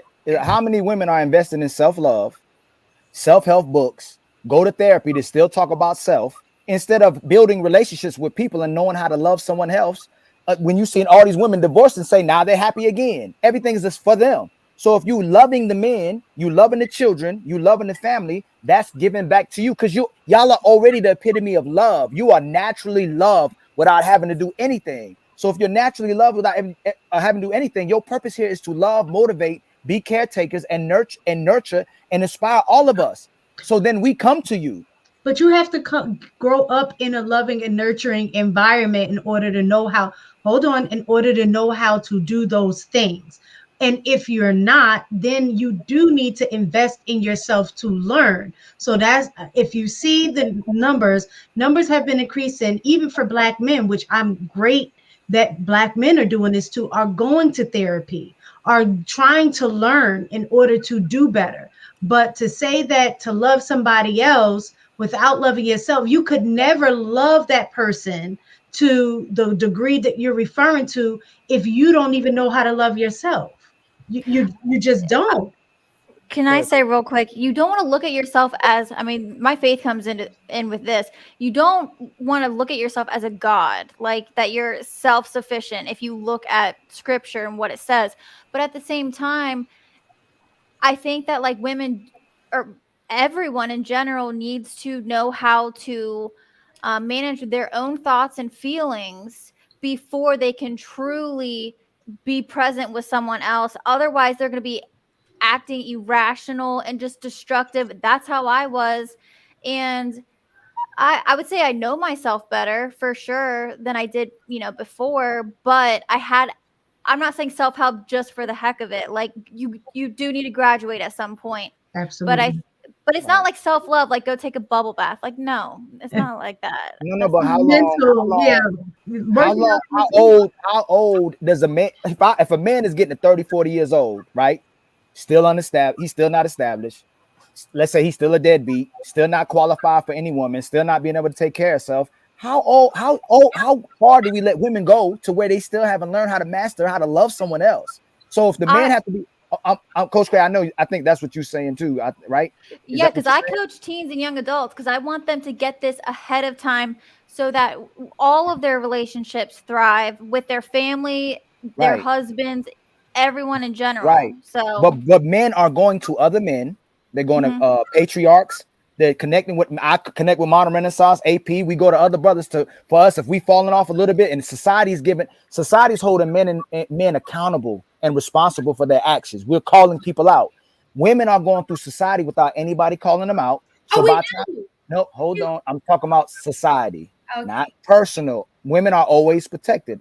They getting that far, huh? I'm just saying I hear that talking point a lot, and just for me, I'm just saying how, because I know I have to be honest with myself in terms of knowing that I have a limited view. I'm going to see things based on my experience, my environment, those things. I don't That's know not my majority point. of people. That wasn't even my point. That's not. Hold on. All due respect to you. My point is, brothers are going to men because they want to know how to be men. Women are doing the same mistake over and over and over and over again. Have modern renaissance. AP, go from men to men. Tell them, hey man, you need to do this. Women don't want to listen to what a lot of women. And I'm talking about good women. We're talking about the ones who not. Let's separate that, differentiate that. They're not going to matriarch or people who have relationships and marriages and know how to be mothers, know how to be a wife, and know how to add to their families. And they're making the same mistakes over and over again because they still prioritizing themselves. That's the point I'm making. Brothers are going to other men. Women are still saying, I'm doing self-love. I'm not going to learn how to love someone else. Yeah, the true lesson will be when they're 40 and whatever. So hopefully it's going to be unfortunate for the state of society, but that's going to be the toughest lesson for these women. And guess what? I believe that, guys they're good men. There's women out there for them. Forget the rest. Like, don't waste your energy on the women that are doing whatever. Right. And you know what? And I'm gonna just share something real quick. Let me jump in here real fast. Go ahead, AP. I've been kind of sit back listening to the entire conversation because a lot of it doesn't apply to me. I'm glad we started off lighthearted and had a little fun at the beginning, but I don't run across the women y'all are talking about. That's what I'm saying. That was what I was like. The women I run across typically fall in line. I don't get the pushback. I don't run into any of the stuff that y'all are talking about. So I'm like, man, y'all have run into some crazy females. You married, brother? You married? I don't see it. I really don't. I literally don't see it. Are you married? Me? Yeah. No. Okay. But I've seen it. Right. I mean, I'm just saying, like, brother, it's wild. It's wild though. The problem here is this: that you are saying something that's from your experience while you're invalidating other people's experience. If I didn't invalidate your experience. I said I don't see it. So what was the okay? So if I don't see what dating marriage is seeing and Coach K is seeing it, why bring it up? If I have to take in what their experience is so we can work on their experiences. What is the point of saying it, sir? I'm just trying to understand where y'all are coming from because what I typically think when I hear these conversations, I'm like, are you moving right? Mm. So why? That's why I asked you. Right? Or are you wasting time dealing with some knucklehead female? Right. Because I'm not going to waste my time with it. Okay, right. So I'm gonna go at your point. Do you believe in marriages? I do. Why aren't you married then? If that women are so good, so great quality women, and you're a brother that believe in marriages, I believe in marriages. Mm-hmm. Why aren't you married? I've done it once, and I'm not going to get it wrong. I'm taking my time. It's my choice. I get to choose. Right. You didn't ask how long I've been with the current female, did you? No, I didn't ask. Your question was, am I married? My point is, I'm going to get it right. How did you get it wrong? I was 21 and still in school. No. I'm asking you this. Are you a great man? I would like to think that I'm constantly working on myself to be better than I was the day before. Okay, so I'm asking, how did you get your marriage wrong? First of all, I was as Marcus actually stated, I was a cheater. I no way around it. I played ball and it was there. And so if you were cheating, did the women know you were in a relationship? I can't say all of them. Did any of them know you were in a relationship? Sure, yes. So what kind of women were you dealing with? Oh man, some. You said you never came across them, so some fun ones. You just lied. I'm messing with you. I understand. He tried to disqualify the brothers. We had a great panel going on. He tried to use a moment. Younger years versus now. No, see, this y'all staying on code for brothers. He said I never. 21-year-old me versus 43. He didn't say never. He's staying on code for women who make mistakes, and he's acknowledging y'all are coming to co-sign, and not all of y'all. I am y'all 43 versus 20. Brother, you just said you never come across those kind of women, and you've been coming across. You lost your relationship. No. He said he never. Okay, you guys, let's calm down a little bit. I said I don't come across those women. But you're not. But I think you're not married though. Y'all took the moment to clap for that instead of acknowledging that his marriage is over because he was cheating. Right. Y'all didn't clap. Y'all didn't say nothing about that mistake. No, listen, Eileen, because you're mixing up two things. He specifically stated that he didn't understand because he's not coming across those women now. That's what he was speaking to. He doesn't come across those women. So when you brought up his previous marriage, that was something that was 20 years ago, right? So that was what I was looking at. It had nothing to do with the fact that he was cheating. I was looking at specifically what he was saying. So what kind of women are you coming across now, brother, to where you're not married? Y'all got to be consistent. You know, we got to be honest. We've been honest, very honest about this. That's the right question. What he said, it was, and no disrespect to you, brother, but in certain rooms in real life, that's a shot that you took. That was a shot to brothers in real life. Okay, no one took shots. For the most point here, everybody been very respectful. All right. Also, you got any feelings about that? No, I'm not. No, I'm not in my feelings. That's the only way it's a shot. I didn't take a shot at anybody. No, it is. So what was the point of saying it? Because you did. So listen. It's okay. So look. I think that what he was saying was I think he got offended because you were saying where are you guys going? Because I never come across these people, but in reality, these people do exist. They may not be in your circle, but we have to be able to look at the fact that we see it, whether you're online or you have to be able to see that these women do exist. They may not be in your circle. Miss Shan, with all due respect to him and that brother down there, now he says he comes across good women. So why is he still not married? If we're not compatible, it's not going to work. Why y'all not compatible? I identify quickly. I identify right away. Okay, here we go. If we can actually make it happen, I know precisely what I'm looking for. I know precisely what I want, and I won't settle for anything. So, brother, can you give me You're nice. Brother, can you give me specifics on why y'all? Can you give me specifics? Because you're not dealing with those same type of women, and then you're not marrying good women. Can you give me specifics on why you're not compatible? I'm not wasting time with good women either. Like that's another thing that we do. We as men spend a lot of time with women we know where it's not going to go anywhere. And so what about the one you with now?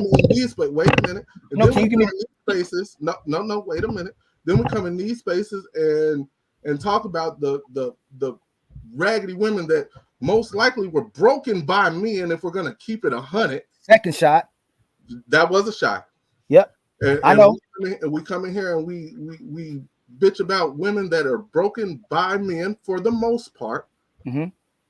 So what makes you not? No. You're deflecting, brother. You deflecting, brother. You are deflecting. We're having an honest conversation that everybody address points honestly. Why are y'all not compatible? Because it doesn't work with what I want. What is that? There's even if it's something small. You're not being specific. What is that? I think he wants the exact quad. Like he wants. Like, what's the it? There are several it's for different people. Like not everybody has. Brother, I have a specific criteria. This one right here that I'm taking to go to see the Nutcracker. So far, it could be that one. Oh, you going to see the Nutcracker? Yeah. Hey, I'm taking me and my wife going there tomorrow. This is what I'm gonna tell you this, and again, I'm gonna say it with great respect and honesty. Brothers like when you did what you just did twice is what hurts brothers like who are trying to have honest relationships with women. Because if women are moving in a certain way they shouldn't be moving, they get saved. They get men that'll cheat with them. They get men who will deal with them, and they get men who are trying to keep them honest. There's a man right there ready to save them. Your first relationship ended because you were cheating. Right. That's what you said. You had a good woman. I'm not. Brother. I'm not. No, hold on. We're not trying to personalize it. We're dissecting the truth of the matter, right? And then the second shot. No, we're not personal. No, we're talking in general. I'm okay with that. No, go ahead, Miss Taken. Go ahead. That is personalizing it. If you're gonna dissect, it's not. No. I took your personal situation and made it general. I don't want to stay on you. A personal situation general. Yes, you can make it general. That's the second time that happened. That's what I was saying. It's confusing when you use somebody's personal. No, it's not. It's not. I'm okay with it. You did it to Shan. Can y'all look at it? Okay, so why is the chat saying what they saying and you two people are saying something else?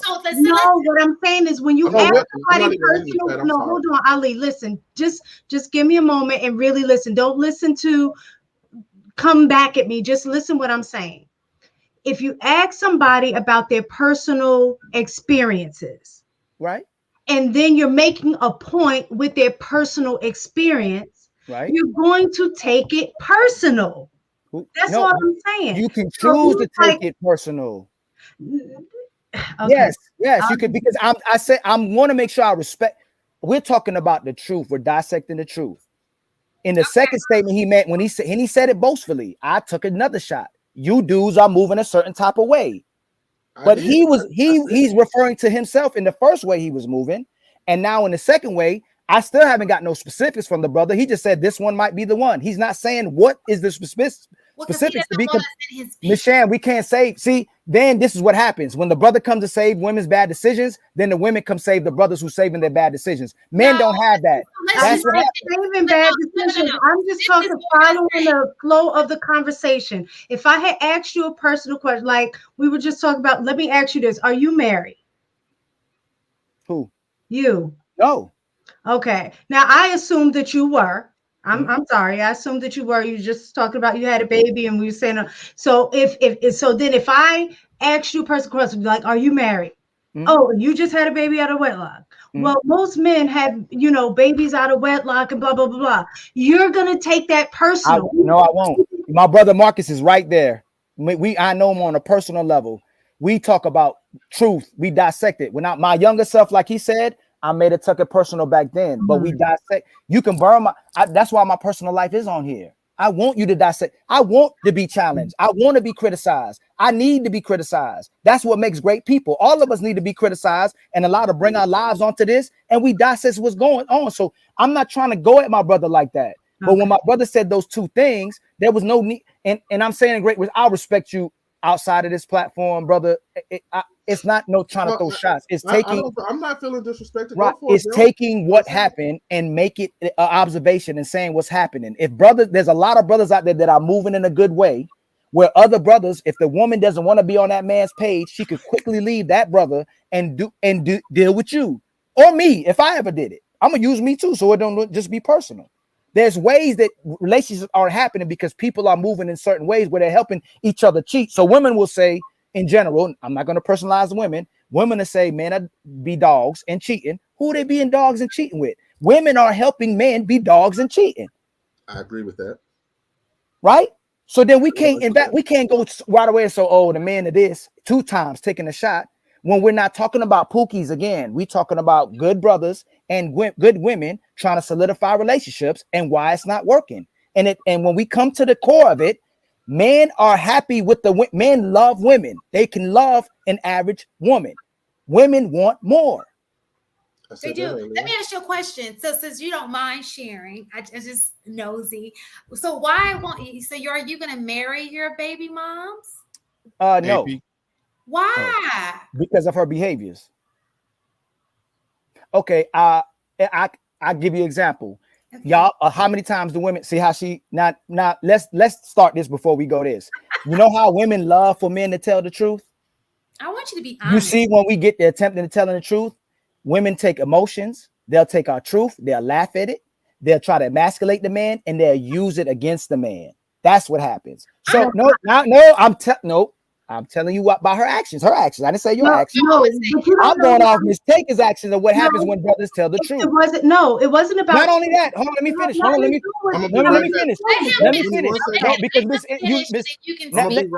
me finish. If the women get mistreated, here we go. That man wasn't a good man. He wasn't a good man. He wasn't a good leader. If the men get mistreated or the women don't get on his page, that man should have vetted, and he's not a good leader. Every time we go, in general, women will shame men when the relationships don't work, and men will shame men when relationships don't work.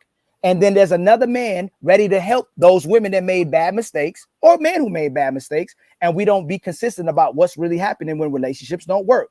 The woman that I'm dealing with or was dealing with, she is prioritizing herself what a lot of men are dealing with. Same way y'all say men will lie to you. Like, okay, let's be honest about this. A lot of women are in these spaces not to really learn, love a man, not to get to the core. They want to learn a man to learn how to manipulate him. Most of these women here, and I ain't talking about your chat. I'm talking about in this manosphere or these panels. Women come here to learn a man. to learn how to she can use his behaviors against him. She'll be the chameleon. If she gets towards the thing she wants, she switches right away and she tries to be the man. That's the problem that's happening. It's the same way that when men want sex, all they do is get the talking points down. They take you go get some steak and lobster. They share a little quality time with you, spend a little time with you. You go, he's the one, but you're not processing the relationship of something that's genuine or productive or has any substance. That's because everybody's going off of just talking points instead of how to have quality relationships with each other. That's the problem. Can I just ask you this one question? Did you know this about her before you got her pregnant? Because for me, that's what my thing wasn't like, oh my God, or whatever. It was more about the fact that, like, I think you're a very highly intelligent man. It comes across that you think things through. Like you're, I mean, just in your presence, the stuff that you're saying, you've been dropping gems. So did you hear the first part? You heard the first part I told you, right?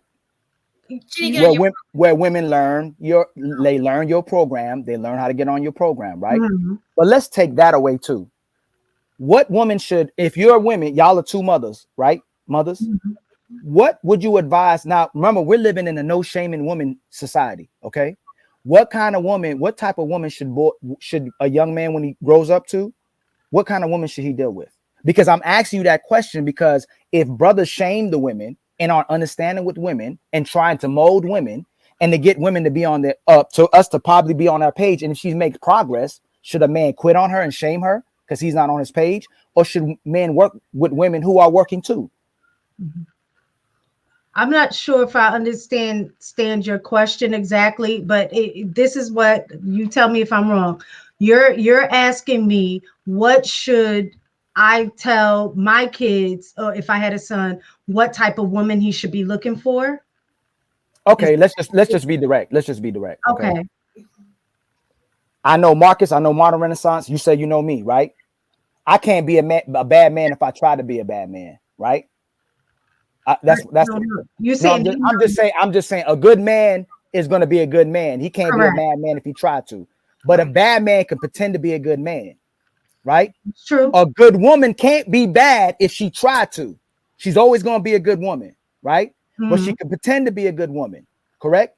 Correct. So the problem we do is that we project and we bring ego in here, and we don't never just get to the nitty-gritty of who's right and wrong. So if two perfect people come into a situation and one decides to be a monster, they're a monster.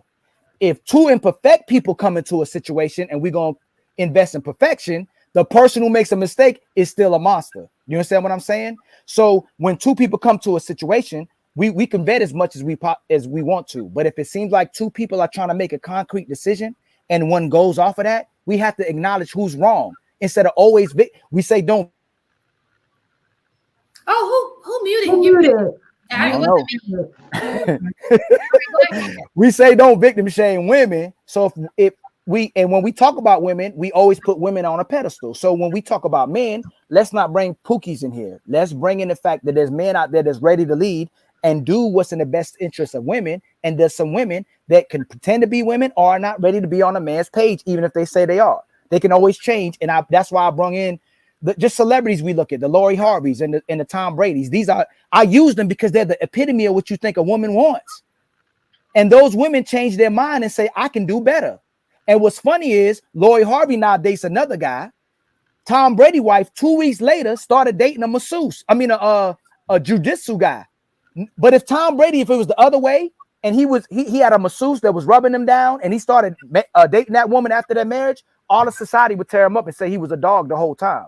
But the woman gets a pass because we always allow women to have that liberty to do what they want, and we've changed the nature of people. Now a man has to stay on point and follow the rules, and a woman can do whatever she wants at any time and change her mind. Okay, let me ask you a question real fast because I wanted to use those scenarios that you gave. Do you think that they're able to do that because they're beautiful women? Do you think that women who are not so beautiful get that same grace? Say it again. So do you think that they're able to do that because they're beautiful women? But how about women who are not beautiful? Do they get that same grace? If she's a good woman, she get the great. The problem is what I was talking about. And I ain't going to. There's people that come and save people from their mistakes. That's the problem. So there's a lot of people who are not maneuvering in a certain way, where if they move in foul, if they're being deceitful, and if they do something that's not on the same page of what good is, someone's always there to pick up the pieces. That's where we disagree. I don't save. I let go. I move on. And if we proclaim, and this is why there's a double standard, if we proclaim to be the leaders, and we choose to be in these ridiculous relationships, we don't have room to complain about the women.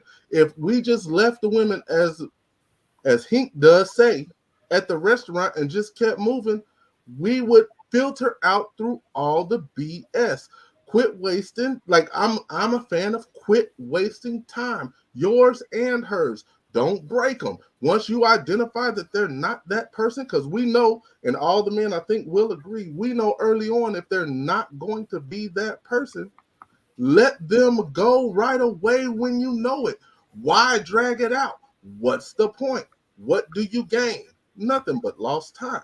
That's where I believe men have full control over what is on what's going on. If we just left them the hell alone,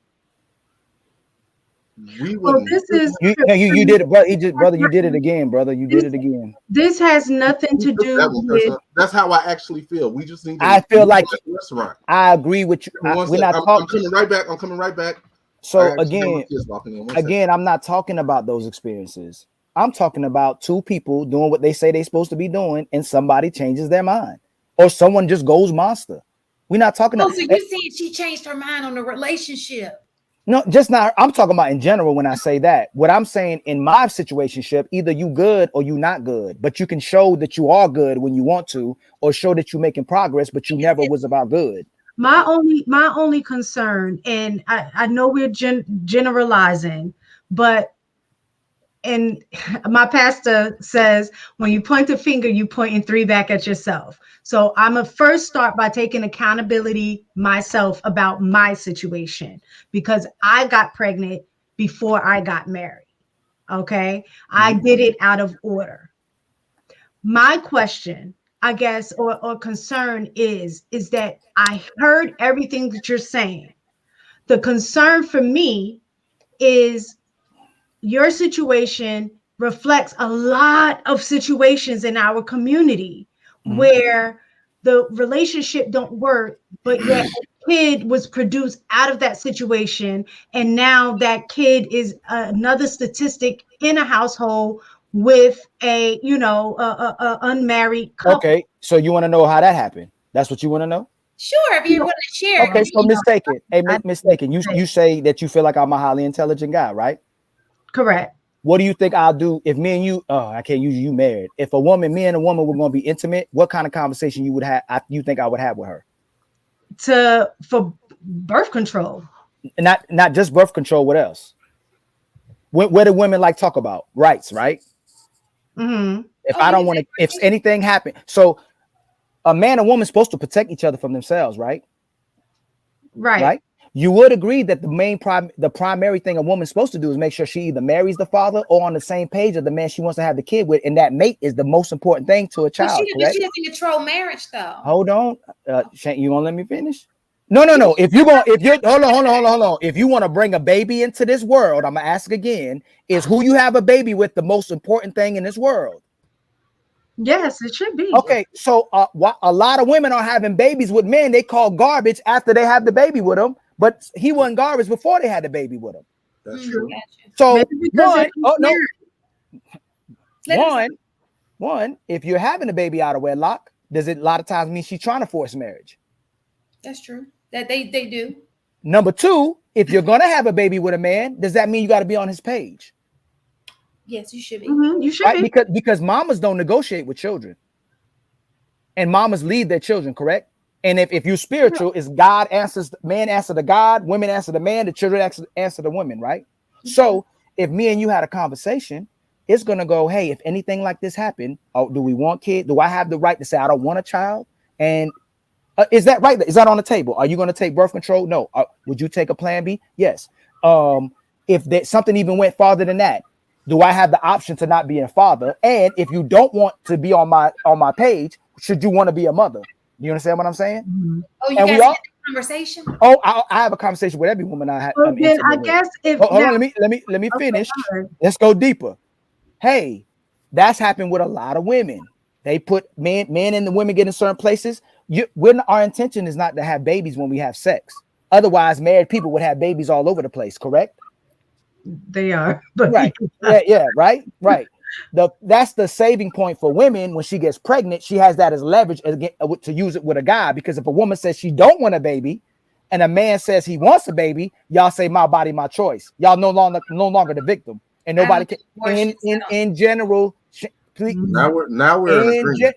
In general, the woman is not shamed. I agree. And the man is not a victim. They give that woman a choice to terminate the baby if the woman don't want the baby. That's what I'm saying. So did I want to be a father at this point? Nope. Do I take it as a blessing at this point and let it be in my face to what my responsibility is? Of course I do. Now, when that happened, do you think I would possibly marry her? I would hope so. Right? You think that, right? Mm-hmm. So do you think I made pursuits and certain decisions to try to still work this out? I would assume, I would hope so. So if the person's still not trying to be on a person's page because of what we talked about again since the beginning of this conversation of women wanting once you get certain leverage, it's hard for a man to negotiate now. So there was a point where I can negotiate. Now I'm in the points where I can't negotiate. She can use the system, she can use the government to do what she wants now because a baby out of wedlock has no rights. So now I have to get a affidavit of parentage, I have to get a DNA test, and then I have to go fight for 50-50. A lot of black men, a lot of brothers don't know that when they have babies out of wedlock, that's zero rights to the father. Do you think that's right? No, I don't. Right. So Absolutely. If we living in a society where women can leverage the government and their decisions against the man, and she can play that card whenever she wants to, how a man is completely defenseless to that. So if you're gonna have baby, either give me the right to terminate financially, and I'm gonna still be there for my son, or the government force that woman to do whatever that man says for that child. That's the two options. So if we can't get her to terminate, then I'm not paying for nothing. I'm gonna be a great father. On top of that, if you had a father by that man, you better be on whatever that father says to lead. You better be on top of that because you should have never had a kid with him.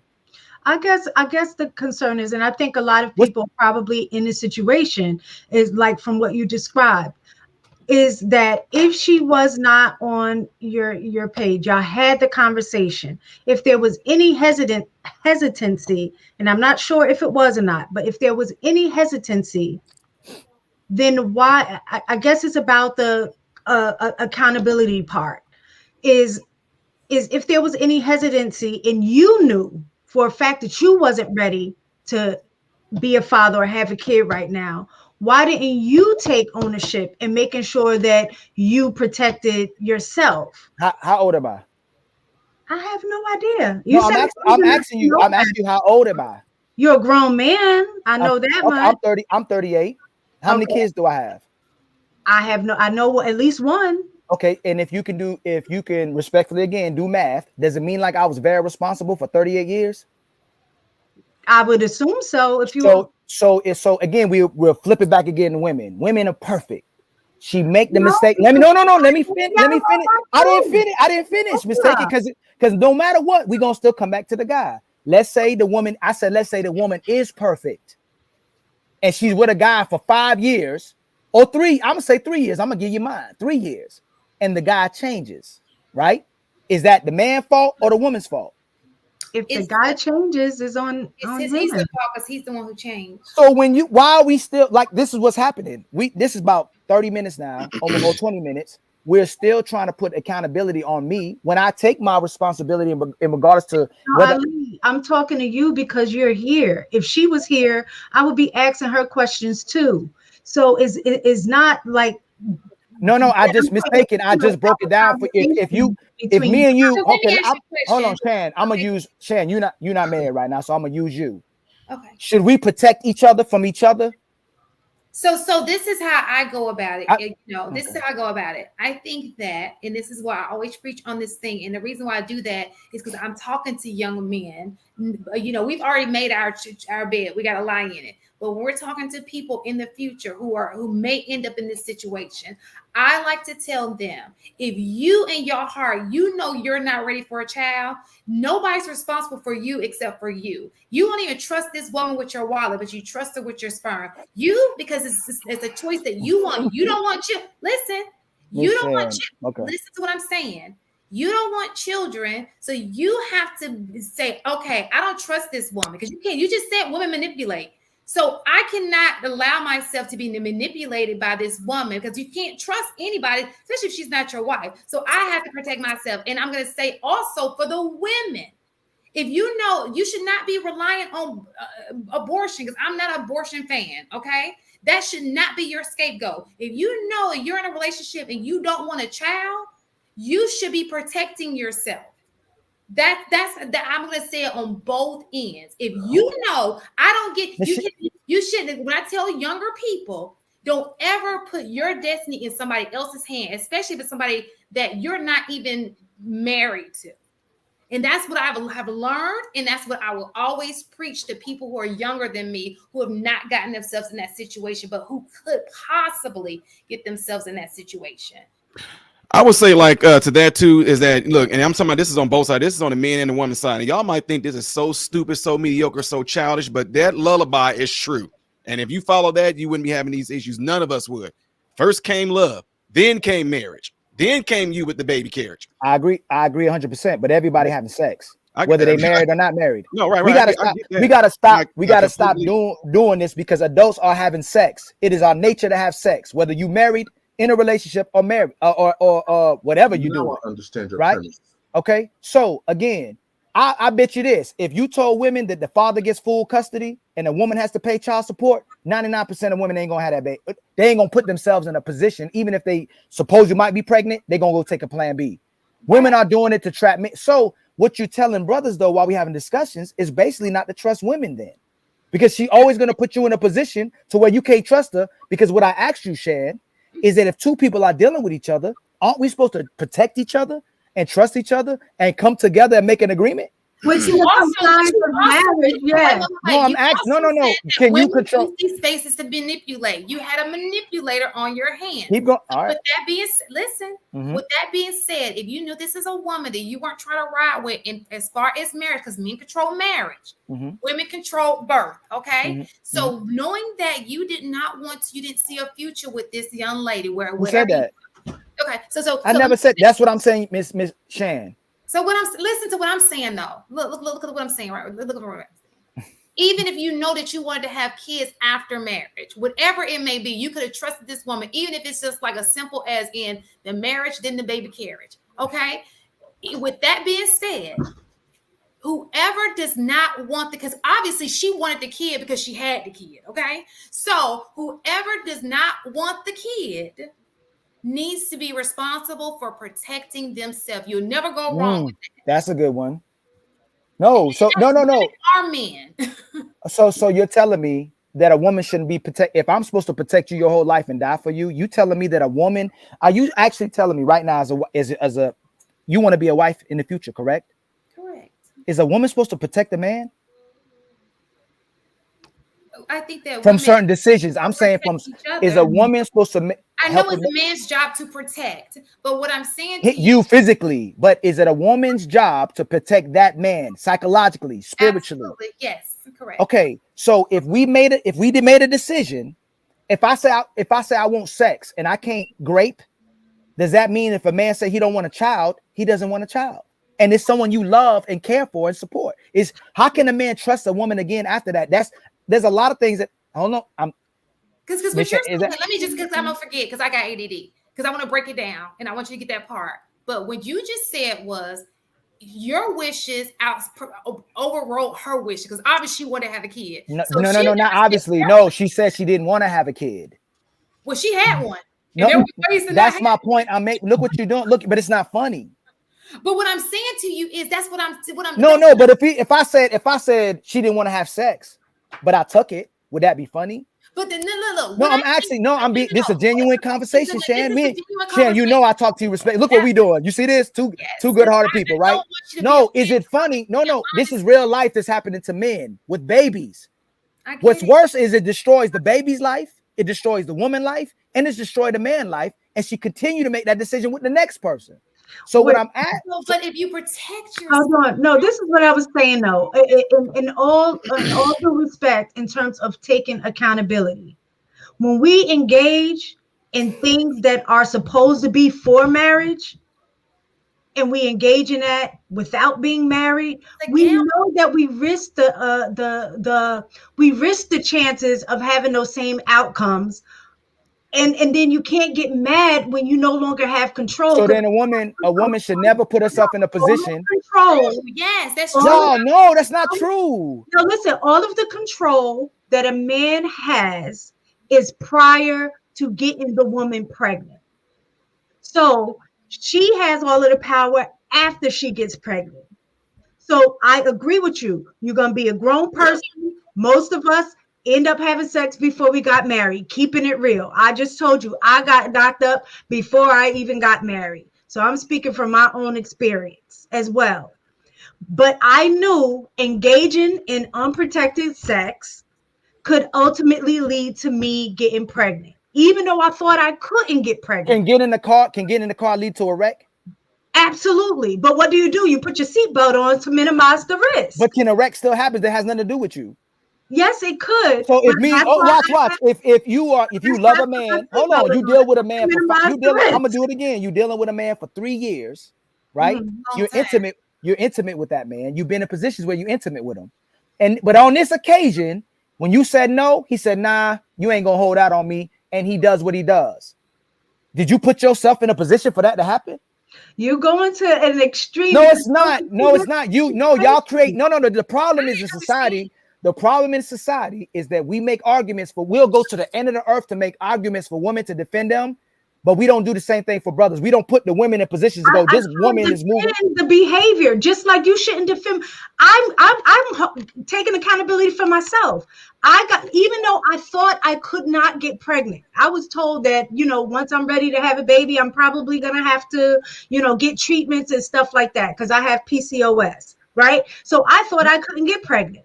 So for me, that was a red flag to be like, oh, that is not the point. No. What I'm saying is I still put myself at risk knowing that could potentially be the possibility. So all I'm saying in terms of I asked you earlier, mistaken.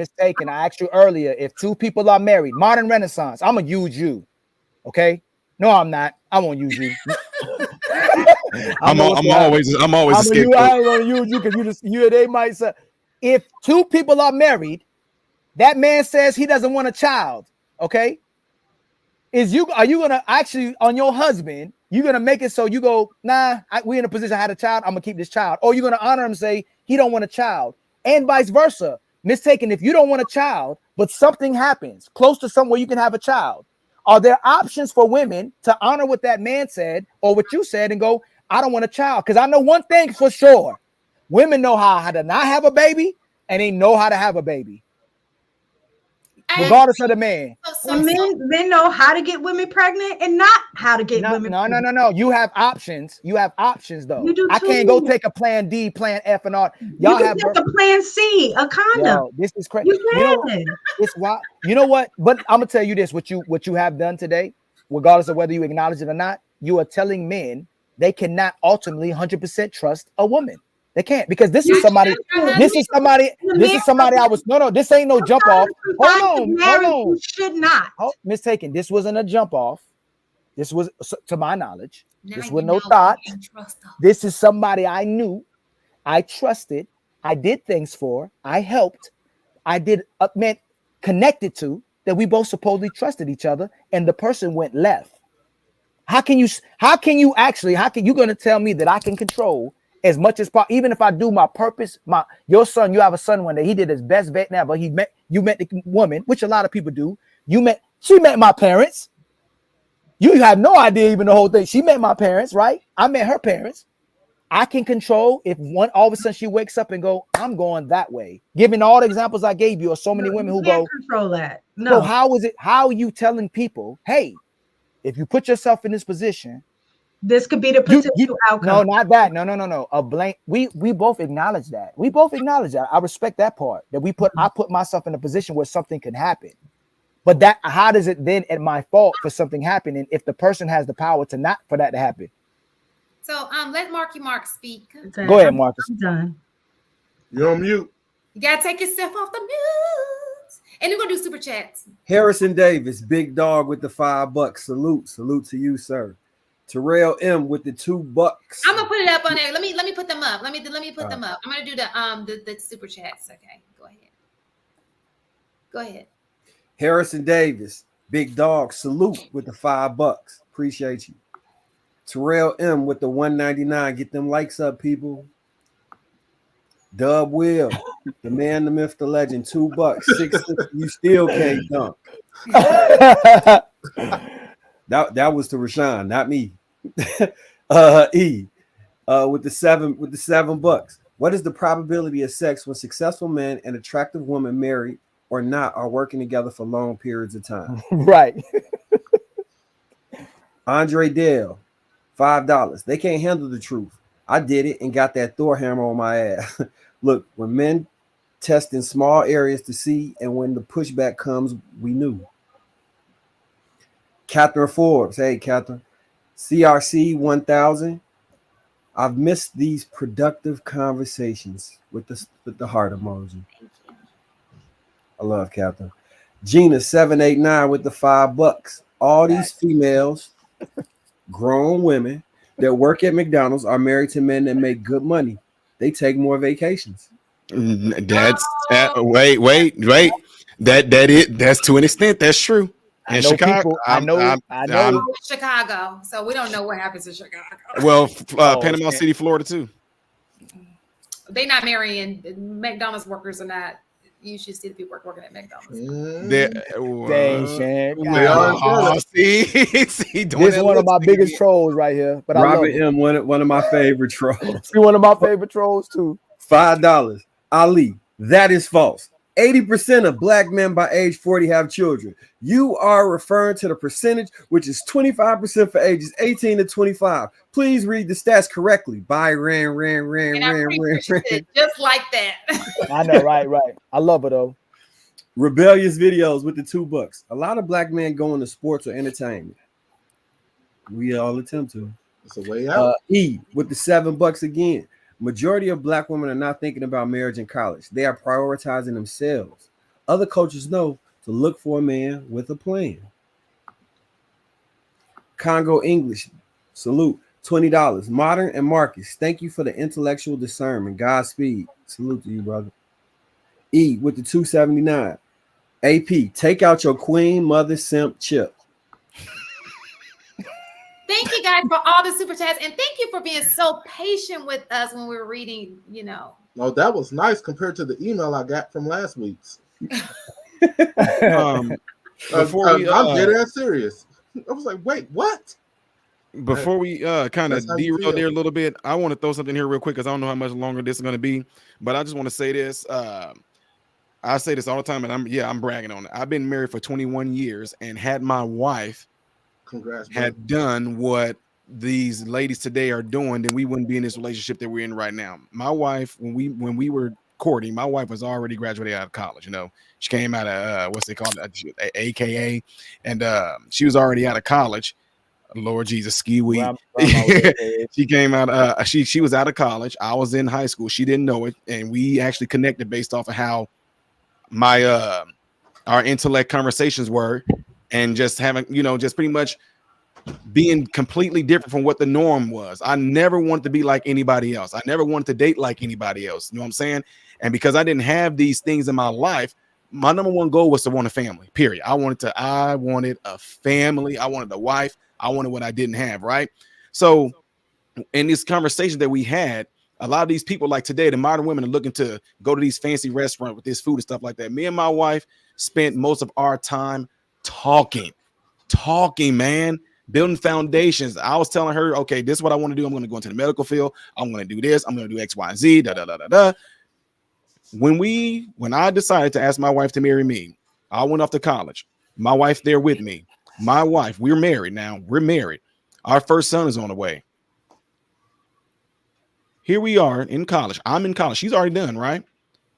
I told my wife, I would rather have you stay home with my son. I don't want to put him in the daycare. I want her. We talked about this before she even got pregnant anyway. But once I got into college, I went to school from 7 o'clock to noon, right? Had track practice from 1 o'clock to 3 o'clock. And then I went and worked a job from 4 o'clock to 11. Get home, my wife got my baby. He got weird sleeping hours. She handed it to me so she can go get some sleep. I'm sitting there rocking my son like this on my legs while I'm sitting here studying. What I'm saying therefore is that look where we are right now. You know what I'm saying? If she would have done this whole thing based off of what the society is telling her to do today, we wouldn't have had this relationship that we have right now. If she said, "Oh, wait a minute, I'm out of college, and I'm not about to get with no you high school boy, you don't even got a job yet." I mean, but the conversations and the relationships that we built in our courting and our dating, that's what ended up winning her over. And look what that foundation has set for us right now, 21 years later. It wasn't about no money.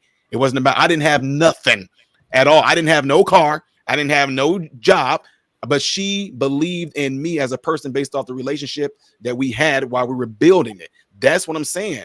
And I'm telling you that the ones that we counsel right now, the young folks that we talk to right now, yeah, they have gone off. They are married to this day. Some of them 10 years, some of them they're still strongly married right now because of that, because we got the blinders off their eyes and don't look at what the society is telling us to do. And especially in the blacks, they're pushing black dude.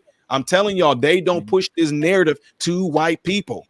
They don't push this stuff. You can say all day long, well, you know, white people, they have jobs and already, you can say all that all you want to, but they don't get told these things. They're getting told the complete opposite. They're being told, no, look for a man that displays this. Look for a man that's going to love you, a man that's going to take care. Look, and then also these most likely, and I'm just saying, I know this might have something to do with fathers and all that.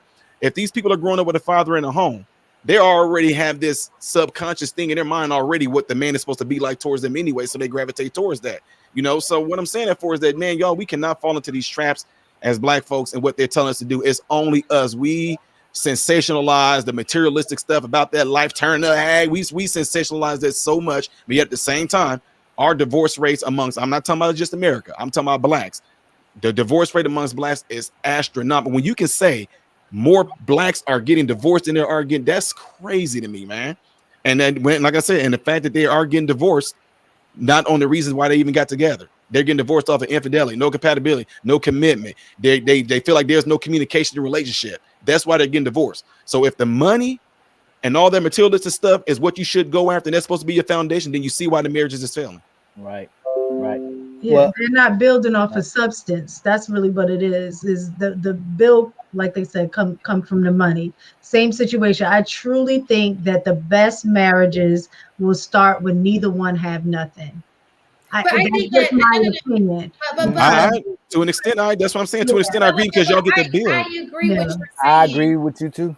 I agree what you're saying, but the important part was you guys were of like minds. You know what I'm saying? I want to be very careful with that because she saw that you guys were on the same path.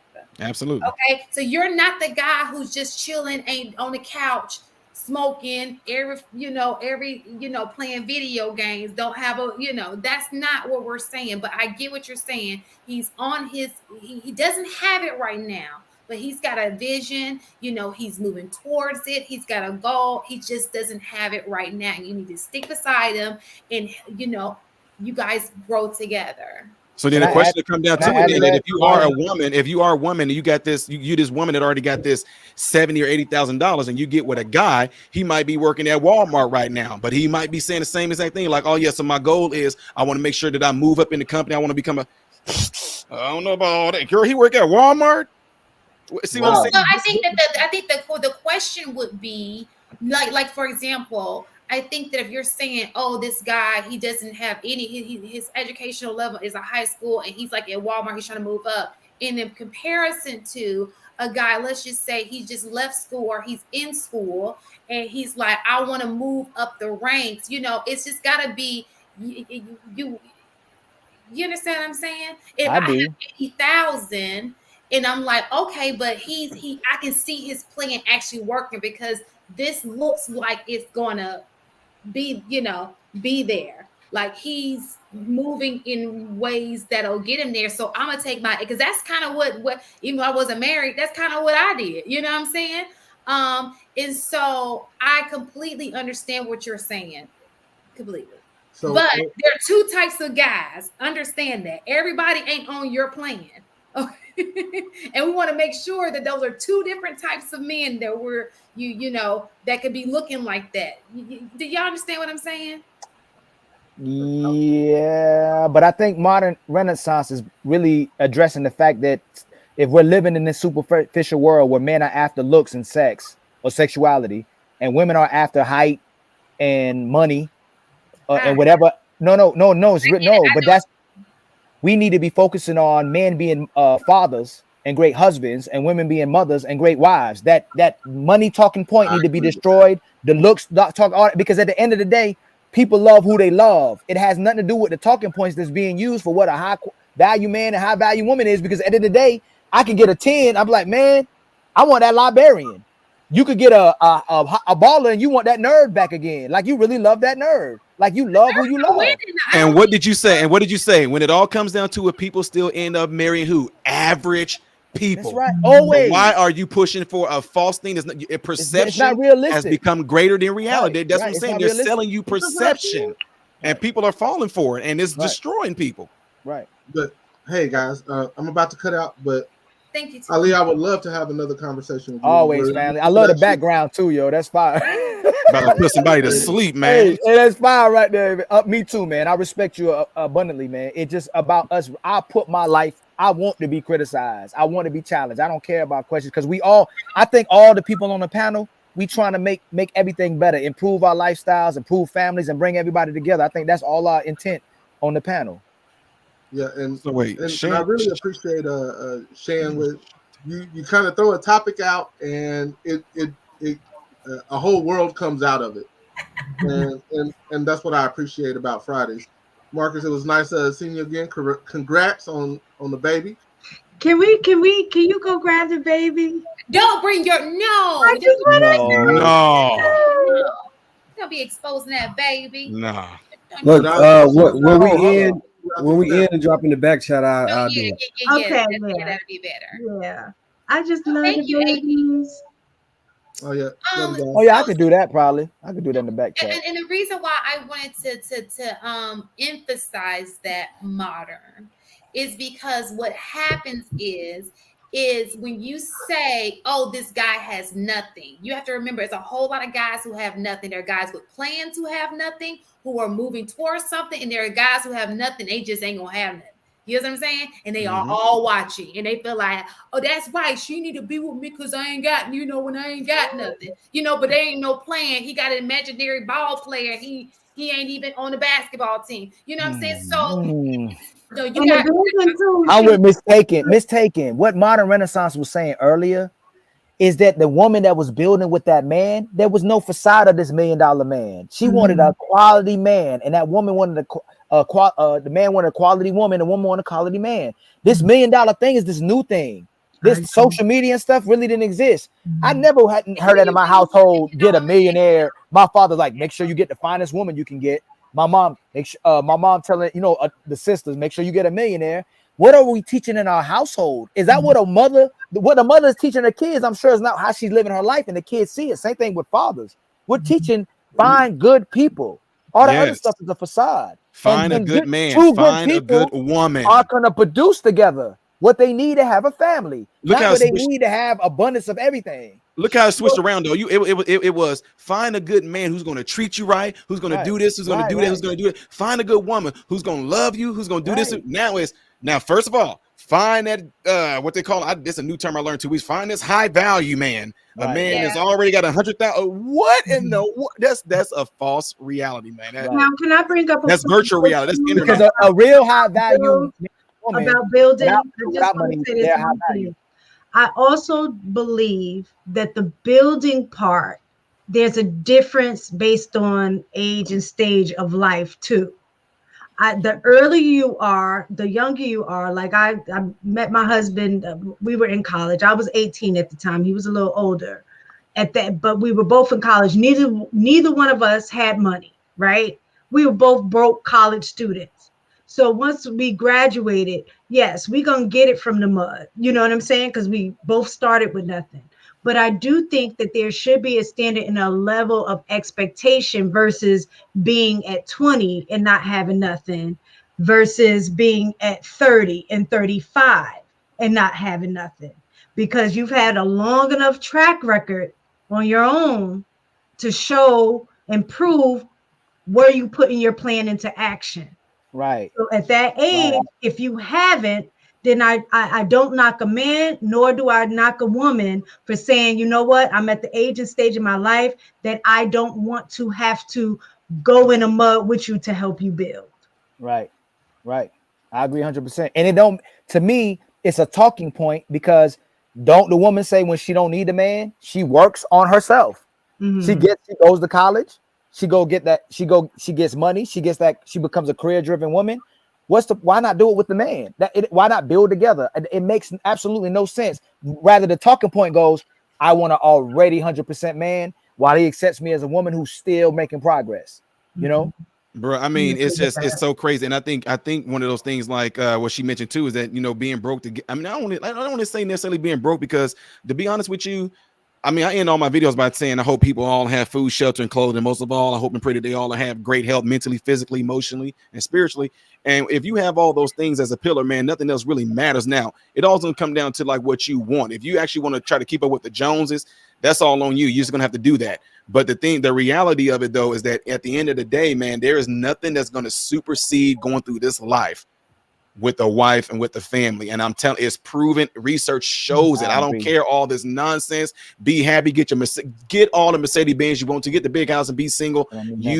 My medical records are showing that all those single women are on a ton of antidepressants. And then I got to sit there and let them know also, you do know that these antidepressants actually have an effect on your emotions, to where it actually alters your chemical makeup in your brain, that actually causes you to actually hate, and it actually increases your suicide.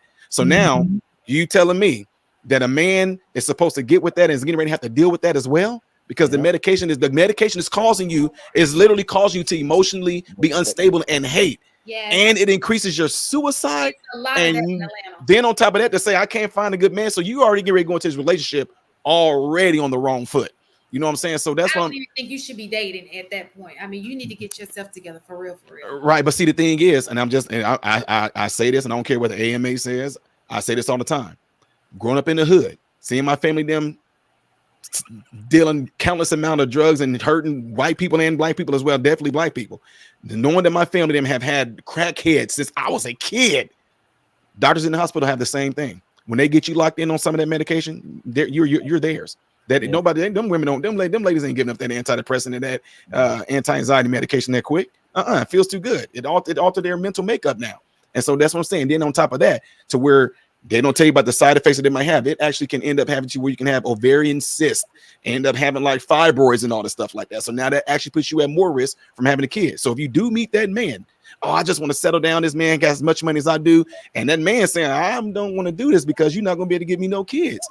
You know what I'm saying? And I'm telling you, it's set up to destroy us. Women that are married and have families, or let's just say this to them, just women that have families, or women that even have kids, versus a woman that is single and career driven. The woman, if she's a single mother, and the woman, if she's married and have kids, the woman who is not married but has a boyfriend, they're in a long-term relationship and they have kids, they are still more fulfilled and happier than a woman that has a career and all the money, the homes and all that. So can y'all help me with this? What is he talking about? Because I want to understand.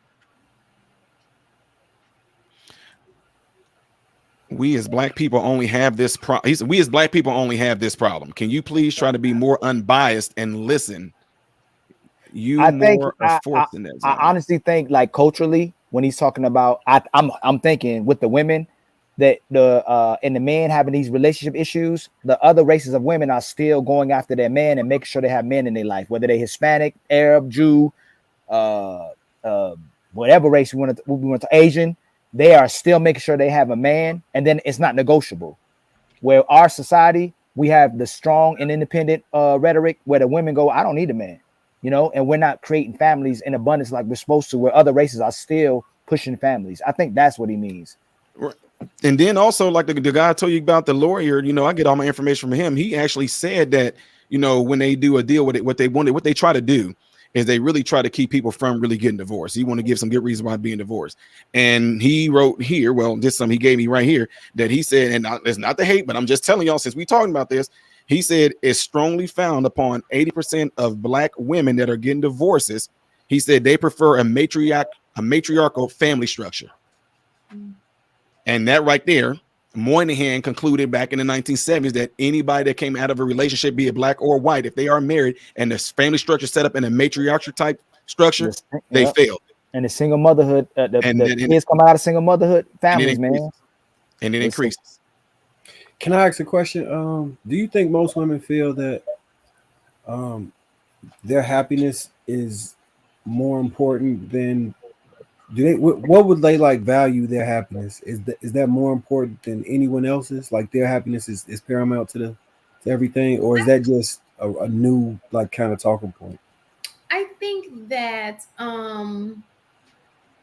people do put themselves first in the situation, especially if they can. Now, as far as in a family dynamic, I don't know, Mistaken could probably speak on that, but I do think that women who are single, I think that they do kind of probably say, you know, they're not happy, they're easy to, you know, this is the generation of my happiness, I need that energy, the energy has to be good. Like, get rid of all that bad energy. It's too toxic. I don't want that energy in my life. And so it's about being happy for, you know, self. I do. And I think I'm going to be honest, even with women in general, I think we have that we have a unrealistic understanding of what happiness looks like and what it's supposed to be. Yeah. I think, you know, like everybody says, the Disney aspect or what have you. And I do think that there's some validity to that, that we think that we're going to be happy or should be happy, or it's the guy's responsibility to make us happy. And we should always be happy. And the truth is that in life, that is not what happened. If you're not happy all the time by yourself, then what makes you think you'll be happy all the time with a man? You know what I mean? Right. That the issue actually is going to increase, because when you just in relation with another person, whether it's a husband or a boyfriend or even just a friend, there's going to be some aspects of that friend that you're not going to like. So to think that you're not going to come into conflict at times, or it's that person's responsibility to make you happy, I think that's where women go wrong. We put responsibility on the man to make us happy. And I just think it's unfair, because you're putting an expectation on somebody that could never meet that. They could never meet that. And so then you're looking at them like, oh, it's their responsibility to make me happy. It's their responsibility to pay all the bills. It's their responsibility, like, you know, to protect me, to do all of these things. And then when we look at what we have to do, it's kind of like, well, I gotta make a sandwich. You know what I'm saying? Like, is you know, is the mindset that I think we're taught that we're supposed to be taken care of, right, and not necessarily doing the taking care. So do you think that happiness, and I'm and Tamana Renaissance, Marcus too, and Shan, do you think that happiness used to be what showed what kind of person you were was your children? Was the quality of the woman and man, like what I'm sure modern Renaissance and Marcus happiness comes from seeing their wife and their children happy. Would that be right, modern Renaissance? Like, yeah, that's one of them. That they're great men and women. My wife is a great woman. My children are great quality people. When they go out in public, they represent me. It's not really the fact they got the nicest house, the nicest cars. It's their impact on society on being great people. That's the true happiness. Because that's what should qualify happiness, is the way we serve each other and creating high quality people rather than having high quality things. Well, that what you just said right there was key when you said serve, and that's one of the issues that people don't want to do in a relationship is to do that. And I'm not going religious on nobody like that, but this is what I hate when people do when they try to do this to me on some of these other panels. Oh, like here we go with this church stuff. No, it's not here we go with no church stuff. What I'm saying is this: if I sat here and said, okay, out of this book right here that's written by Malcolm X, everybody's all game. Oh, at this book right here where Martin Luther King said, oh, everybody's game. Oh, right here when Thomas Sowell said everybody's game. But if I say, okay, in the Bible right here, oh, here you go with, and I'm not trying to preach. I'm just saying these books is all out there, where there may be something from the Quran or whatever like that. These books all have some very good information in it that can benefit us, right? So what I'm saying therefore is that, it says the eyes are never full and the belly is never satisfied. So when it comes to happiness within a marriage, people think that it's what been sold to us. You think that happiness, man is constantly doing something. That's what's making happy. Woman is constantly. No. You have what I call moments of happiness. You know what I'm saying? That's the reason why I say the eyes are never satisfied and the belly is never full, because I can do something for my wife that's going to make her happy for that moment, whether it lasts 1 month or 2 months. But all of a sudden, that so-called happiness high is going to go down. What's the next thing I'm going to do? You know what I'm saying? So we have moments of happiness. Now, do I keep her happy? That's not my job. Do she keep me happy? It's not her job. What do I like? What do I like doing that makes me happy? I play the keyboard, drums, bass, organ, piano. I go and I talk to kids all the time. I'm a director of multiple medical facilities, and with that being done, me seeing people grow, me seeing people getting better, those things never get old to me. It's always satisfying to see another fellow brother or another fellow sister do better, to progress, to become successful. That never gets old, and that's why I brought up the Bible reference, because I noticed that's what Jesus did when he came here. He came and he made people happy. He healed people. He gave them hope. He gave them good lessons. He gave them all this good knowledge and wisdom. And what did he say to them? He said, the greatest among you shall be a servant. And that's what a lot of us don't want to do. Serve your community, serve your wife, serve your husband, serve good on your job, do those things. And I know with the AKA, y'all all about servitude. That's and community. I know ski weed.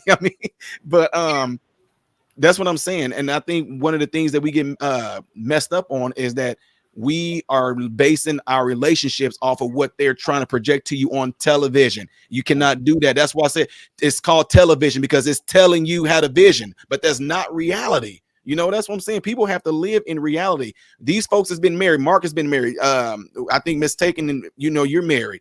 I think that all of us have different perspectives that we can add to this one creature. So I can sit there and describe how great the legs is and the backside is, whatever like that. You can probably describe how great the midsection is, and Marcus might be able to describe how the front side is, but we're all talking about the same animal, Right. So that's the beauty of this whole thing, man, is that, if you want to be, then there's people out there that I know they don't want to be in a relationship like that at all, which is cool. That's completely fine. But at the same time, again, I'm just doing this based off of research. I'm doing this based off of what I see. I'm doing this based off the counseling. And I do know that most people, and I know people make mistakes. You would call yourself a baby daddy or a baby mama. But at the same time, those individuals throughout life still turn out to be the happiest and most fulfilled versus the ones that don't have it. Right. I agree. Especially if you find it and it's true, like it's a true connection. I can only imagine how that feels. But let me ask you a question. Well, go ahead. And who else had to say something? Because I think that's part of the problem too, is that we, as women, we think love is based on feeling. And I know that that's part of our makeup. We are feeling type of beings, right? We get in our emotions and we, oh, I have to have this connection. Oh, I have to fall in love, like those kind of things. But when you are in relationship with somebody else, or especially like I didn't always like my husband. Like I always loved him, but there were moments that I did not like him. Well, you said moments, but moments. Right, but that's my point. That's the problem, is that I think a lot of time in this generation, and I would say even more so women, is that when those moments happen, we're ready to dip.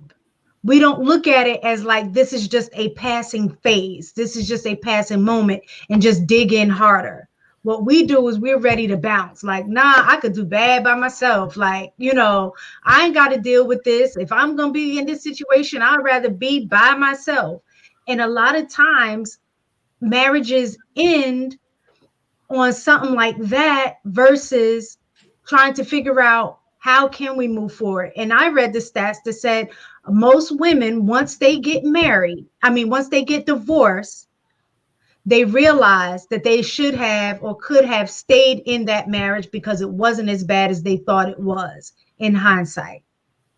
And I think a lot of that, yeah, I read the stats for that, and I was amazed, because if you look at the situation or listen, to other people, girl, I'm so glad I got out that marriage, or happy. But when you look at the stats, it says basically they regret, because they realize, especially too, if they got into a second marriage, that they realize that they should have stayed in the first marriage. And I think this society where we're at, where our feelings matter, just in general, we're very selfish oriented at this stage. And so anytime something doesn't feel good, that means we need to leave. But it's that discomfort that makes you grow. Like, it makes you grow. Once you go through a situation, you look back, you're like, dang, it wasn't as bad as I thought. Like, we're 19 years in. Looking at where we were at, like in year 2, is totally different. And we went through ebbs and flows. There were moments where it wasn't just moments. It might have been months or even a year of going through that lull of not connecting, but we just getting up, going to work, just routine and not connected. And that's one of the things I said I wish people would do too. I think it'd be really cool. Wouldn't it be? I told me and my wife talked about this. I said, you know what? I said, all these, since they got all these crazy reality shows and everything like that, I said, watch somebody steal my idea. I said, wouldn't it be really cool if the same way you got married, that if you were to get divorced, you had to get divorced the same way you got married. You had to go before everybody that was at your marriage and say all the things and say, you know what? And actually tell when you up there in front of the minister, let everybody know why y'all are getting a divorce. You broke your vow that you vow. And then ask if anybody feel that these two should not get, I guarantee you have more people standing up saying, y'all should fight this out, man. Y'all should work this out. Y'all can do this, versus saying, now I'm not talking about somebody's getting beat or anything like that, but y'all get what I'm saying. I think that they make it too easy for you to get out of it. They make it it's like convenient. You can go get like a darn divorce like at a dang on convenience store or something like right now. I think they make it too easy for you to get in it. It's harder to get out of a marriage than it is to get absolutely. And one of the things that we done for one of our after school programs, and we have one of the charter schools that they're pushing here as well as too, is that we are getting to the point to where we're like, okay, no sex education is being taught, because you need to teach people how to function in a relationship before you teach them how to get the benefits of being in a relationship. To me, the benefits of being in a relationship is the sex part of it. But what they're doing right now, they're teaching sex and not even teaching people how to function in relationships at all. Huh? Teach sex anymore. The sex education? That sex education is what kept me to being a virgin until I was 21. I'm sorry, well, they teach pornography now. No, yeah, but that happened for you. In our school, it's not anymore, period. They don't teach it. They shouldn't teach it at all. In health? They shouldn't teach it at all. That is awesome. Anymore. Because in Illinois, they dropping it down to the 3rd grade, where they teaching about consensual sex. Teaching a lot of things. I just went off on one of our districts here because a man was talking. You heard about the guy sitting there telling the kids he brought in dildos and butt plugs and all that. Yeah, a whole lot of things. LGBTQ plus community health center brought these toys into these kids. I was about to say that's what it is, right? Like, this is what I'm saying. So what I'm saying is that they're gonna have a hypersexualized society that's getting into this stuff, versus actually teaching them how to function in a relationship. And then you see why the suicide rates and everything is skyrocketing when it comes to stuff like that. Well, so then your kids are coming to school knowing things, whether they're seeing it on TV or with some things we're not teaching. I mean, even when it's accessible, it's easily accessible. They come in like we've caught kids, 9th graders in the bathroom. I got you. These kids, if you think your daughter, listen, if you ever want to know how your child is, ask a teacher. We can tell you everything about your kid. We can tell you why she's sad, what she coming to do. Well, I'm a little weird though. I was a very, and still am, well, they're 20 and 18, but I was a very involved father. I did some stuff y'all probably like, dude, you went overboard.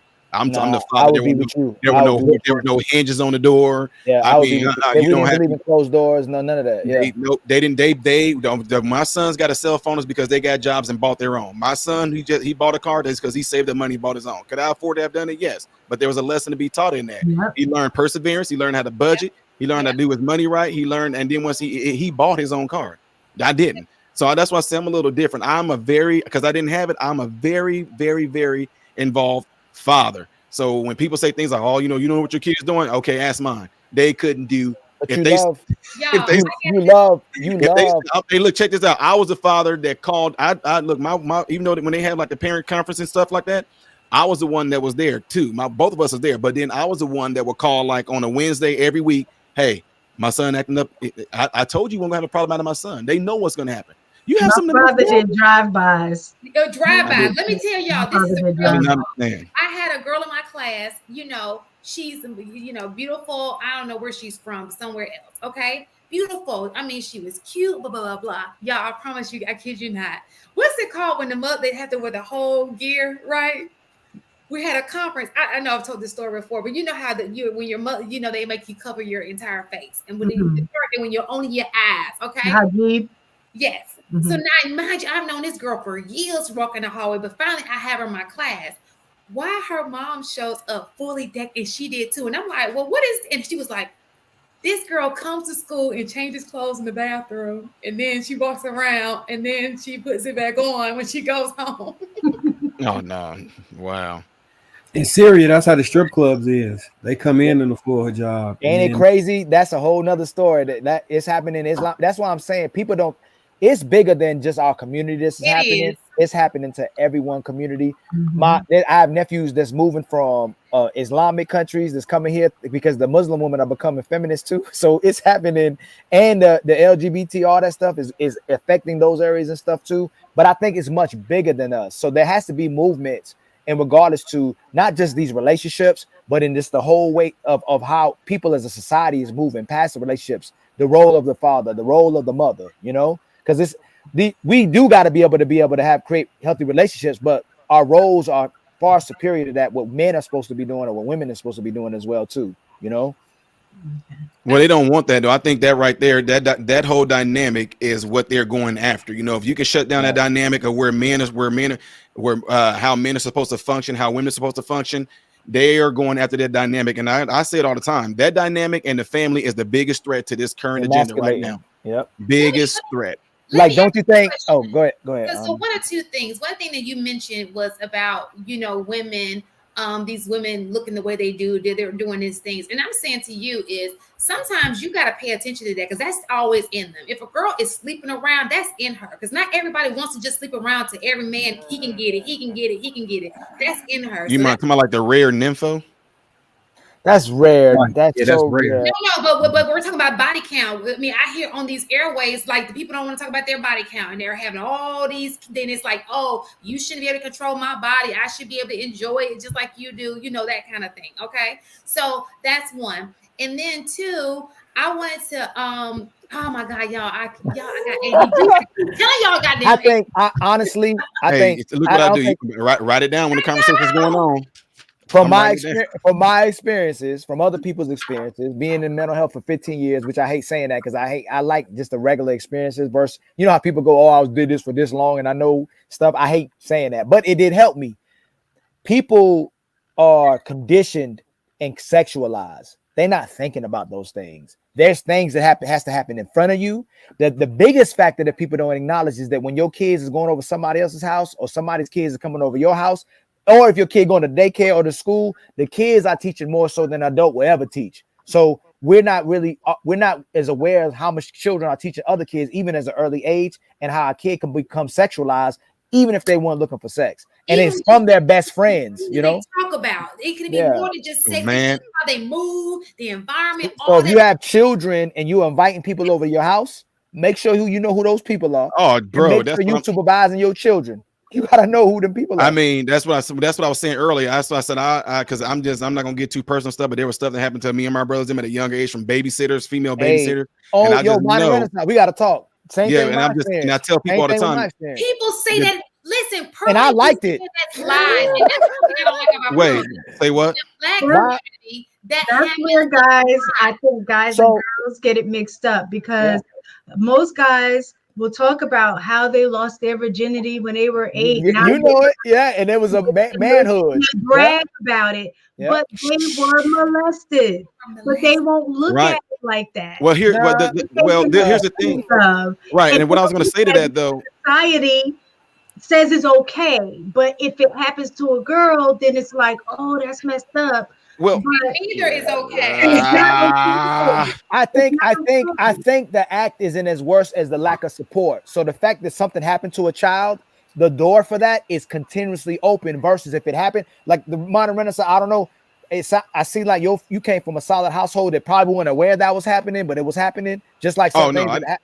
You said I came from a solid household. Did you come from a solid household? You didn't come from a solid household. No, God, okay. So you are what do you call it? A diamond in the rough. That's what you are. So man, things that I saw, the fact that I had support and things that I encountered is what made it not really impact me that much. It happened, I learned from it, and then I was like, I have mother and father that I can see what you're supposed to do and what you're not supposed to do. There's certain things I like that ain't normal, but like he said, there's certain encounters a lot. That's the elephant in the room about what a lot of boys are going through from women as well too. That's a huge elephant in the room.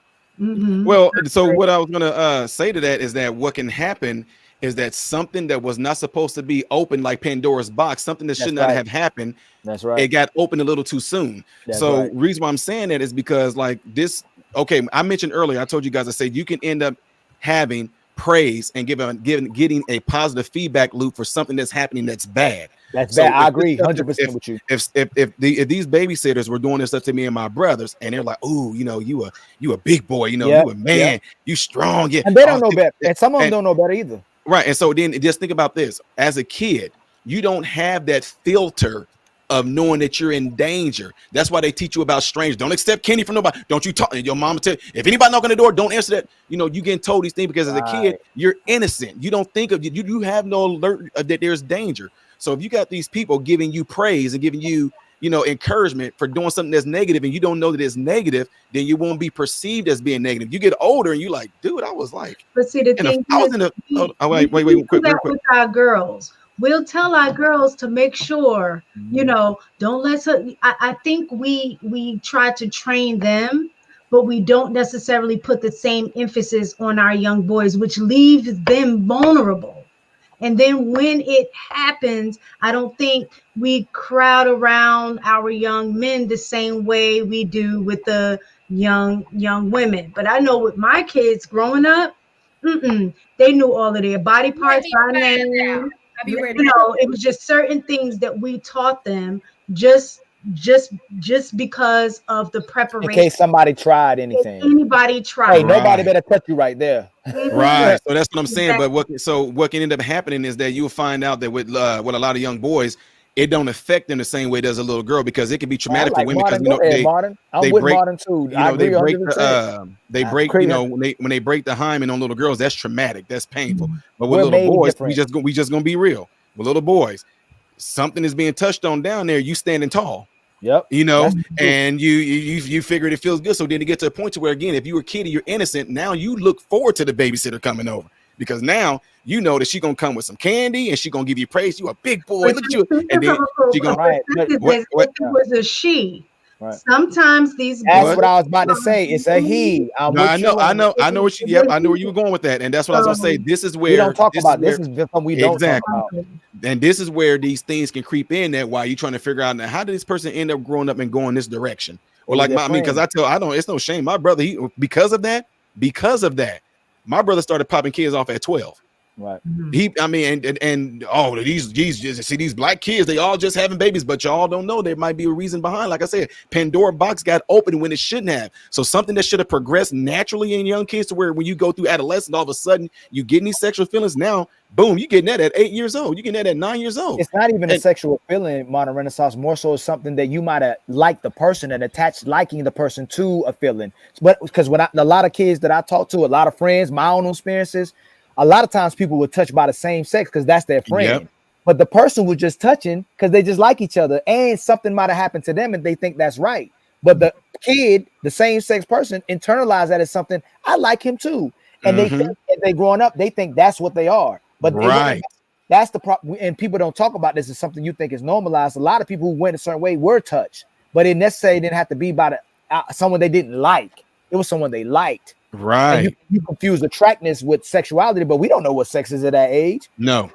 That's why it can be an uncle. It can be your uncle's friend. Something and if like you that. like them, right? Yeah, if you like cool, them, you connect that with actually being that way sexually. That's what I'm and saying. you never were even that way sexually. And that's why a lot of men end up going that direction. And then with the like I said, but being in the medical field, that's why I say, and I don't hate anybody that got their own lifestyle, that have a certain lifestyle, and that might not even happen to them. But what I do know, and I keep on telling y'all, that what makes it to the point to where in society, and we just being real, like I said, I'm making a disclaimer because I know how YouTube can have an AI in here that try to catch up on words. But what I'm saying as far as this, I always keep saying that nature is not going to lie, no matter what. It's not going to lie.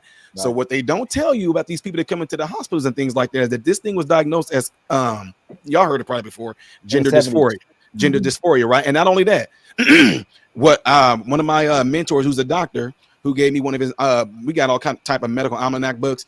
You know that before there was a such thing as AIDS, do y'all know what they called it? It was called GRIDS, GRIDS. It stood for gay-related immunodeficiency syndrome. I didn't know that. That's a new one for us. They completely changed the medical terminology around to make it seem like it did not come from having same-sex marriage, and it only came through men because men are the only ones that can. Look what happened to that. No, but look, that was it because men are the only ones. Two women cannot give another woman AIDS. Two women cannot give a woman AIDS. A man can give a woman AIDS.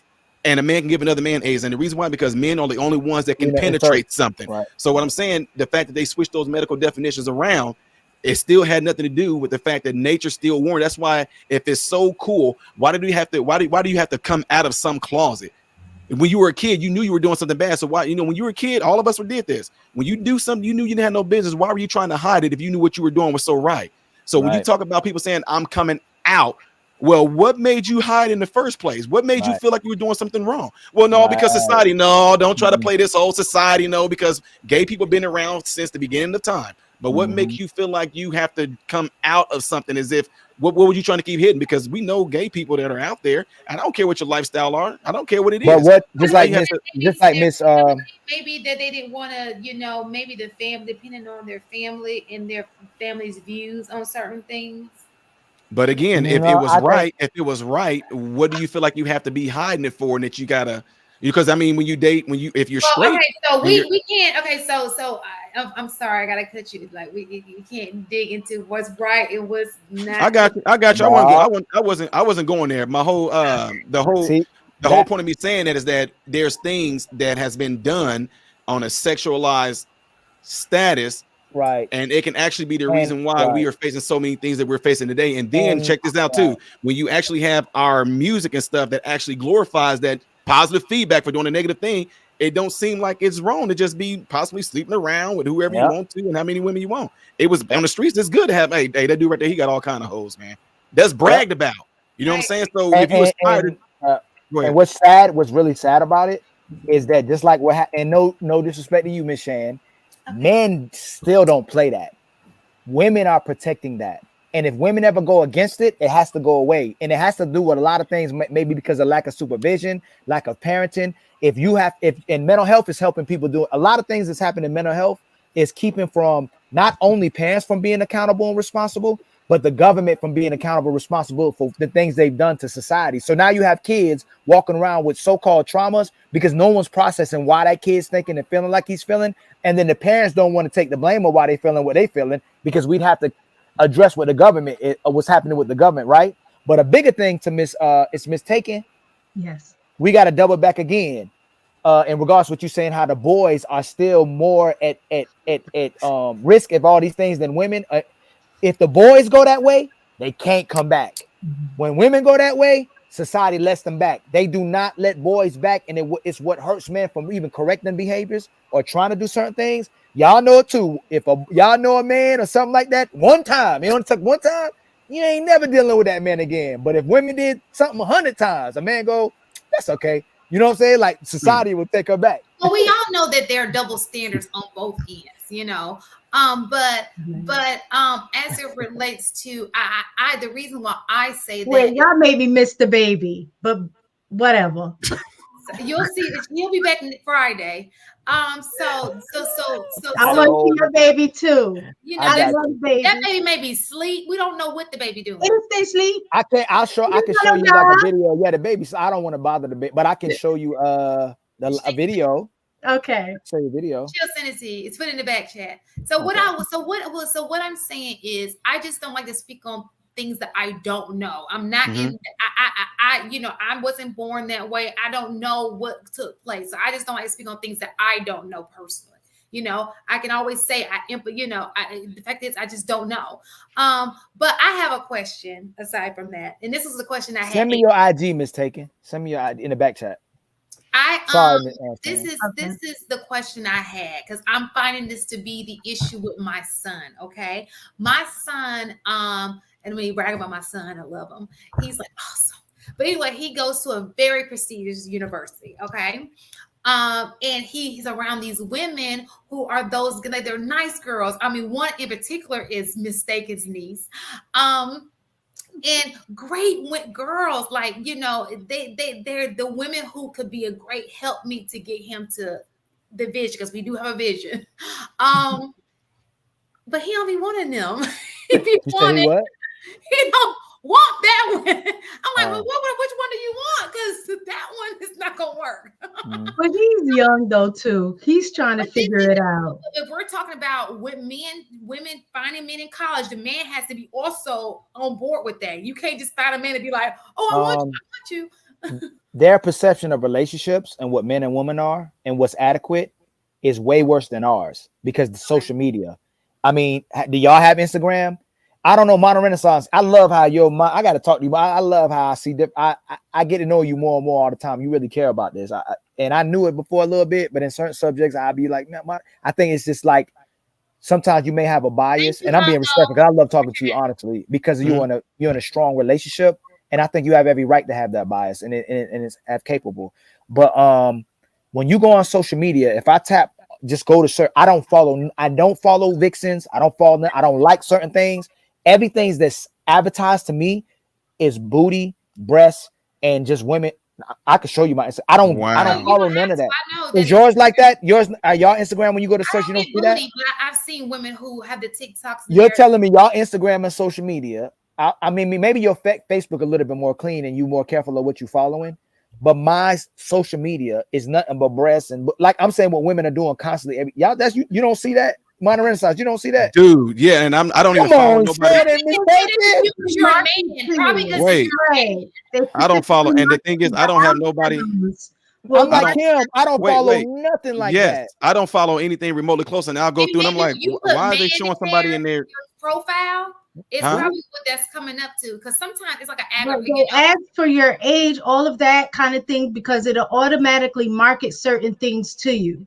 So even if you're not looking at certain things, it will pop up anyway, just because. No, I remember when it was cleaner. I remember maybe 5 years ago, something years ago, where it was like clean. It was certain things like arts and quotes and stuff like all this. Now constantly it's girls all day long. It's your breasts and butt, breast looks, and, all that. And and I keep on putting not interested, not interested. I'm like, why they keep doing it? Did you look one time? Because it's all it takes. No. Y'all always look. We could never look at how they do us. I know you was in there looking. You like, y'all love I know you just being a man. Y'all.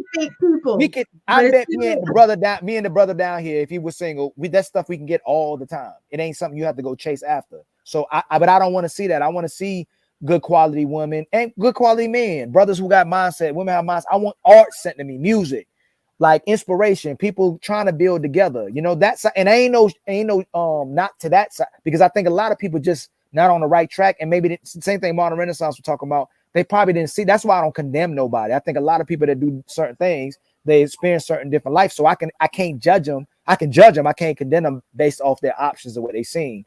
But if your children on Facebook, Instagram, TikTok, Snap, all the stuff they hiding, and then if they even on an OnlyFans, God know you don't know what they doing on OnlyFans. oh, I wish you. No, but I mean, they purchasing membership. What I'm saying, and then the internet for all the pornography. If we were kids then, the men, it's even harder for men. At our testosterone rate and stuff, that we were young men, he in trouble. So let me ask you a question. So you're saying that he's in trouble, right? So how do we okay? So if the women don't have men to marry because they thinking like this, because I feel like if my son can go, he is judging his surroundings, and he's making decisions by the so if I go into a room that's full of people I have to protect myself from, I'm gonna get my guns, I'm gonna get my ammunition ready, I'm gonna get my vest. I'm not doing nothing to be allies with the people I'm trying to protect myself from. So if he's looking at the quality of what these women are doing and how, you little young girls, even worse than the old generations have gotten worse. Remember, his generation is going to be worse than our generation. But there are great crops in that generation. What I'm saying, everybody always told me in modern Renaissance that too. They pick the women for. And ask them. That go. Okay, go ahead. So this is what I've learned because modern Renaissance. Can you tell them? Give me 2 seconds and then I'm gonna let you cook. So I was one of those parents who followed my kids. That's the reason why I'm a teacher, because I didn't start out this way. I wanted to follow my kids. I'm like a mother stalker. So listen. So when it came to my son, even when it came to high school, he was in class because he was in higher level classes, IB AP classes. So the girls that were in his class were kind of like the girls, like good girl, they weren't, they had the clothes and they didn't care about the fat. It was like, good girls. They were cute. Look, they were cute girls. And he just was overlooking them for this girl over here. And now it's the same thing in college, where all these girls are pretty decent. They're not the Instagram models, obviously, but they're pretty cute girls, old school kind of cute girls, What's an old school cute girl? Exactly. Old school was when you old school cute. Two things. Like, what, stealing? No. Old school cute is kind of like, let me give you an example. Old school like Felicia Rashad, or old school, who are the people we idolize? Like those people who were just naturally cute. They weren't like in your face. Like they like. I got you. If I look at your niece, I think that she has a cute beauty to her. You know what I'm saying? She's not like out here in the street. She ain't no what they would call like the IG baddie, but she's a pretty girl. She has herself well to do, and she's had her head straight modest. On. But okay, so to be all due respect to you, you will never understand and connect to your son in that department ever in any capacity like a father can. And you will never understand him. I'm arranging his marriage. And he has an innate keen sense for knowing how, like, awareness of what's going on and what isn't going on far surpass his mother's understanding and wanting to see women in a certain state. You're seeing those girls. Gosh, they're great girls. Your son has already dissected those little girls apart from other men, from his environment, and he knows exactly how they are. The father, if he has his daddy to go there to ask him to as well too, daddy already broke that down. And the second part is he'll never share that with you. He'll never tell you why they're not good women. He'll never tell you how he grade them. He keeps a certain part with you as his mom, as his mother. That other part you'll never know. And third part, the things he's doing when he's not around you, whether he's in his room, whether he's in the bathroom, whether he's in a. I don't want to hear that. So you can leave that. No, you don't want to know. Take it. No, take it. You want to know? You asked. Take it. You asked the question. I don't even want to hear it. Talk to yourself. How long your son's showers be?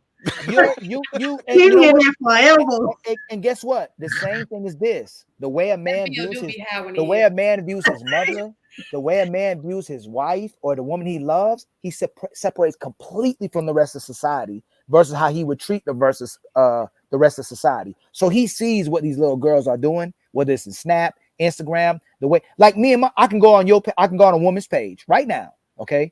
I can look at who you interact with. Y'all don't even know, not even close to the way how guys process y'all. I can go to look at what you're doing, who you're interacting with, how much men interact with you, what you posting, how the women are interacting with you. There's so many ways that men see y'all for who y'all are, and y'all have no idea that we see so many things. Well, and he's in a looking at my correct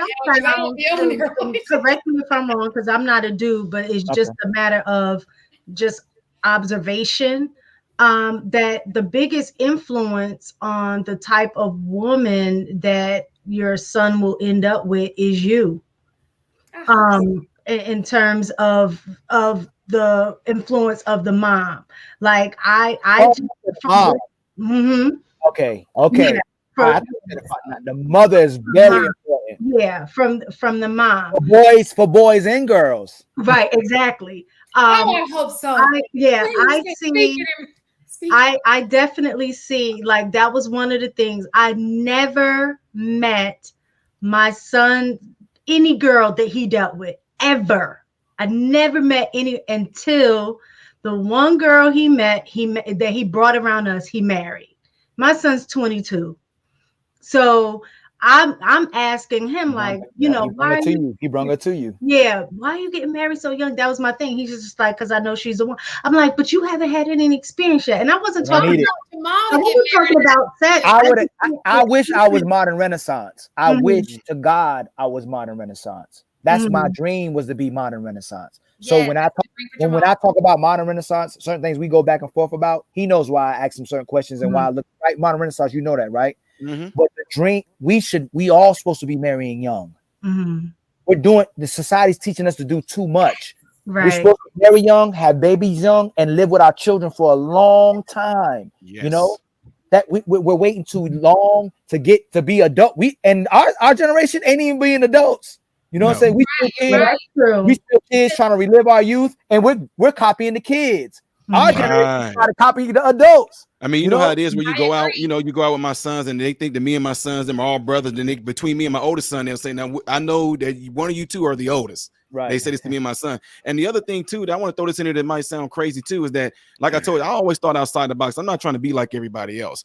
I thought it was I always say this, and a lot of folks always, I say, I think it's the craziest thing when we do this. And I hear this amongst blacks because like I said, been in the medical field for 15 plus years. I never hear white people saying this. When my son get 18, you get out of my house. Go find your. And then I never hear white girls saying things like, well, I'm not about to date this guy if he still stays with his mother and his father. Now, see, this is where people get things wrong at. The people that I'm around, the people that I'm around that are in the medical field as well, doctors, PAs, whatever, all of them, it's the same exact thing. I said, my sons, they can stay with me until they actually get ready to get their wife and move out. And I said, now, like, here I go again. I know I said, look, I'm just using the Bible as a reference. It said, therefore, I tell people, I said, it said, therefore shall a what find a? It said, therefore shall a what leave his mother and father? Can I go further? It said, therefore shall a man leaves his mother and father to do what? Cleave to. So that man only left the house to get married, to go get his house of his own woman. So my sons graduating from college, right? Get out of college, they're still staying in this house. They are stacking up money. And now they're paying some bills. Now, I'm just being honest. That's teaching them responsibility as well. They're paying bills. You know what I'm saying? Like, you got the water bill, you got the electric bill, and then both of y'all gonna pay like a little bit on it. I mean, it's just did that with us. So what I'm saying therefore is that here it is. If they out of college making this money, they are stacking up this money right now. So when they do find a girl they want to be with, no, you don't have to take out a loan, dude. You just go. You got 40 G's in the bank. It's so powerful what you're doing that if he gets a wife, they're gonna want to possibly get a separate space. They don't even have to look right. They don't even have to look. They go, Dad, I ain't about to do this to you. That's what's gonna happen. I respect you so. Dad, you let me stay in here and build till I found the right woman. I ain't about to do this to you. Especially my son has said to me, like, after, I'm like, why, you're still too young, like that kind of thing. And he was like, well, what else is out there? He was like, Mom, you don't know how the girls are today. He was like, she's different. That was his thing. And then he said, she reminds me of you.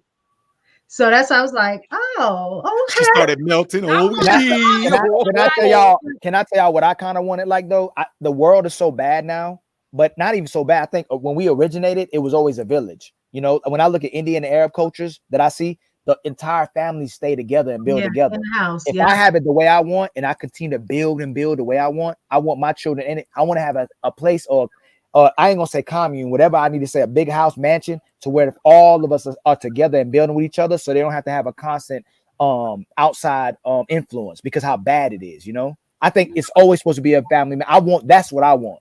I want to be able to go to my son, whether he's next door or whether our house is so big, I walk down to the other side, son, and we can always help each other and defend each other and protect each other. And I want my kids to always know they're with their daddy. Their daddy got them. That was how it was at my grandparents' house. My grandparents lived here. Right up the street was my great grandfather, and then further up the road it was cousins. So their grandparents, my father's grandparents raised cousins, nephews. I mean, everybody, the brothers, sisters, everybody was staying in certain houses. Like back then, everybody was in a house because of the finances back then. You know, whole big old families were growing up. And then it went different ways, like because of capitalist mentality of westernized society that divided up people, where you have other cultures where people are staying in one place and building with each other. Mexicans, look at what Mexicans are still doing. They're all getting together, saving up their money, building businesses, and then they worry about buying things after that. It's crazy what they're doing. It's amazing. You know, it's so funny because Zach reminds me of my situation. My grandmother, my dad's side, they all lived in the same house together. My great granddaddy built a house and then they moved to the house because some things happened where they wanted to take over the house. But my grandmother lived, my dad's mom lives like 10 minutes away from my mom. My great grandmother lived back behind the fence. So I could literally just walk through the fence and see my great grandmother. I lived here. My other grandmother lived down the street. So people always ask me, where did you have your dad? I'm like, I have 4 dads. My dad had great granddaddies. Wow. I had my granddaddy and I had my daddy. That's so powerful what you're talking about. A lot of daddies, a lot of mamas. That you had so many males. It was a village. I go up the street. When I was growing up, if you went up the street and did something, you got whooped by that father. When you got back home, you got your butt tore up again for embarrassing the family. It's so now when you go somewhere, if you say something to somebody's kid, oh man, you're gonna fight the adult for saying something to somebody's kid. It's so crazy how so many things in these last few generations have changed, you know? And you know, it's so funny, and this is the crazy part. This is the real crazy part. My mom and dad are divorced, right? When something goes down with my dad, because he was the only child. So when something goes down, let's just say my uncle died. Guess who the first person she called? Not my daddy, my mama. It's like my mom goes over there. She'll bring her food. My mom goes over there. Anytime it's an emergency, she calls my mom like it's her daughter. Even though my dad and my mom are divorced, it's kind of awkward, especially when my dad moved on with the marriage. It became kind of weird. But that's just how close our families are. It wasn't like that's my dad, that's my mom. We were like a family. It was just crazy. Right. Absolutely. Absolutely. All right, y'all. I'm about to. Yeah, we're gonna. So let's wait. Yeah, so we are going to some. By the time. I'm surprised. Mistaken usually got to be gone by 1 o'clock. He's not home tonight. See, hey. What is it when the cat's away, the mouse will play? Is that the mice will play? Is that what it is? This is the kind of play I'm doing. He's fine with it. But the thing about it is, she'll get off at 1 o'clock, but then it'll be in a chat. I'm like, girl, get off the computer. Right. Because he already be asleep. I'll be over the bed like. Man. But anyway, you guys. Wait, read the super chats first. Oh, I think I did. Did I not? Okay, no, there's 2. Okay, so. Okay, go ahead. Oh, Sir Chi 87, $2. Much love to Shan Monet and Mistaken. Thank you. Another one, $2. I have IG models. I know personally, so I follow. Thank you so much for the super chat. I want to thank everybody in the chat. Everybody who shows up all the time. Congo shows up all the time. Sean shows up all the time. Miss Parker, who holds down the chat, get those likes up. And Catherine, thank you guys all for being here and sticking out with us tonight. To my panelists, I appreciate. Hope to see you guys again. Thank you great. too. Oh, for sure. It was a pleasure. And I enjoyed the conversation. And until next time. See you next Friday. You guys all be blessed. You too, family.